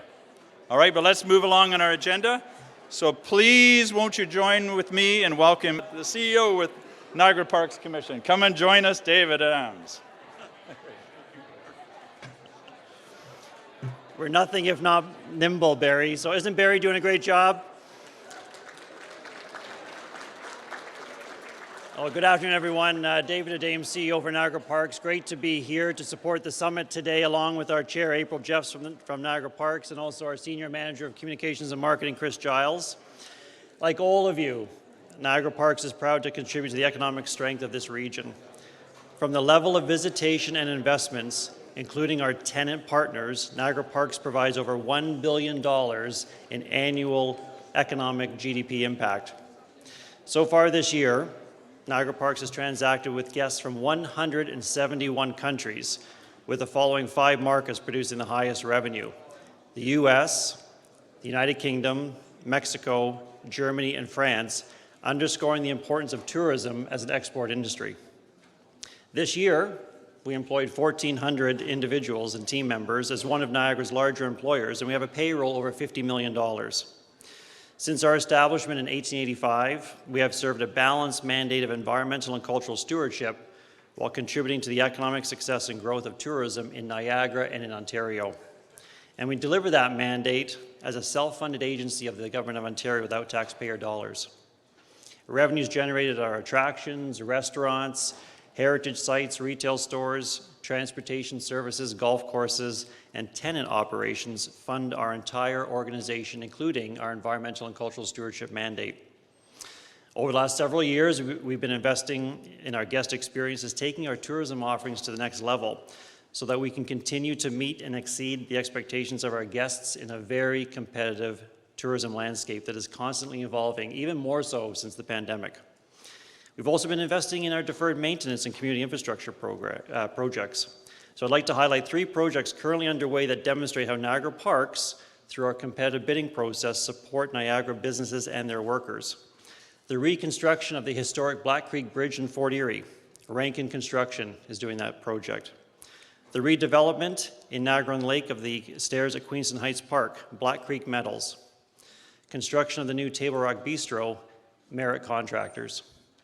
This will be our latest culinary offering, where all of our Feast On certified restaurants feature Niagara and Ontario food and beverage, including wines from 33 Niagara wineries.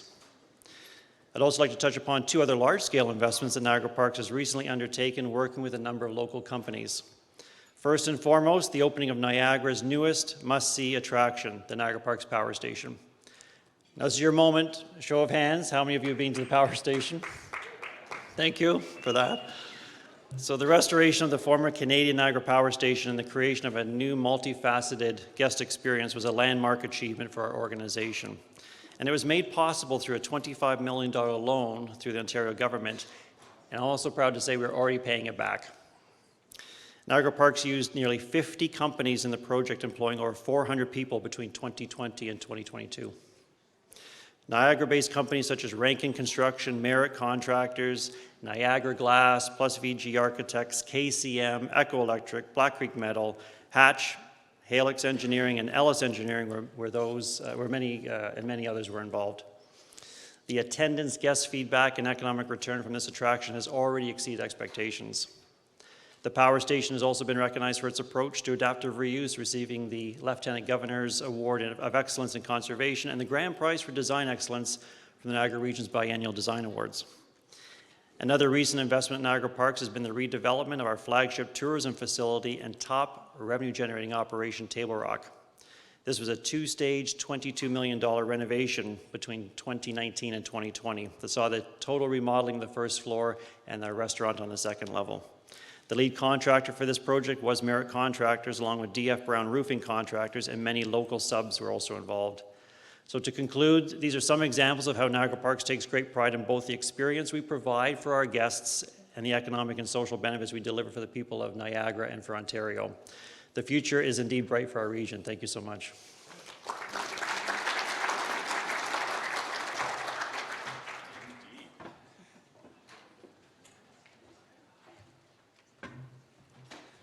Just having been at the Falls on Sunday,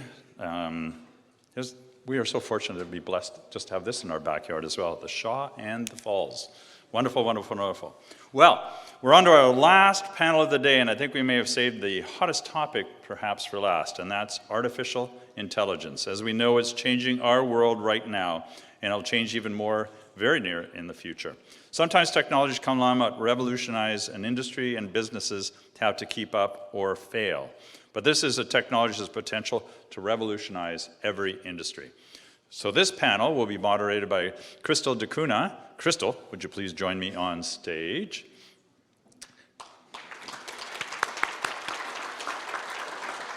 Crystal is president and CEO of The Inside View and an award-winning entrepreneur, accomplished senior executive consultant, sales professional, and customer experience. Through thought leadership with more than 22 years of success in the retail, construction, nonprofit, hospitality, and e-commerce industries, and an expert public speaker and moderator. Welcome. As I introduce the rest of the panel, please make your way up here to the stage. Dr. Ian Potter.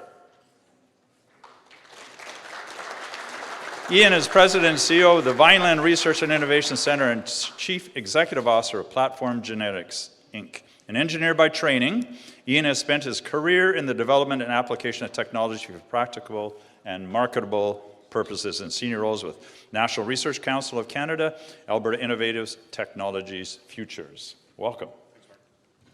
Dr. Anthony Ianzo. Anthony joins us from the Goodman School of Business, where he serves as Department Chair of Finance, Operations, and Information Systems. He's a professor of information systems. He holds a PhD in MIS from the University of Connecticut, an MBA from Syracuse University, and a BA from Addis Ababa University. He teaches business analytics, database design, management, data mining and techniques, and applications and managements of IS and IT. Ven Adamoff. Ven is a partner and data analytics leader in KPMG's risk consulting practice. With over 18 years of professional experience in building advanced data analytics and process automation solutions across a wide range of business issues and industries. Ven's experience in data analytics extends to HR and workforce transformation, data governance, diagnostics, insights, and covering fraud, bribery, and corruption. And he's working on non-compliance with regulations for government or commercial contracts, code of conduct, and other policies. And finally, our last panel member is Gonzalo Tudela, and is the CEO of Examined AI. Examined AI implements solutions for post-secondary education in AI. His customers include the University of Illinois, Utah State University, Rutgers, and many, many more. And I think Goodman is on the list now as well. Gonzalo's firm is one of the leaders in utilizing AI for real-world business implementations, and it brings that practical experience to our panel. Guess what, Madam Moderator? It's all you. Wonderful. Thank you, Barry. Thank you so much. Thank you for having me, and thank you for joining us. Such a great panel of experts. And so we're dying to dive into this topic. We saved the best for last, yes? Yes, yes? So, quick question. Hands up if you've already kind of dabbled in AI a little. Hands up. Stand up if you have AI on your cell phone, like ChatGPT or other apps on your cell phone. My friends, these are the early adopters. Let's give them a round of applause. And so, as we know, AI is definitely the next. Well, we're already in it. So today's conversation, we're going to get to dive into. We're going to dive into how AI is really transforming our business world. Everything from operations to our customer experiences, and the way we hire people, the way we train people, and the way we ultimately provide experiences all around. And so we want to be able to dive into a little bit of adoption as well. I look forward to hearing some success stories. And then also, what does the future look like in terms of how we're going to use AI to really not be so scared of it, yes?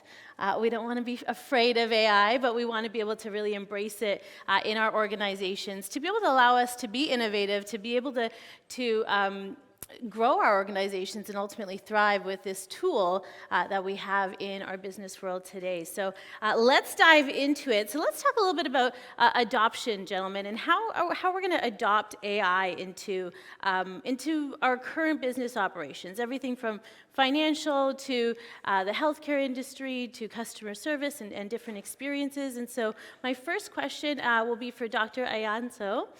And so let's talk a little bit about what our current real-world applications of AI and perhaps some machine learning that you find that are most significant as we kind of transition our new business world? Right. I mean, we can start with the public proof of concept that everybody has downloaded ChatGPT. We have an array of implementation or deployment scenarios when it comes to AI, from a routine capitalization of repetitive tasks, which could be customer-facing, in manufacturing, in finance, HR, in every functional areas, to all the way to more strategic, algorithm-driven decision support co-pilot for any higher-level employee. We have already testing it. Just to mention a few, if you look at cybersecurity, it's been the nightmare and a headache for every organizational leader.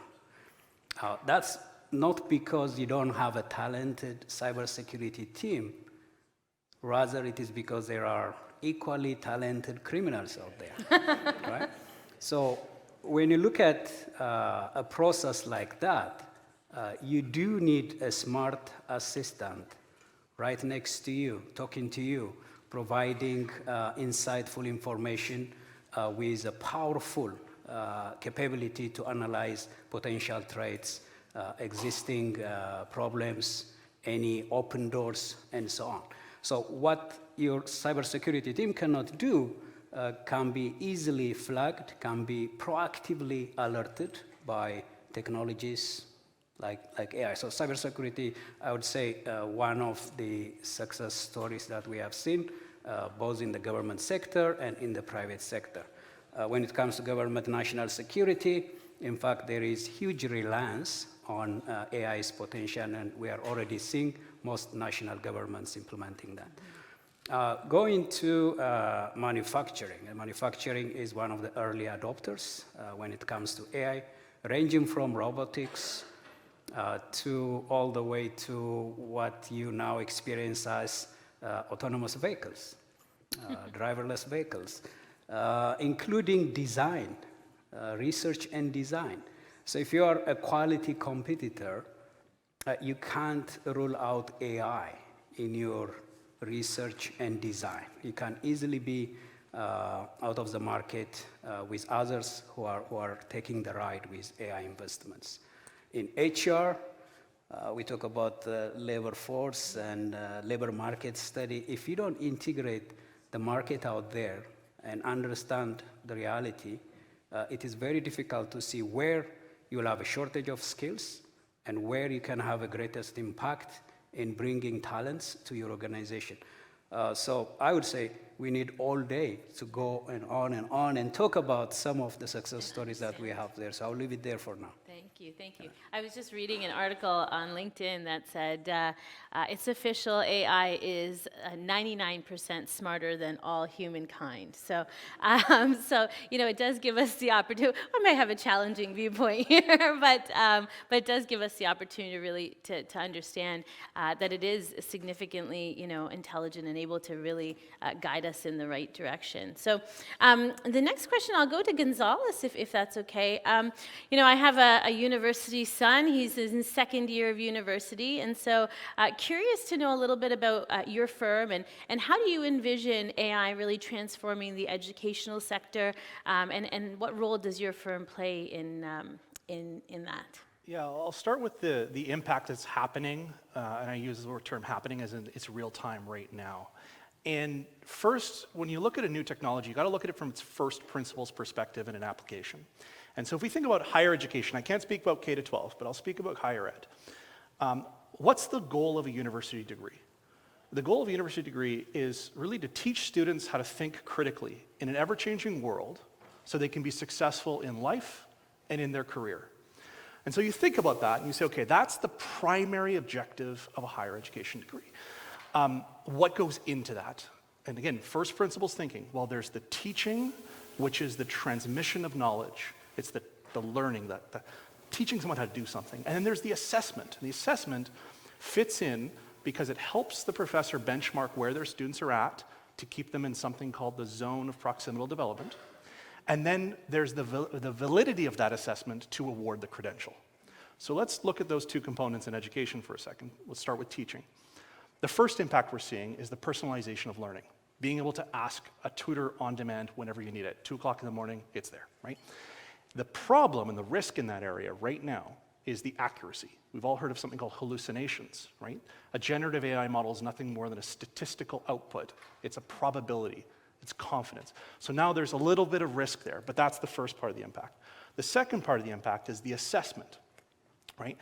All of a sudden, we're thinking, well, wait a second. Is assessment now valid in the way that we're doing it? And I'd like to bring us to this one simple example, because this is a very complicated topic. Teaching critical thinking, assessing critical thinking. The best thing we have is the essay, is the highest level of the Bloom's taxonomy, right?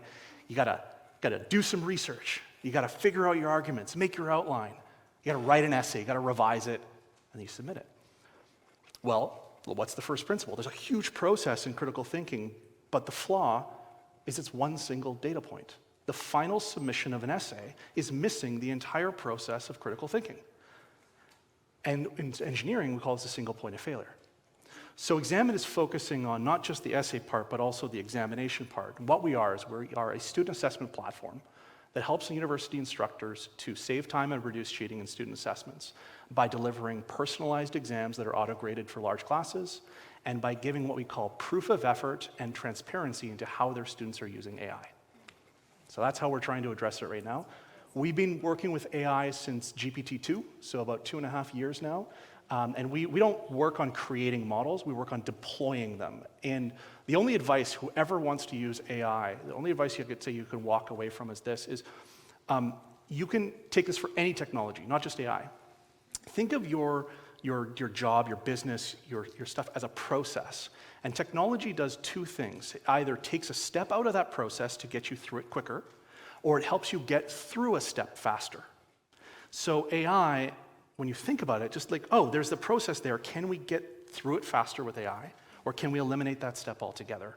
But don't forget that the accuracy is going to be a challenge, and no one knows when that accuracy is going to actually be solved.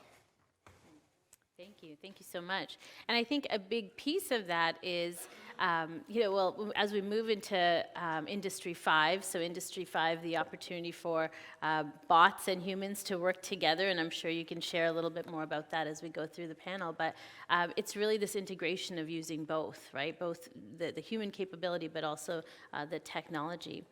So Mr. Porter, I'm going to go to you next. And so, we live in the Niagara region, and AI, there's one job that AI won't be able to do, and I believe that's tasting wine. And so, as we move into how this affects us from an agriculture and horticulture perspective, could you share a little bit of insight on how AI is doing that in Niagara? Sure, I'll be pleased to. Technology has permeated the agricultural sector for centuries. Every time there's been a change, the sectors move with it. Sometimes slower than other people would like, but farmers have had to change because of the environment around them is changing. The desires of the consumer has changed with them. And in general, farmers, the ag sector and the horticultural sector, which are more focused on, have always embraced technology as being an aid to support their business. But it's got to make practical business sense, it's got to be economically viable, and it's got to be technically viable. It can't be flavor of the month. So it needs the support behind it to do it. In the greenhouse sector, controlled environment sector, it is heavily automated, heavily AI already. There's, programs out there to monitor the greenhouse for the watering, the irrigation, that sort of thing, the climatic conditions. But it's getting more so. It's getting cleverer. And part of that is the introduction of AI to the actual working systems where they learn from the grower how they do things. So one of the challenges, though, you mentioned Industry 5.0, a lot of the sectors here are still in 4.0. We're still in that transition around automation. And we've got some great stories in Ontario about that. Haggerty Robotics, for example, on de-weeding. Mycionics on helping to pick mushrooms, where you've got artificial intelligence saying, don't pick that one. That one's sacrificial. Pick that one instead, because it's learned in the algorithms it's got there. For us, because we're a research and innovation enterprise, we will always have a grower, because every crop is different. We're not a standard greenhouse. So we need that human interface still. Maybe in the long-term future, If my colleagues do their business well, I'll be able to introduce that. But with 5.0, there's other opportunities. We're already seeing that, where I mentioned about the watering. We've worked with companies, Let's Grow, which is a subsidiary of Hugendorn, for putting algorithms in their watering system where the grower will go into a greenhouse, they'll water a certain location with a certain amount because they believe the plant needs that. The algorithm learns that, and over a period of 2 to 3 weeks, it learns it well enough that the grower doesn't have to go in there. The system does it itself. Very clever, but it's a simple algorithm, years of development to actually get there. And there's other opportunities, I think. The challenge is in agriculture, especially because of the biological processes, it's due respect to the previous speaker in GM, it's not an automotive manufacturing plant. Biology systems are much more complicated. It's the size of the data sets and the availability of the data sets. So I'm sure we'll get later into the privacy side of things, but it's also having reliable sensors to actually do the pickup in the first place, and quite often they're too expensive. It goes back to that business economic sense. So in my opinion, we're at the early stage of AI entry into the overall sector. You'll always get those first adopters. Hopefully those first adopters don't get burnt in the process and get turned off because the next 25% of people won't follow. But I think we're at the early stages as long as the costs, reliability, and the interface with existing operations can be guaranteed to actually drive the sustainability of their operations. I think there's lots of opportunities. I think it's just for us to seize it. And how do we, and for us to use it properly and efficiently, right? Very much so. I mean, farmers are very clever people. They've worked, they work with nature. How many people believe the weather forecast in the morning? If we can't get that right, the farmer has to get that right. They have to look at the crop. They have to look at diseases. There's more stress, there's more pressures. It's a lot more complicated for them now than it used to be. Yeah, constantly changing. Constantly. So it goes back to the education. Right. And how much can one individual be an expert in everything? Right. And how do they reach out to the system? So the system's got to be there to support these people when they need the help. Yeah, and the human can see things that obviously the algorithm can't, and so it needs that communication both ways, right? Actually, it's quite often the other way around. Okay. The sensors can see things that we can't. So you get early disease detection, for example. Right. Which is actually, you get that 3 or 4 days extra, you can save your whole crop. You can just, delete the couple of plants that are infected and save the whole greenhouse in some cases. So that's the power of AI, potentially. Yeah, that could be a whole barrel of wine. Yes. Ben, I'm going to take it to you, my friend. And so let's talk a little bit about, at KPMG, you're doing lots of research. And so tell us a little bit about how AI is going to impact various sectors, perhaps, tourism, retail, agriculture, right here in Niagara. And I'd love to, if you could integrate a little bit about Industry 5.0 as well. For sure. I think Ian exhausted agriculture pretty nicely. That was fantastic. But I personally believe that although generative AI is a fantastic technology on its own, and it's quite creative in the ways that it can operate because it mimics how we think, right? So that really opens up a very broad field of use cases. I'm a firm believer that technologies actually use cases propel when they combine. So if you think about generative AI and AI in general, combination of these technologies like virtual reality with AI, with robotics, with the internet, 5G, and et cetera, that is where we really unlock a lot of value. And one example is digital twin or virtual reality with AI, enhanced AI, and simulations. So if you think about the digital twin, that's basically the virtual representation or rendering of a physical object, system, environment that is programmed to behave as its real counterpart. And so use cases in manufacturing for digital twin, digital factories that mimic every single component of the machine and the robotics in the factory, as well as the human operation on the floor, are an amazing example of how these technologies combine, like 5G, the robotics with the automation, with the generative AI models and some machine learning models for optimization and simulation. So that could be a big, I would say, way forward. If you look at tourism, for example, and the application of those technologies, digital cities, Seoul, or actually Singapore started, I think, 10 years ago. Cebu has a huge use case and representation of the town in 3D, which you can explore with its cultural artifacts, buildings, and a lot of events. A lot of these cities are exploring this for actually customer service, citizen services, which you can go and do those online in virtual customer service centers. And if you think about how AI is impacting that use case, if before we had to have 5 customer service agents actually being there in that virtual kiosk to serve you just like you do today in a real kiosk, today you need maybe, 5 or 10 bots and 1 person to supervise them and resolve the cases that the bot is not accurately able to pinpoint to the customer. So that augmentation, I think, is going to lead to the explosion of some use cases over others. Same case for tourism, for the virtual cities, rendering, let's say from the Niagara region, rendering 3D representations of the waterfalls, different businesses, art galleries, ability for people to explore those is fantastic. And one interesting case we're working right now actually is in the newcomers sector, in the settlement sector, with a few nonprofits that are funded by the federal government. And we're looking at the different technologies on the market that will help newcomers integrate into the region. If you think about chatbots, fantastic too, because today the interaction with newcomers is mostly done in person. A lot of them have challenges being online and all that. However, and you need different languages as well, right? However, a chatbot, even today, GPT-4, can actually converse in tens of different languages. So you can actually type in your own language and get the answers you need. The additional value of that is you're not getting generic answers with a gazillion links to look at anymore. You're actually getting a straight answer right on point, maybe 1 or 2 links that you need to open.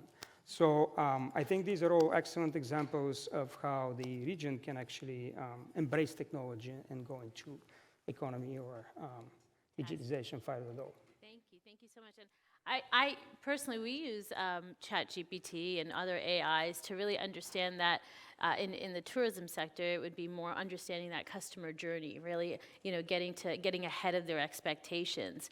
And so you're able to kind of understand the emotional experience that a customer is going through by using AI, because they have the forethought. It tells me it can't predict the future, though. When I asked it who was going to win the Super Bowl, it said that it only has up-to-date information to 2022. So it can't quite go that far. But, the ability to really understand that emotional experience that your customers or your users are going through is really quite, it's very helpful. And so as we're going into, as we're transitioning from adoption to really understanding a little bit more about the ethical and the responsibility we have to use AI, I was actually listening to a podcast, and it's called the AI Podcast. And a professor, actually the executive director of the Center for Responsible AI. It was the Center for Responsible AI out of NYU. She was sharing with us how they've regulated, in the state of New York, they've regulated the use of AI. And so, you take a look at the lens when it comes to, how ethical is it that we're using this? And so I'll open it up to the floor. How do you see the rapid advancement of AI and machine learning with technologies really affecting the future of our business operations and how we do work specifically here in Niagara, but on a bigger scale as well? I'll open it up.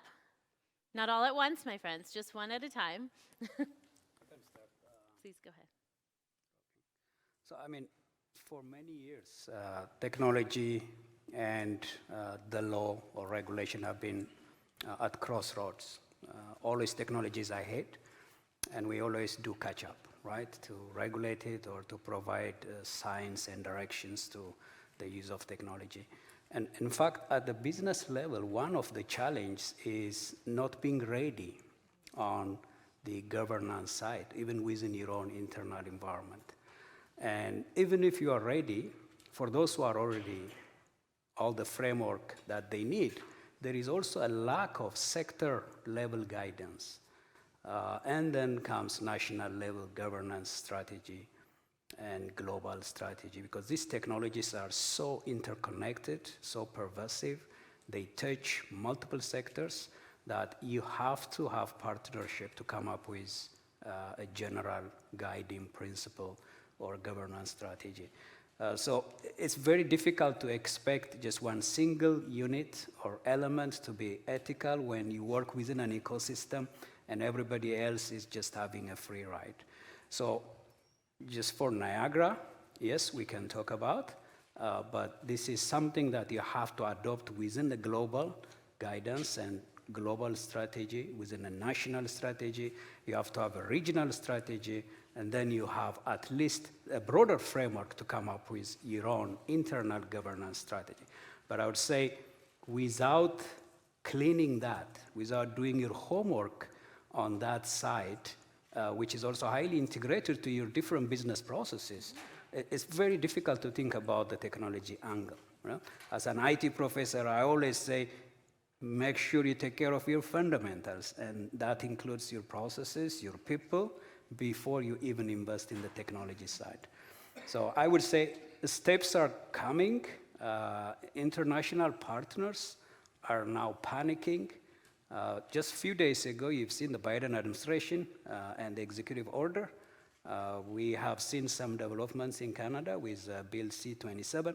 We're hoping that to replace the earlier privacy laws, which may come short to address the complexities and the dynamics with AI technologies. So we can only be hopeful and also understand that this is a critical aspect of AI. If we don't have responsible, ethical use of AI, then all the potential that we are anticipating to benefit from will be gone out of the windows.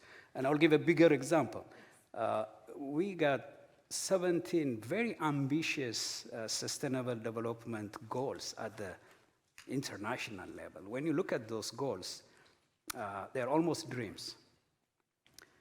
On one hand, we expect AI to accelerate our progress in those 17 development goals. But if we don't do our homework in addressing the potential negative implication of AI, we can actually expedite our social problems, and we can never be there. So it is almost playing with negative and positive at the same time. The risk, if it is not addressed, will take away the entire return. So I would say AI is a very high risk and high return technology, and we have to have that investor psychology to carefully address it and adopt it and utilize it. Fantastic, thank you. Then go ahead. I'll say Anthony must have read my notes before he spoke, because I completely subscribe to everything you said. I'll add on one thing. If you think about the ethical considerations and the responsible AI framework, couple of notes. First and foremost, there's varying regulations being floated out there. Canada just last month put together a voluntary code issued by ISET, Economic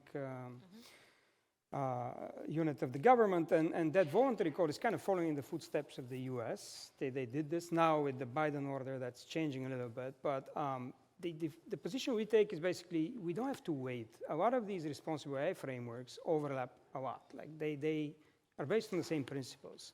At KPMG, our framework is about 10 principles long, includes privacy, ethics, security, safety, transparency, accountability, and a few others. If you look at the government framework, it's only 6 principles, but they really capture a lot of that sense as well. So the position we take is that we don't have to wait to get an executive order or anything else out there. There is a voluntary code for a reason. The frameworks are overlapping to a great extent, and we can start on today. I completely agree that we need to put the responsible before AI. That is quite important because I'm a big subscriber of that. We have to invest in this technology. We have to embrace it. We have to experiment with it. Just experiment in a responsible fashion. Risk management should not be killing business. That's not the objective of risk management. The objective of risk management is to actually make business more profitable, more safe, just enhance business rather than kill initiatives. So with that said, there are very simple things we can put together in an organization to start experimenting with responsible AI, with generative AI. A few things: code of conduct, do's and don'ts, basically what you should do and what you shouldn't do as an employee, especially with the external bots, right? And then a few governance tips and tricks, or you probably already have a governance structure around data, enhance it to address AI. and then put some manual controls to start with. Technology can come in later as you enhance the business cases. So the start is not difficult, actually, to put a frame. Yeah, we just have to start somewhere, right? Gonzalez, I'll take this to you.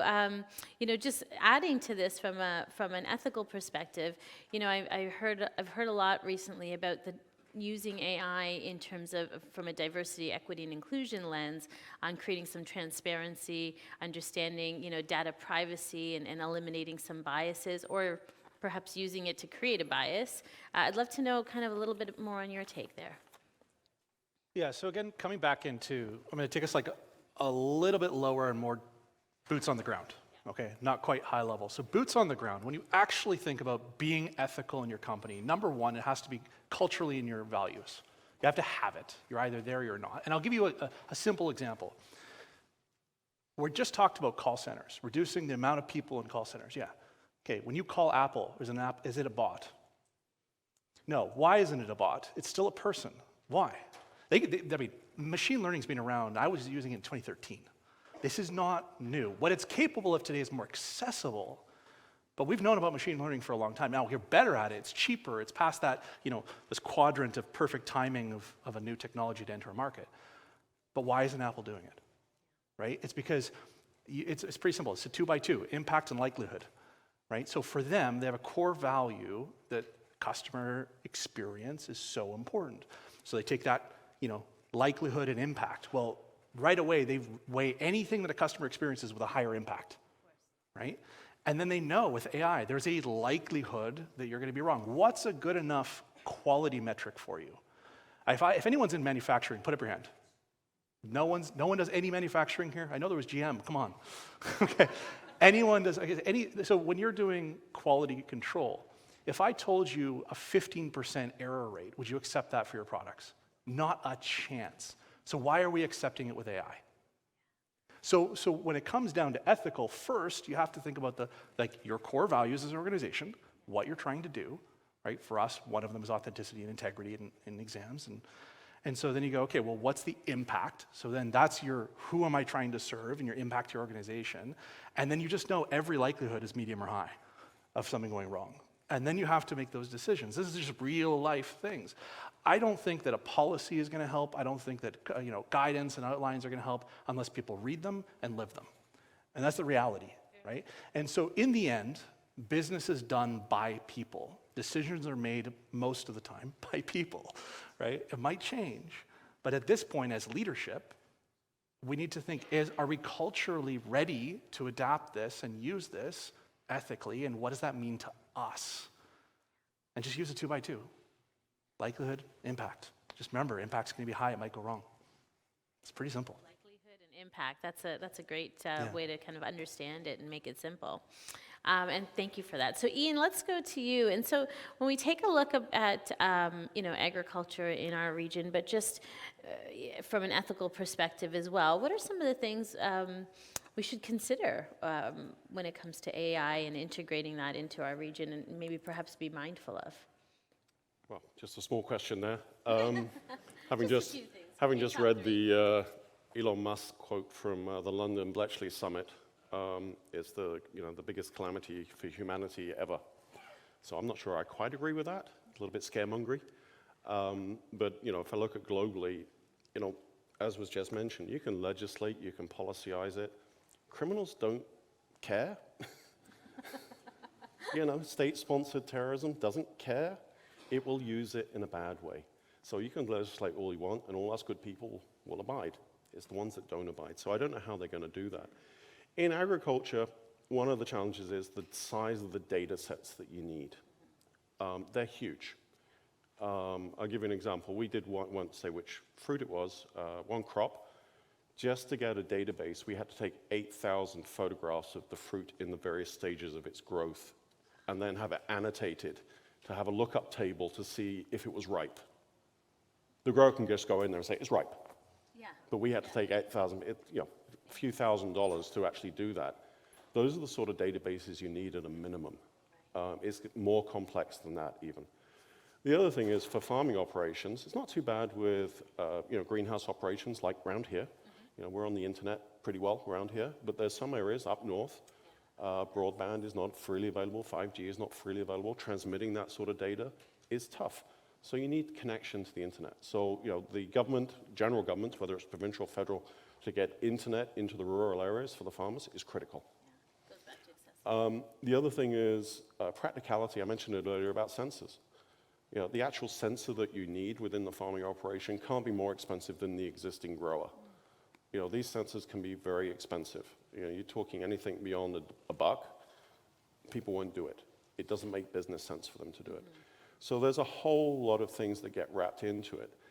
Probably the biggest thing is trust in some respects. Farmers want to be able to trust the technology they're receiving to use it effectively. I think I mentioned last year at the automation discussion, there's a graveyard of equipment that was supposed to do something and it failed within the first few months. There's a lot of cynicism out there. You do have those farmers that want to be first, early adopters. In this case, hopefully they don't get burnt, as I said earlier, but they're willing to do it, but it's got to make business sense to them. So I think, you can't just have a technology push on them and say, this will solve all your problems. Well, the farmer will tell you they actually don't have any problems.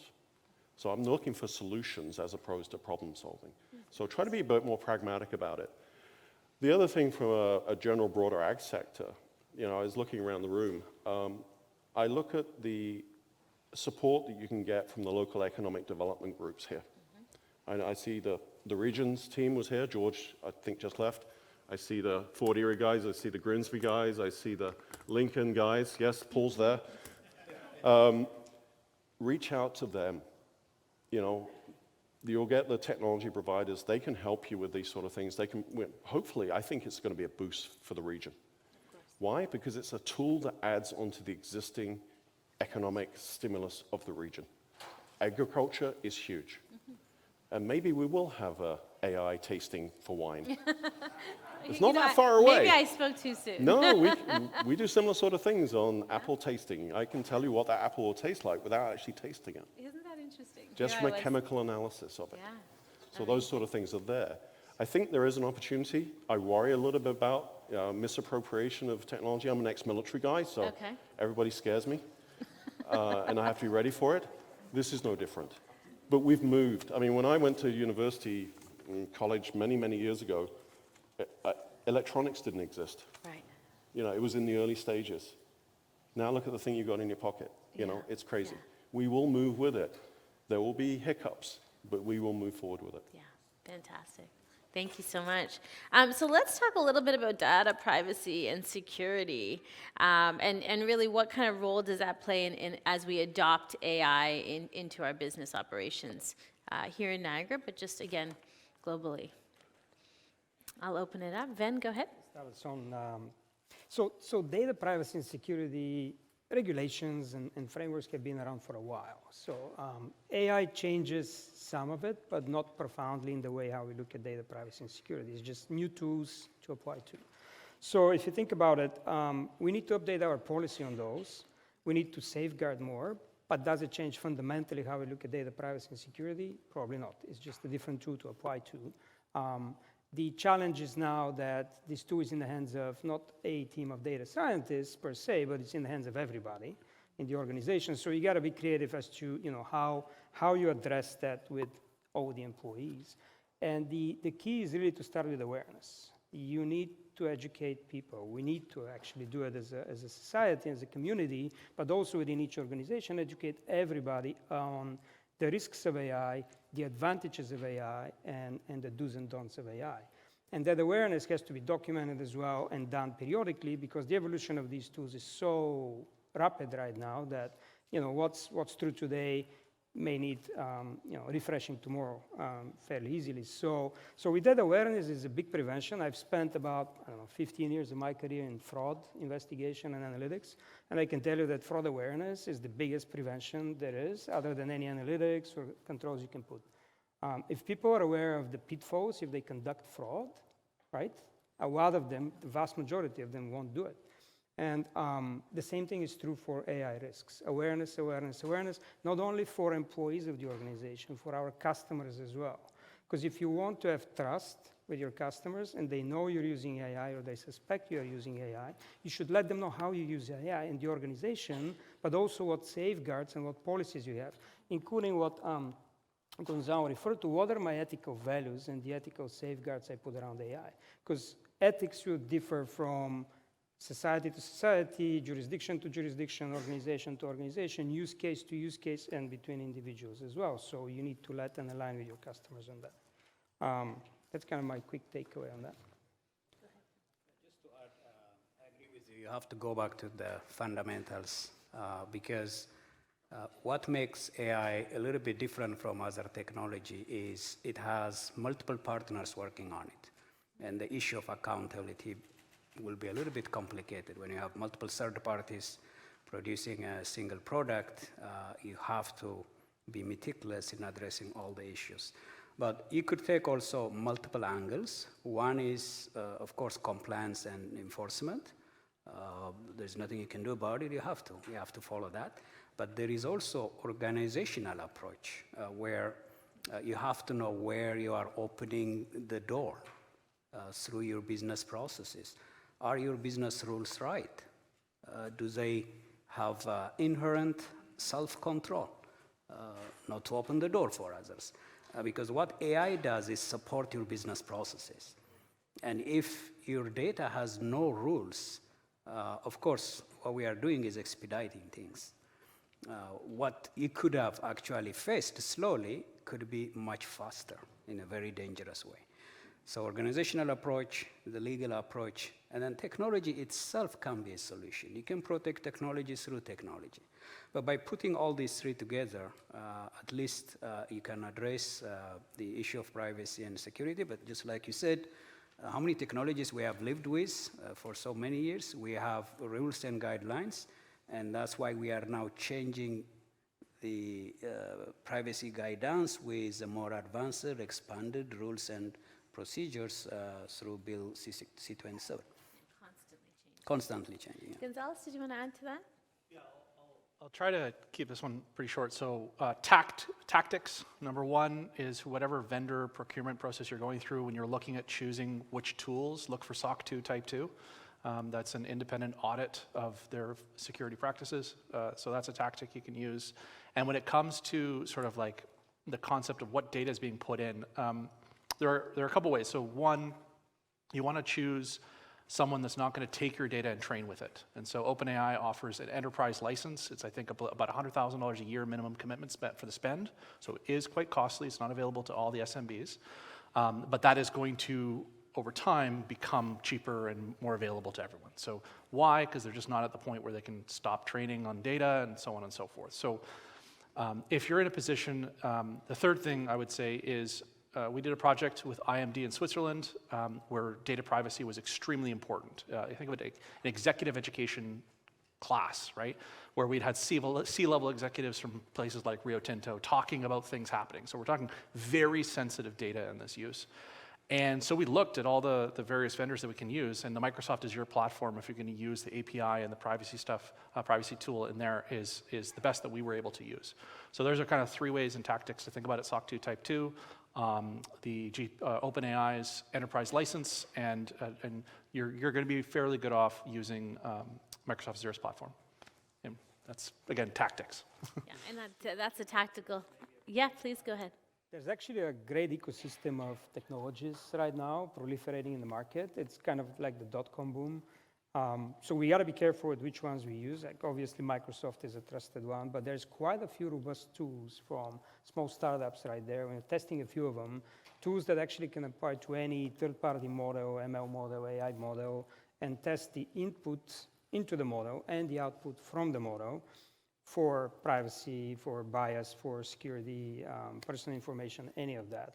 Look at model drift, data bias, data drift, a lot of different tools, and a lot of them overlap, but none of them is really looking at everything in one go. So I think it's going to be a combination of tools and solutions we use, but there's quite a few tools that are actually starting to be implemented in real time to do that. And I think that'll be part of the continuous monitoring.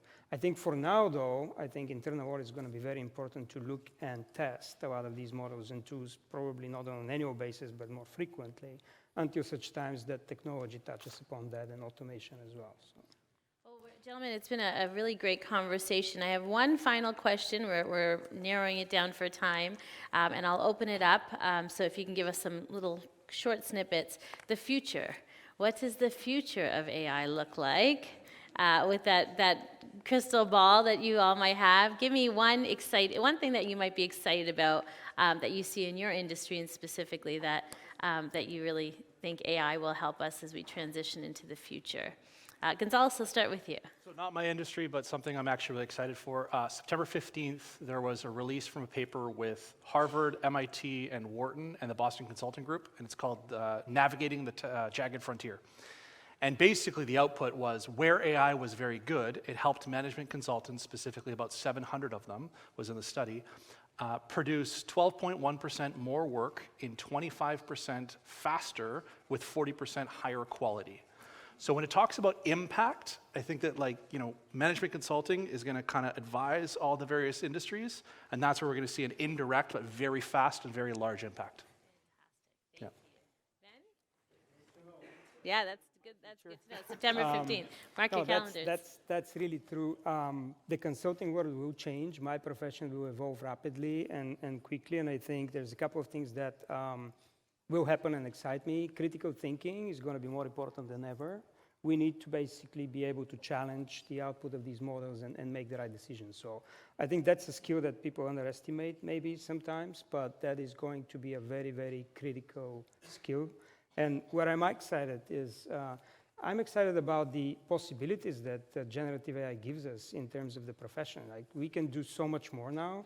And I can get the answers that before I had to design an anomaly detection model and then do visualizations and look at them and drill down and find the gold nuggets.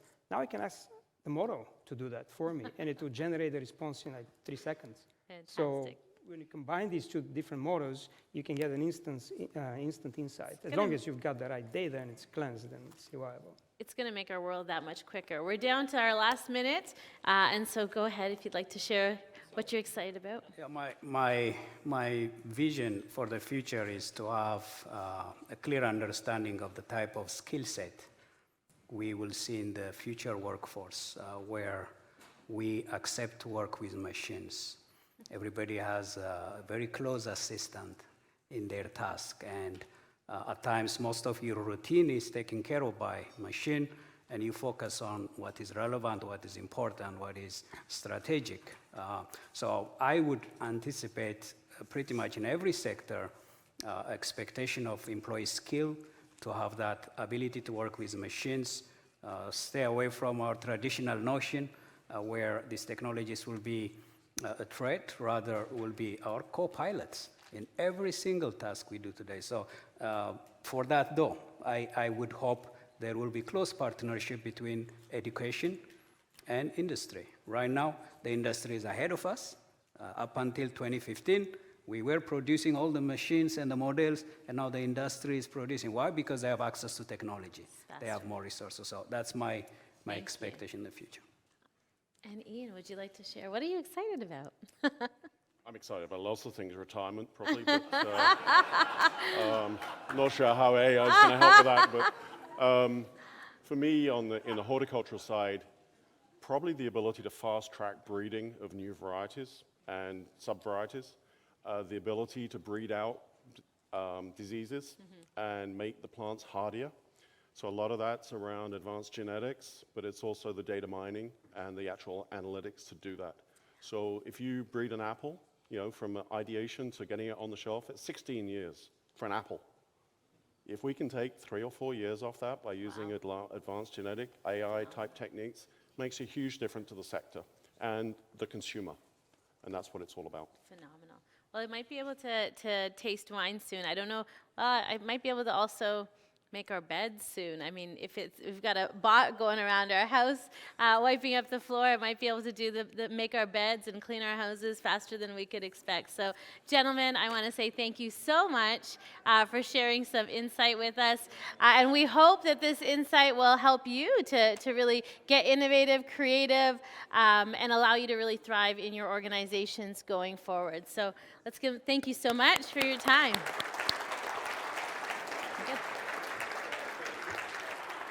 Yes, thank you, panel Team Jetsons. And I think Karina has a nice little gift as you part along the way, but thank you very much for your insights today, and thank you to Niagara College students who made the wine that we're enjoying today as well. Well, it's been quite the day, and I know I've learned a lot, and hope you also have scribbled down many notes for yourself as we move forward. The GNC did a great job in gathering a number of experts from our region and beyond. Our collective aim was not only to gain an accurate local picture, but to hear from those outside of Niagara who have solutions we can implement here in Niagara. The challenges we tackled here today, the green economy, the population challenge, and how to tackle AI are huge, and one's far bigger than Niagara alone. Despite that, we will need local ideas and local solutions. Just before I wrap up, one of you is going to really want to pay attention to what I have to say next. If you're driving a Jeep and the key that you think is in your pocket is not, it is at the front desk, or the desk right outside here as well, okay? So I just want to assure you, all of the lessons that we've learned from today, the GNCC team will take away and distill them into policy proposals that can help our region move forward and to prosper. To all of the decision makers in the room, we hope that you too have heard something that will help you move your organization forward and help our region prosper. Hopefully, you have also set your personal next steps as well from your personal view from the summit. It has been my pleasure to be your MC today, and I'd like to welcome back Mishka Balsam to offer her closing remarks. Mishka.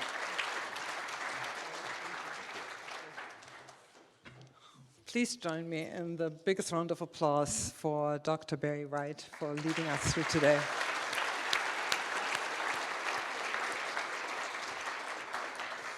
That was awesome.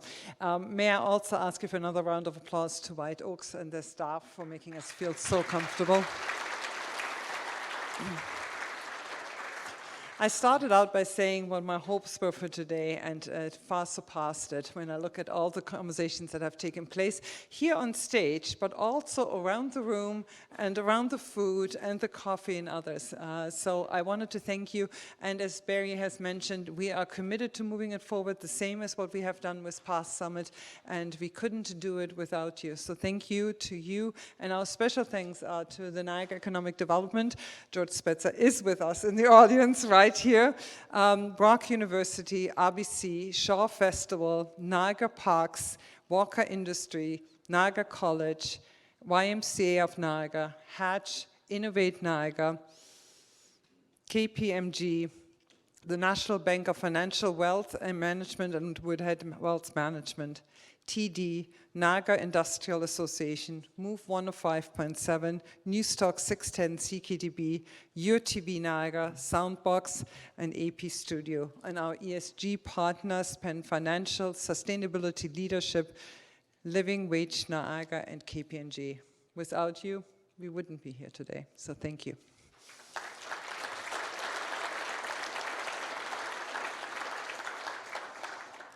Although we try to recognize everyone right at the beginning, sometimes we are human. So I'm going to do a shout out that one of our regional councillor, Rob Foster, is in the room as well. So sorry for having missed you earlier. But really, the biggest shout out for me personally goes to my colleagues, Karina Massacott, Hugo Cheshire, Brad Demir, Savannah Stewart, Shauna Boudre, Michaela Stevens, and Anne Callaghan, for actually making all of this look so seamless, so possible, so easy actually. Just so you know, the majority of our team was here on Halloween night last night until about 9 o'clock, so to make sure that it was smooth today. So thank you for everything that you do. And we're nothing without the volunteers by our side. My thanks go to the people that have made it also very easy for us. We rely on them often, and they come happily to be with us, and we're really grateful for that. Alfonso Salami, Eric Robert, Danielle Gregoire, Stacy Semplowski, Aaron Clark and Tyler Snur were instrumental, but I also specifically wanted to mention that just recently we formed an EDI committee within the GNCC. We felt it was important for us as an organization to move us forward, and today we had actually 2 members from the EDI committee with us. We had Asa Shabar and Kirsten Webb with us, who actually wanted to, and you might have seen them walk through the premise for the last couple of hours, identifying barriers and recommend strategies to actually promote equity more than maybe what we have done in the past. So my thanks to all of our volunteers for making a difference. And to all of you, please stay around for some networking, because one of the things that I've heard around the room today is the pleasure that you had not just listening and taking part in this part of it, but also seeing other community members here that you maybe otherwise have not seen for a while. So thank you and have a good afternoon.